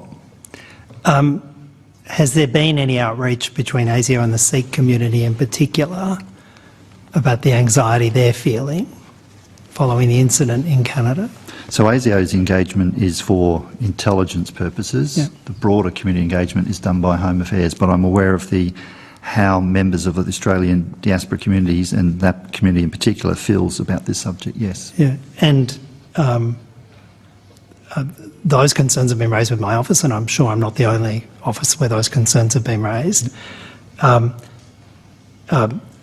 What's the level of concern that ASIO has picked up amongst the Sikh community, and is there validity to the concern?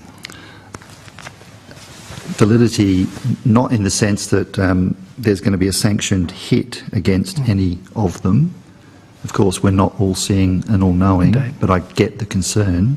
But we do not have the intelligence at this point to suggest that is a concern here in Australia at this point in time. And I'm not trying to go back and unpick your earlier statement about not disclosing Five Eyes evidence that was shared. But I might ask you this: was there any suggestion that that evidence linked to countries other than Canada? I wouldn't comment on that other than to say, of course, we look at every example that we're aware of, and always context matters in these cases. We have to take that into consideration, but our assessment is we do not believe that this will happen here in Australia. Is it possible? Yes. Do we have information to suggest it is going to happen? Not right now. All right. Thanks, Mr. Burgess.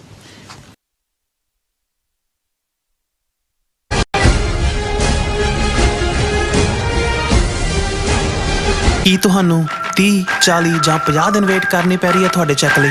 ਫਿਰ ਬ੍ਰੋਕਰਾਂ ਪਿੱਛੇ ਭੱਜਦੇ ਫਿਰਦੇ ਹੋ ਪੈਸੇ ਲਈ। ਬਹੁਤ ਜ਼ਿਆਦਾ time waste ਹੋ ਜਾਂਦਾ ਇੱਦਾਂ ਤਾਂ। ਜੇ ਤੁਸੀਂ ਅੱਜ ਹੀ ਪੈਸੇ ਲੈਣੇ ਤਾਂ ਬੌਬਟੇਲ ਨੂੰ ਕਾਲ ਕਰੋ। ਬੌਬਟੇਲ ਤੁਹਾਡੀਆਂ ਇਨਵੋਇਸਿਸ ਸੇਮ ਡੇ ਫੰਡ ਕਰ ਸਕਦੇ ਹਨ for a small fee, no contract, no reserve and no hidden fees। ਅੱਜ ਹੀ ਕਾਲ ਕਰੋ ਬੌਬਟੇਲ ਨੂੰ ਤੇ ਤੁਹਾਡਾ ਪਹਿਲਾ ਮਹੀਨਾ ਫ੍ਰੀ। 410 204 2084 ਅਗੇਨ 410 204 2084।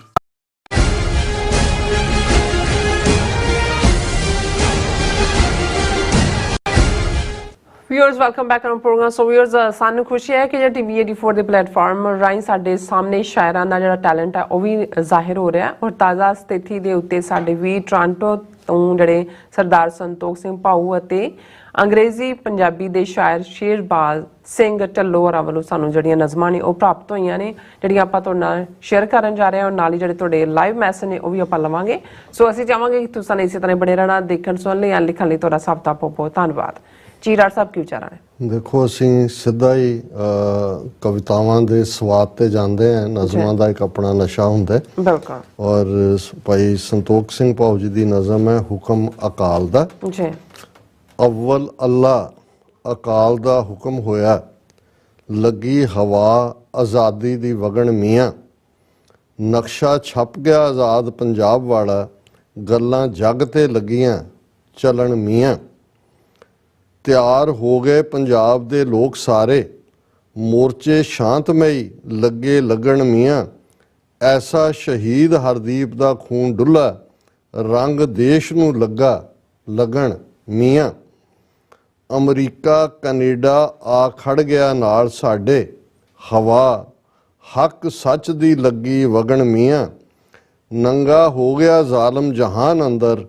ਕੁਫਰ ਕਲਾਮ ਨਹੀਂ ਦੇਣਾ ਚੱਲਣ ਮੀਆਂ ਪੁੱਤ ਪੰਜਾਬ ਦੇ ਸਿੱਖ ਮੁਸਲਮਾਨ ਹਿੰਦੂ ਤੁਰ ਪਏ ਇਕੱਠੇ ਆਜ਼ਾਦੀ ਨੂੰ ਵਰਨ ਮੀਆਂ ਬੁੱਲੇ ਸ਼ਾਹ ਕਬੀਰ ਫਰੀਦ ਦੀਆਂ ਧੁਨਾਂ ਲੱਗੀਆਂ ਫਿਜ਼ਾ ਵਿੱਚ ਵਜਣ ਮੀਆਂ ਨਾਨਕ ਪਾਤਸ਼ਾਹ ਦੇ ਜਪਜੀ ਸਾਹਿਬ ਦੀਆਂ ਤਰੰਗਾਂ ਬ੍ਰਹਿਮੰਡ ਤੋਂ ਲੱਗੀਆਂ ਵਜਣ ਮੀਆਂ ਅਕਾਲ ਪੁਰਖ ਦਾ ਫੈਸਲਾ ਨਸ਼ਰ ਹੋਇਆ ਫੈਸਲਾ ਭਾਊ ਹਊ ਖਾਲਸੇ ਸ਼ਰਨ ਮੀਆਂ। ਨਾਈਸ, ਇੰਨੀ ਖੂਬਸੂਰਤ ਨਜ਼ਮ ਹੈ। ਇਹਦੇ 'ਚ ਕੋਈ ਲਫ਼ਜ਼ ਨਾ ਕੱਢਿਆ ਜਾ ਸਕਦਾ ਨਾ ਐਡ ਕੀਤਾ ਜਾ ਸਕਦਾ।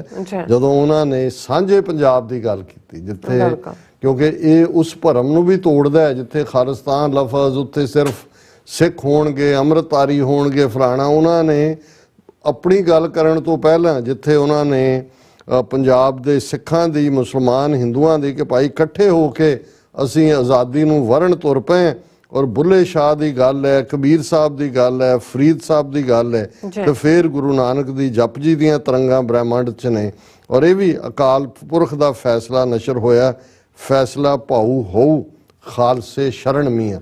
ਇਹ ਜਿਹੜਾ ਖਾਲਸੇ ਸ਼ਰਨ ਹੈ ਇਹ ਰਾਜ ਕਰੇਗਾ ਖਾਲਸਾ ਆਕੀ ਰਹੇ ਨਾ ਕੋਏ ਖੁਆਰ ਹੋਏ ਸਭ ਮਿਲਣਗੇ ਕਿ ਜਿਹੜਾ ਖਾਲਸੇ ਦੀ ਸੋਵਰਨਿਟੀ ਸਾਡੇ ਇੰਡੀਪੈਂਡੈਂਟ ਬੋਲਬਾਲੇ ਰਾਜ ਦੇ ਰਾਹ 'ਚ ਰੁਕਾਵਟ ਬਣੇਗਾ ਖਾਲਸਾ ਉਹਨੂੰ ਖੁਆਰੀ ਦੇਗਾ ਔਰ ਇਹੀ ਹੈ ਕਿ ਇਸ ਤੋਂ ਕਿਸੇ ਨੂੰ ਖਾਲਸੇ ਦੀ ਸੋਵਰਨਿਟੀ ਦੇ ਹੱਕ ਤੋਂ ਕਿਸੇ ਨੂੰ ਆਕੀ ਨਹੀਂ ਹੋਣ ਦਿੱਤਾ ਜਾਏਗਾ। ਰਾਜ ਕਰੇਗਾ ਖਾਲਸਾ ਆਕੀ ਰਹੇ ਨਾ ਕੋਈ ਖੁਆਰ ਹੋਏ ਸਭ ਮਿਲਣਗੇ। ਇੱਦਾਂ ਦੇ ਜਿਹੜੇ ਨੇ ਉਹਨਾਂ ਨੂੰ ਖਾਲਸਾ ਖੁਆਰੀ ਦੇਗਾ ਇਹੋ ਜਿਹੀਆਂ ਪਾਤਸ਼ਾਹੀਆਂ ਰਾਜਾਂ ਨੂੰ ਤੇ ਅਲਟੀਮੇਟਲੀ ਬਚੇ ਸ਼ਰਨ ਜੋ ਹੋਏ ਜਿਹੜਾ ਖਾਲਸੇ ਦੀ ਸ਼ਰਨ ਆਏਗਾ ਉਹਦੀ ਪ੍ਰੋਟੈਕਸ਼ਨ ਹੈ। ਉਹਨੂੰ ਉਹਨਾਂ ਨੇ ਕਿਹਾ ਕਿ ਅਕਾਲ ਪੁਰਖ ਦਾ ਫੈਸਲਾ ਨਸ਼ਰ ਹੋਇਆ ਫੈਸਲਾ ਭਾਊ ਹੋਊ ਖਾਲਸੇ ਸ਼ਰਨ ਮੀਆਂ। ਔਰ ਇਹ ਮੀਆਂ ਲਫ਼ਜ਼ ਜਦੋਂ ਅਸੀਂ ਸ਼ਾਹ ਮੁਹੰਮਦ ਦੀ ਪੋਇਟਰੀ ਪੜ੍ਹਦੇ ਹਾਂ ਤਾਂ ਉਹਨਾਂ ਨੇ ਇਹ ਲਫ਼ਜ਼ ਆਪਣੀ ਪੋਇਟਰੀ 'ਚ ਬਹੁਤ ਇਸਤੇਮਾਲ ਕੀਤਾ ਔਰ ਉਹਨਾਂ ਦਾ ਹੀ ਕਹਿਣਾ ਹੈ ਕਿ ਸ਼ਾਹ ਮੁਹੰਮਦਾ ਗੱਲ ਤਾਂ ਸੋਈ ਹੋਸੀ ਜਿਹੜੀ ਕਰੇਗਾ ਖਾਲਸਾ ਪੰਥ ਮੀਆਂ। ਸੋ ਇਹੀ ਖਾਲਸਾ ਸ਼ਰਨ ਔਰ ਖਾਲਸਾ ਪੰਥ ਕਰੇਗਾ।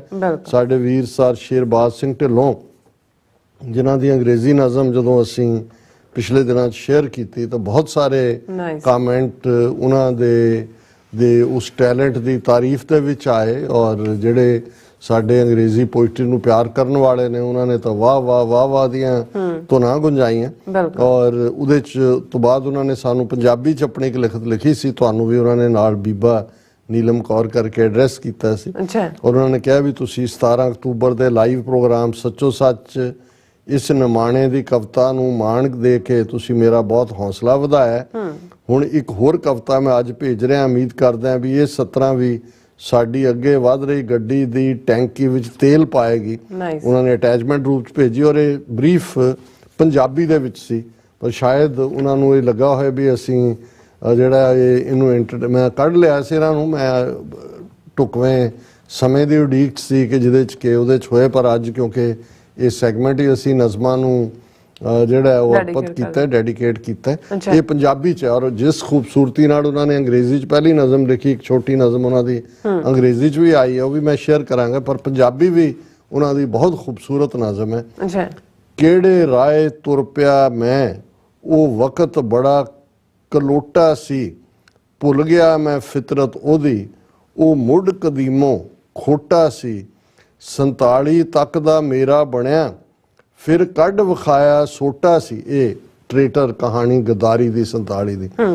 ਕਿਹੜੇ ਰਾਹੇ ਤੁਰ ਪਿਆ ਮੈਂ, ਉਹ ਵਕਤ ਬੜਾ ਕਲੋਟਾ ਸੀ, ਭੁੱਲ ਗਿਆ ਮੈਂ ਫਿਤਰਤ ਉਹਦੀ, ਉਹ ਮੁੱਢ ਕਦੀਮੋਂ ਖੋਟਾ ਸੀ, 47 ਤੱਕ ਤਾਂ ਮੇਰਾ ਬਣਿਆ, ਫਿਰ ਕੱਢ ਵਿਖਾਇਆ ਸੋਟਾ ਸੀ, ਜ਼ਰਾਇਮ ਪੇਸ਼ਾ ਦਾ ਦਿੱਤਾ ਰੁਤਬਾ, ਮੇਰਾ ਦੁਖਿਆ ਪੋਟਾ ਪੋਟਾ ਸੀ, ਚੱਲ ਮਨਾ ਹੁਣ ਕੀ ਸੋਚਦਾ, ਅਹਿਸਾਸ ਦਾ ਇੱਥੇ ਟੋਟਾ ਸੀ, ਉਸ ਮਸਜਿਦ ਢਾਈ ਗੁਰਦੁਆਰਾ ਢਾਇਆ, ਦਿਲ ਤੋਂ ਇੰਨਾ ਛੋਟਾ ਸੀ, ਇੱਟਾਂ ਤੋੜ ਕੇ ਦਿਲ ਨਹੀਂ ਭਰਿਆ, ਬੰਬ ਸੁੱਟਿਆ ਬਾਹਲਾ ਮੋਟਾ ਸੀ, ਤਖਤ ਅਕਾਲ ਢਾਹ ਨਹੀਂ ਰੱਜਿਆ, ਲਹੂ ਕੱਢਿਆ ਤੁਪਕਾ ਤੁਪਕਾ ਸੀ, ਜੇ ਇਸ ਤੋਂ ਤੁਸੀਂ ਦੁਖੀ ਹੋਏ ਹੋ, ਚੁੱਕੋ ਬੀੜਾ ਆਜ਼ਾਦੀ ਦਾ। ਉਹਨਾਂ ਨੇ ਸਿੰਬੋਲਿਜ਼ਮ 'ਚ ਜੂਨ 84, ਅਕਿਰਤ ਘਣਤਾ, 5 ਸਦੀਆਂ ਦਾ ਵੈਰ ਕਮਾਇਆ, ਇਹ ਸਾਰੇ ਸਿੰਬਲ ਪੋਇਟਰੀ 'ਚ ਜੋ ਕਿਹਾ ਜਾਂਦਾ ਉਹ ਤੁਸੀਂ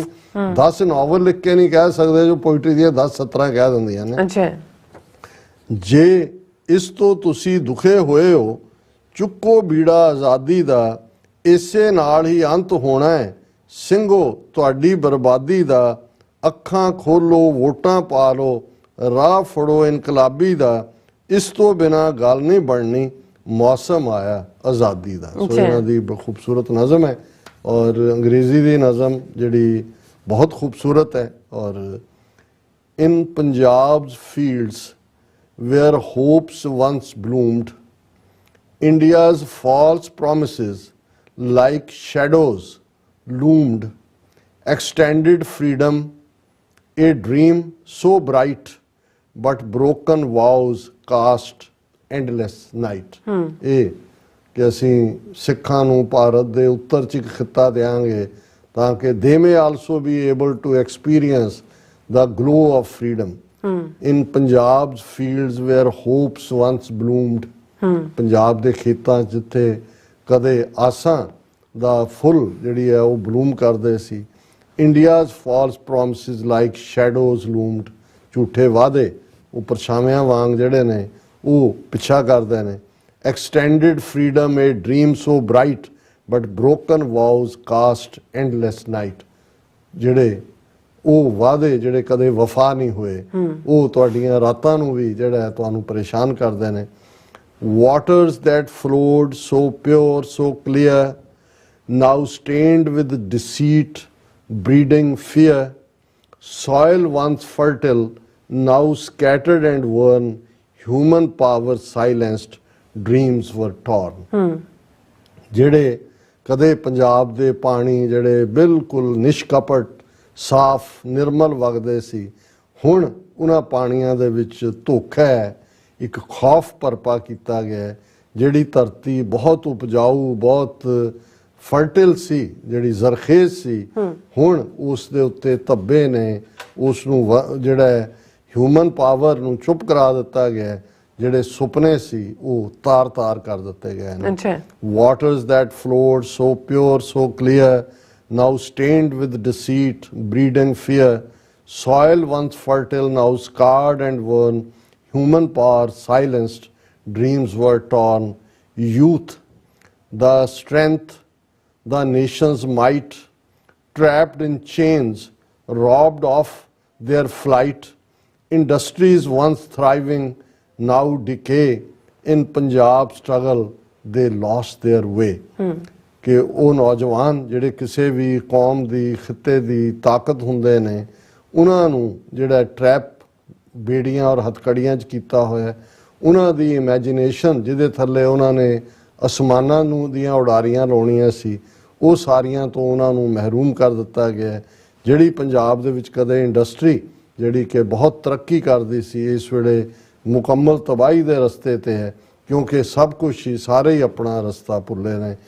youth the strength the Nations might trapped in chains, robbed of their flight, industries once thriving now decay, in Punjab struggle they lost their way. Punjabis rise with hearts ablaze, seeking freedom in myriad ways, voices echo loud and clear, proclaiming truth, dispelling fear.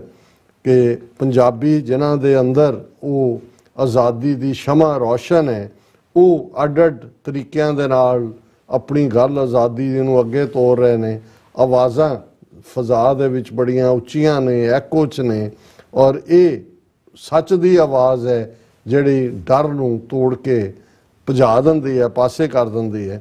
ਔਰ ਅਖੀਰਲੇ ਉਹਨਾਂ ਦੇ paragraph ਨੇ, in unity their strength they find through peaceful hearts and steadfast mind to reclaim what was rightfully theirs, they march together, breaking snares. कि ताकत in unity their strength they find. ताकत साडी एकता ਦੇ ਵਿੱਚ ਹੈ, ਸੋਲੀਡੈਰਿਟੀ ਦੇ ਵਿੱਚ ਹੈ, ਇਕਮੁੱਠਤਾ ਦੇ ਵਿੱਚ ਹੈ। ਸਾਡੇ ਦਿਲਾਂ ਦੇ ਅੰਦਰ ਅਮਨ ਔਰ ਮਨ ਦੇ ਅੰਦਰ ਪੂਰੀ ਸਤਰਕਤਾ, ਪੂਰੀ ਜਾਗਰਤਾ, ਸਟੈਡਫਾਸਟ ਮਾਈਂਡ। ਅਸੀਂ ਉਹੀ ਕਲੇਮ ਕਰ ਰਹੇ ਹਾਂ ਜੋ ਸਾਡਾ ਹੈ। ਅਸੀਂ ਜਿਹੜਾ ਸਾਡਾ ਦਾਵਾ ਉਹਦੇ ਤੇ ਹੀ ਹੈ ਜੋ ਸਾਡਾ, ਔਰ ਅਸੀਂ ਇਕੱਠੇ ਮਾਰਚ ਕਰ ਰਹੇ ਹਾਂ ਉਹ ਸਾਰੀਆਂ ਰੁਕਾਵਟਾਂ ਨੂੰ ਤੋੜ ਕੇ ਜੋ ਸਾਡੇ ਹੱਕ ਨੇ ਉਹਨਾਂ ਨੂੰ ਅਸੀਂ ਹਾਸਲ ਕਰਨਾ ਹੈ। In the face of darkness they stand tall, Punjabis heed the freedom's call, with courage they will rewrite their fate and liberate Punjab from this state. In the face of darkness they stand tall. बेशक चार चफेरे कुप हनेरा पर कद बहुत लंबा है। आज़ादी के परवाने इस रस्ते ते तुरे हुए ने और पंजाबीज हीड द फ्रीडम्स। इस वेले जो आज़ादी का नारा है, आज़ादी की शहनाई है, क्लैरियन कॉल है, उन्होंने उस धरती दे जाए बहुत चंगी तरह सुन रहे हैं। With courage they will rewrite their fate. हौसलियां दे नाल वो अपनी किस्मत नूं मुड़ लिखणगे and liberate Punjab from this state. इस इंडियन ऑक्यूपेशन तो ये जिहड़ा इंडियन ऑक्यूपाइड पंजाब है इनू जरूर लिबरेट करवाएंगे। सर शेरबाज सिंह ढिल्लों जी सैल्यूट। हाँ जी। और तुहाडी बहुत डेप्थ दे नाल और जिस स्पिरिट दे नाल तुसीं सानू तरोताज़ा कर रहे हो इस रस्ते ते तुरन लई, और असीं एनकरेज करांगे भी तुसीं इवें ही लिखो और अपनियां लिखतां सानू भेजदे रहो। TV 84 तुहाडीआं लिखतां दे लई ऑलवेज असीं तुहानू वेलकम करते हैं। हाँ जी, हुण अपन में व्यूअर्स ਜਿਹੜੇ ਮੈਸੇਜ ਨੇ ਉਹ ਲੈਣ ਜਾ ਰਹੇ हैं। ਬਲਜੀਤ ਬਰਾੜ, ਇੰਦਰਜੀਤ ਸਿੰਘ ਸੰਧੂ, ਖਾਲਸਾ ਦੇਸ਼ ਪੰਜਾਬ, ਬਸਰਾ 4759, ਅਮਰਜੀਤ ਸੈਣੀ ਐਂਡ ਸੁਖਦੇਵ ਸਿੰਘ ਜੀ ਸਾਨੂੰ ਸਾਰੇ ਫਤਿਹ ਬੁਲਾਉਂਦੇ ਨੇ। ਵਾਹਿਗੁਰੂ ਜੀ ਕਾ ਖਾਲਸਾ, ਵਾਹਿਗੁਰੂ ਜੀ ਕੀ ਫਤਿਹ। ਐਂਡ ਇसी तरह ਜ਼ੁਬੈਰ ਜੀ ਵੀ ਕਹਿੰਦੇ ਨੇ डॉक्टर साहब हालात आपके सामने हैं, मैं नहीं जानता कि ये कब ठीक होगा। उनका कहना, उन्होंने कहना जनाबे आला साडा फर्ज है, असी अपना फर्ज अदा कर रहे हैं। तुसी भी अल्लाह ताला दे अगे जिहड़ी है वो अरदास दुआ है। हाँ जी। बाकी तो हालात किधर नूं जाणगे ना तुहानू पता है ना मैनू पता है, पर अपना फर्ज अदा करना ये साडा फर्ज है। Kuldeep Singh good news sir ji. And फिर इसी तरह लखविंदर सिंह पन्नू जी भी खालसा जिंदाबाद कहते, जसवीर बराड़ जी भी फतेह बुलाने खालसा जिंदाबाद। फिर इसी तरह अवतार सिंह जी कहते राज बिना ना धर्म चले हैं, धर्म बिना सब दले मले हैं, इको हल है अपना घर खालसान, नहीं तो इन्हें बहुत बुरा हाल कर देना पंजाब का। सो Balwinder Singh ji political power is master की। फिर इसी तरह फिर जुबेर जी शुक्रिया अदा करते हैं कि कहते तुसीं हक सच बोलते हो, आवाज़ तो उन्होंने शुक्रिया किया सर दोनों का। एंड इसी तरह जसकीरत सिंह जी कहते वाहिगुरू का खालसा वाहिगुरू की फतेह। माफ़ी चाहता कि तुहाडे कोल मैं कोई काम आई डोंट नो। अच्छा फिर कहते कि हाँ मैं काम च थोड़ा बिजी सी ते मैं कमिट नहीं कर सकिया, पर काम तो बाद जिहड़ा तुहाडा प्रोग्राम आ देखदा। सो खालसा जिंदाबाद भी किया उन्होंने। और कुलदीप सिंह जी नूं वधाइयां दिंदे जिहड़ी गुड न्यूज़ उन्होंने दसी है। बाकी फिर असीं हाँ जी सुखदेव सिंह जी फतेह बुलाते ने। जुबेर सिंह जी कहते हैं सानू दोनों नूं कहते तुसीं बहुत वधिया लग रहे हो अज, ਕਹਿੰਦੇ ਬਹੁਤ ਲੁਕਿੰਗ ਗੁੱਡ ਟੁਡੇ, ਆਪ ਦੋਨੋਂ ਅੱਛੇ ਲੱਗ ਰਹੇ हैं। ਨਹੀਂ ਜੀ, ਤੁਸੀਂ ਲਾਸਟ ਵੀਕ ਸਾਨੂੰ ਦੇਖਿਆ, ਹੁਣ ਇਸ ਵੀਕ ਦੇਖ ਰਹੇ ਹੋ ਤਾਂ ਕਰਕੇ ਤੁਸੀਂ, ਕਿਉਂਕਿ ਮੰਡੇ ਨਹੀਂ ਆਏ ਹੈਗੇ। ਸੋ ਅਮਰਿੰਦਰ ਸਿੰਘ ਅਸੀਂ ਆਏ ਸੀ, ਕੱਲ ਨਹੀਂ ਟਿਊਜ਼ਡੇ ਆਏ। ਅੱਛਾ ਹਾਂਜੀ, ਜ਼ੁਬੀਰ ਜੀ ਨਹੀਂ ਆਏ। ਅੱਛਾ ਅਮਰਿੰਦਰ ਸਿੰਘ ਜੀ ਵੀ ਫਤਿਹ ਬੁਲਾਉਂਦੇ ਨੇ। ਐਂਡ ਇਸੇ ਤਰ੍ਹਾਂ ਸੁਰਿੰਦਰ ਸਿੰਘ ਜੀ ਕਹਿੰਦੇ ਗੁਰਦੁਆਰਾ ਕਿਮਤਾ ਚ ਰਾਹ ਦੇ ਏਜੰਟਾਂ ਹਾਂ ਗੁਰਦੁਆਰਾ ਮੈਨੇਜਮੈਂਟਾਂ 'ਚ ਵੜੇ ਹੋਏ ਨੇ, ਉਹਨਾਂ ਦੀ ਸ਼ਨਾਖਤ ਕਰਨ ਦੀ ਲੋੜ ਹੈ। ਮੈਂ ਹੁਣ ਤੁਹਾਡੇ ਤੋਂ ਮਾਈਕ ਲੈਂਦਾ, ਮੈਂ ਘੜੀ ਵੱਲ ਵੀ ਦੇਖ ਰਿਹਾ ਤੇ ਫੇਸਬੁੱਕ ਤੇ ਹਰਜਿੰਦਰ ਮੱਲੀ, ਦਵਿੰਦਰ ਸੰਧੂ, ਅਵਤਾਰ ਸਿੰਘ, ਸਰ ਗੁਰਨਾਮ ਸਿੰਘ ਕਹਿੰਦੇ ਨੇ ਐਕਸਲੈਂਟ ਵਰਕ ਬਾਈ ਆਸਟ੍ਰੇਲੀਅਨਸ, ਬਹੁਤ ਸ਼ੁਕਰੀਆ ਜੀ। ਰਣਜੋਤ ਸਿੰਘ, ਮੁਹੰਮਦ ਅਨਵਰ, ਸੋਹਣ ਸਿੰਘ ਮਾਹਲ, ਜਗਦੀਸ਼ ਸਿੰਘ ਪੰਦੇਰ ਸਭ ਨੇ ਫਤਿਹ ਬੁਲਾਈ ਹੈ। ਕਿਰਪਾਲ ਚੀਮਾ ਜੀ ਜਿਹੜੇ ਸਾਡੇ ਰੈਗੂਲਰ ਵਿਊ ਨੇ, ਲਿਖਦੇ ਵੀ ਨੇ, ਉਹਨਾਂ ਨੇ ਮਨੁੱਖਤਾ ਦੀ ਅਗਿਆਨਤਾ ਦੀ ਗੱਲ ਕਰਦਿਆਂ ਕਿਹਾ ਕਿ ਖਾਲਸੇ ਦਾ ਵਿਰੋਧ ਕਰਨਾ ਮਤਲਬ ਗੁਰੂ ਸਾਹਿਬ ਦੇ ਬਣਾਏ ਸਾਂਝੀ ਵਾਲਤਾ ਤੇ ਸਰਬੱਤ ਦੇ ਭਲੇ ਵਾਲੇ ਸਿਧਾਂਤਾਂ ਤੇ ਨਿਯਮਾਂ ਦਾ ਵਿਰੋਧ ਕਰਨਾ। ਖਾਲਿਸਤਾਨ ਦਾ ਵਿਰੋਧ ਕਰਨਾ ਮਤਲਬ ਗੁਰੂ ਸਾਹਿਬ ਦੇ ਬਖਸ਼ੇ ਬੇਗਮਪੁਰਾ ਰਾਜ ਦੇ ਸੱਚੇ ਸੰਕਲਪ ਦਾ ਵਿਰੋਧ ਕਰਨਾ। ਖਾਲਸੇ ਦਾ ਵਿਰੋਧ ਕਰਨਾ ਮਤਲਬ ਗੁਰੂ ਸਾਹਿਬ ਦੇ ਸਾਜੇ ਖਾਸ ਰੂਪ ਤੇ ਖਾਸ ਸਿਧਾਂਤ ਦਾ ਵਿਰੋਧ ਕਰਨਾ। ਫਿਰ ਗੁਰੂ ਸਾਹਿਬ ਦੇ 52 ਹੁਕਮਾਂ ਦਾ ਵਿਰੋਧ ਕਰਨਾ। ਫਿਰ ਗੁਰੂ ਸਾਹਿਬ ਦੀ ਪ੍ਰਗਟਾਈ ਤੇ ਸਾਜੀ ਨਵਾਜੀ ਅਕਾਲ ਦੀ ਸੱਚੀ ਫੌਜ ਤੇ ਸੱਚੇ ਸਿਧਾਂਤਾਂ ਦਾ ਵਿਰੋਧ ਕਰਨਾ। ਫਿਰ ਗੁਰੂ ਸਾਹਿਬ ਦੇ ਸਭ ਤੋਂ ਪਿਆਰੇ ਤੇ ਖਾਸ ਨਾਦੀ ਰੂਪ ਪੁੱਤਰਾਂ ਦਾ ਵਿਰੋਧ ਕਰਨਾ। 10ਵੇਂ ਪਾਤਸ਼ਾਹ ਦਾ ਫਰਮਾਨ ਹੈ, ਖਾਲਸਾ ਮੇਰਾ ਨਾਦੀ ਪੁੱਤਰ ਹੈ। ਹਾਂਜੀ। ਖਾਲਸੇ ਦਾ ਵਿਰੋਧ ਕਰਨਾ ਮਤਲਬ 10 ਗੁਰੂ ਸਾਹਿਬਾਨਾਂ ਦੇ ਨਿਰਮਲ ਪੰਥ ਦੇ ਨਿਆਰੇਪਨ ਤੇ ਵਿਲੱਖਣ ਹੋਣ ਦਾ ਵਿਰੋਧ ਕਰਨਾ। ਆਪਣੀ ਸੱਚੀ ਸੁੱਚੀ ਤੇ ਪਾਕ ਸਾਫ਼ ਹੋਂਦ ਹਸਤੀ ਦਾ ਵਿਰੋਧ ਕਰਨਾ। ਗੁਰੂ ਸਾਹਿਬ ਨੂੰ ਬਿਦਾਵਾ ਲਿਖਣ ਦੇ ਬਰਾਬਰ ਹੈ ਵਿਰੋਧ ਕਰਨਾ। ਖਾਲਸੇ ਦਾ ਵਿਰੋਧ ਕਰਨਾ ਮਤਲਬ ਆਪਣੀ ਤੇ ਪੂਰੀ ਮਨੁੱਖਤਾ ਦੀ ਹੋਂਦ ਹਸਤੀ ਤੋਂ ਮੁਨਕਰ ਹੋਣ ਤੋਂ ਬਰਾਬਰ ਹੈ। ਫਿਰ ਉਹਨਾਂ ਨੇ ਨੋਟ ਚਾੜਦਿਆਂ ਕਿਹਾ, ਸਰਬੱਤ ਦਾ ਭਲਾ ਮੰਗਣ ਤੇ ਕਰਨ ਵਾਲਾ ਹੀ ਅਸਲ ਵਿੱਚ ਸਰਬੱਤ ਦਾ ਰਾਜਾ ਕਹਾਉਣ ਤੇ ਬਣਨ ਦਾ ਅਸਲੀ ਹੱਕਦਾਰ ਹੁੰਦਾ ਹੈ ਭਾਈ। ਸੋਚੋ ਤੇ ਜਾਗੋ ਭਾਈ, ਫੈਸਲਾ ਤੁਹਾਡਾ, ਆਜ਼ਾਦੀ ਜਾਂ ਗੁਲਾਮੀ। ਜਸਪਾਲ ਸਿੰਘ ਕਹਿੰਦੇ ਨੇ ਕਿ ਵੀ ਖਾਲਿਸਤਾਨ ਜ਼ਿੰਦਾਬਾਦ, everyone vote 29 October Punjab referendum. ਅਸੀਂ ਹਰ ਪਲੇਟਫਾਰਮ ਤੋਂ ਇਹ ਅਪੀਲ ਕਰਦੇ ਕਿ ਭਾਈ 29 ਅਕਤੂਬਰ ਨੂੰ ਇੱਕ ਵਾਰ ਫੇਰ ਪ੍ਰੀਖਿਆ ਜਿਹੜੀ ਜਿਵੇਂ 10 ਸਤੰਬਰ ਨੂੰ ਤੁਸੀਂ ਕੀਤਾ ਔਰ ਅੱਜ ਦੀ ਆਵਾਜ਼ ਪ੍ਰੋਗਰਾਮ 'ਚ ਵੀ ਅਸੀਂ ਜ਼ੋਰਦਾਰ ਅਪੀਲ ਕੀਤੀ ਸੀ ਔਰ ਅਸੀਂ ਈਵਨ ਜਿਹੜੇ ਵਲੰਟੀਅਰ ਕਰਨਾ ਚਾਹੁੰਦੇ ਨੇ ਜਾ ਸਕਦੇ ਨੇ, ਜਾ ਕੇ ਉੱਥੇ ਪਾਰਟਿਸਿਪੇਟ ਵੀ ਕਰਨ।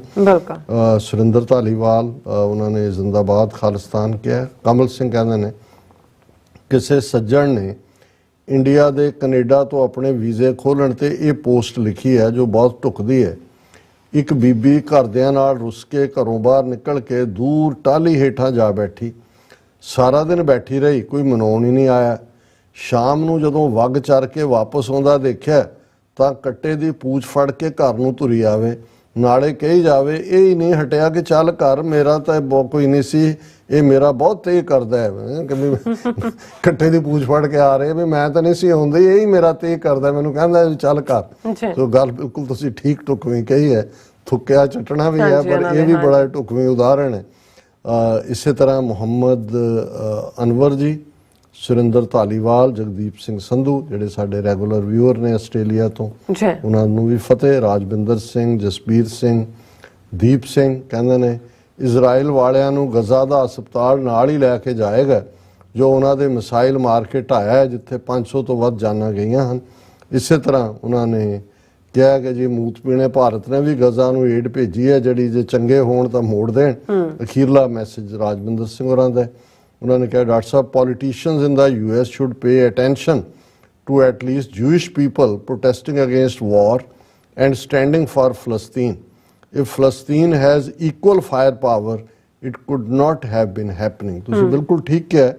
ਕੱਲਾ ਅਮਰੀਕਾ ਦੇ ਵਿੱਚ ਹੀ ਨਹੀਂ, ਦੁਨੀਆ ਭਰ ਜਿਵੇਂ ਪ੍ਰੋਟੈਸਟ ਹੋਏ ਨੇ ਔਰ ਇਹ ਇਕੱਲੇ ਮੁਸਲਮਾਨ ਉਹਦੇ 'ਚ ਸ਼ਾਮਲ ਨਹੀਂ, ਵੱਡੀ ਗਿਣਤੀ ਦੇ ਵਿੱਚ ਯੂਰਪ ਦੇ ਵਿੱਚ ਵੀ ਨੌਨ ਮੁਸਲਿਮ, ਈਸਾਈ, ਯਹੂਦੀ, ਸਿੱਖ, ਦੂਜੇ ਲੋਕ ਜਿਹੜੇ ਨੇ ਬੁੱਧ ਧਰਮ ਵਾਲੇ, ਉਹ ਵੀ, ਕਿਉਂਕਿ ਕਿਤੇ ਵੀ ਧਰਮ ਦਾ ਤਾਂ ਮੂਲ ਮੁੱਦਾ ਹੀ ਇਨਸਾਨੀਅਤ ਹੈ।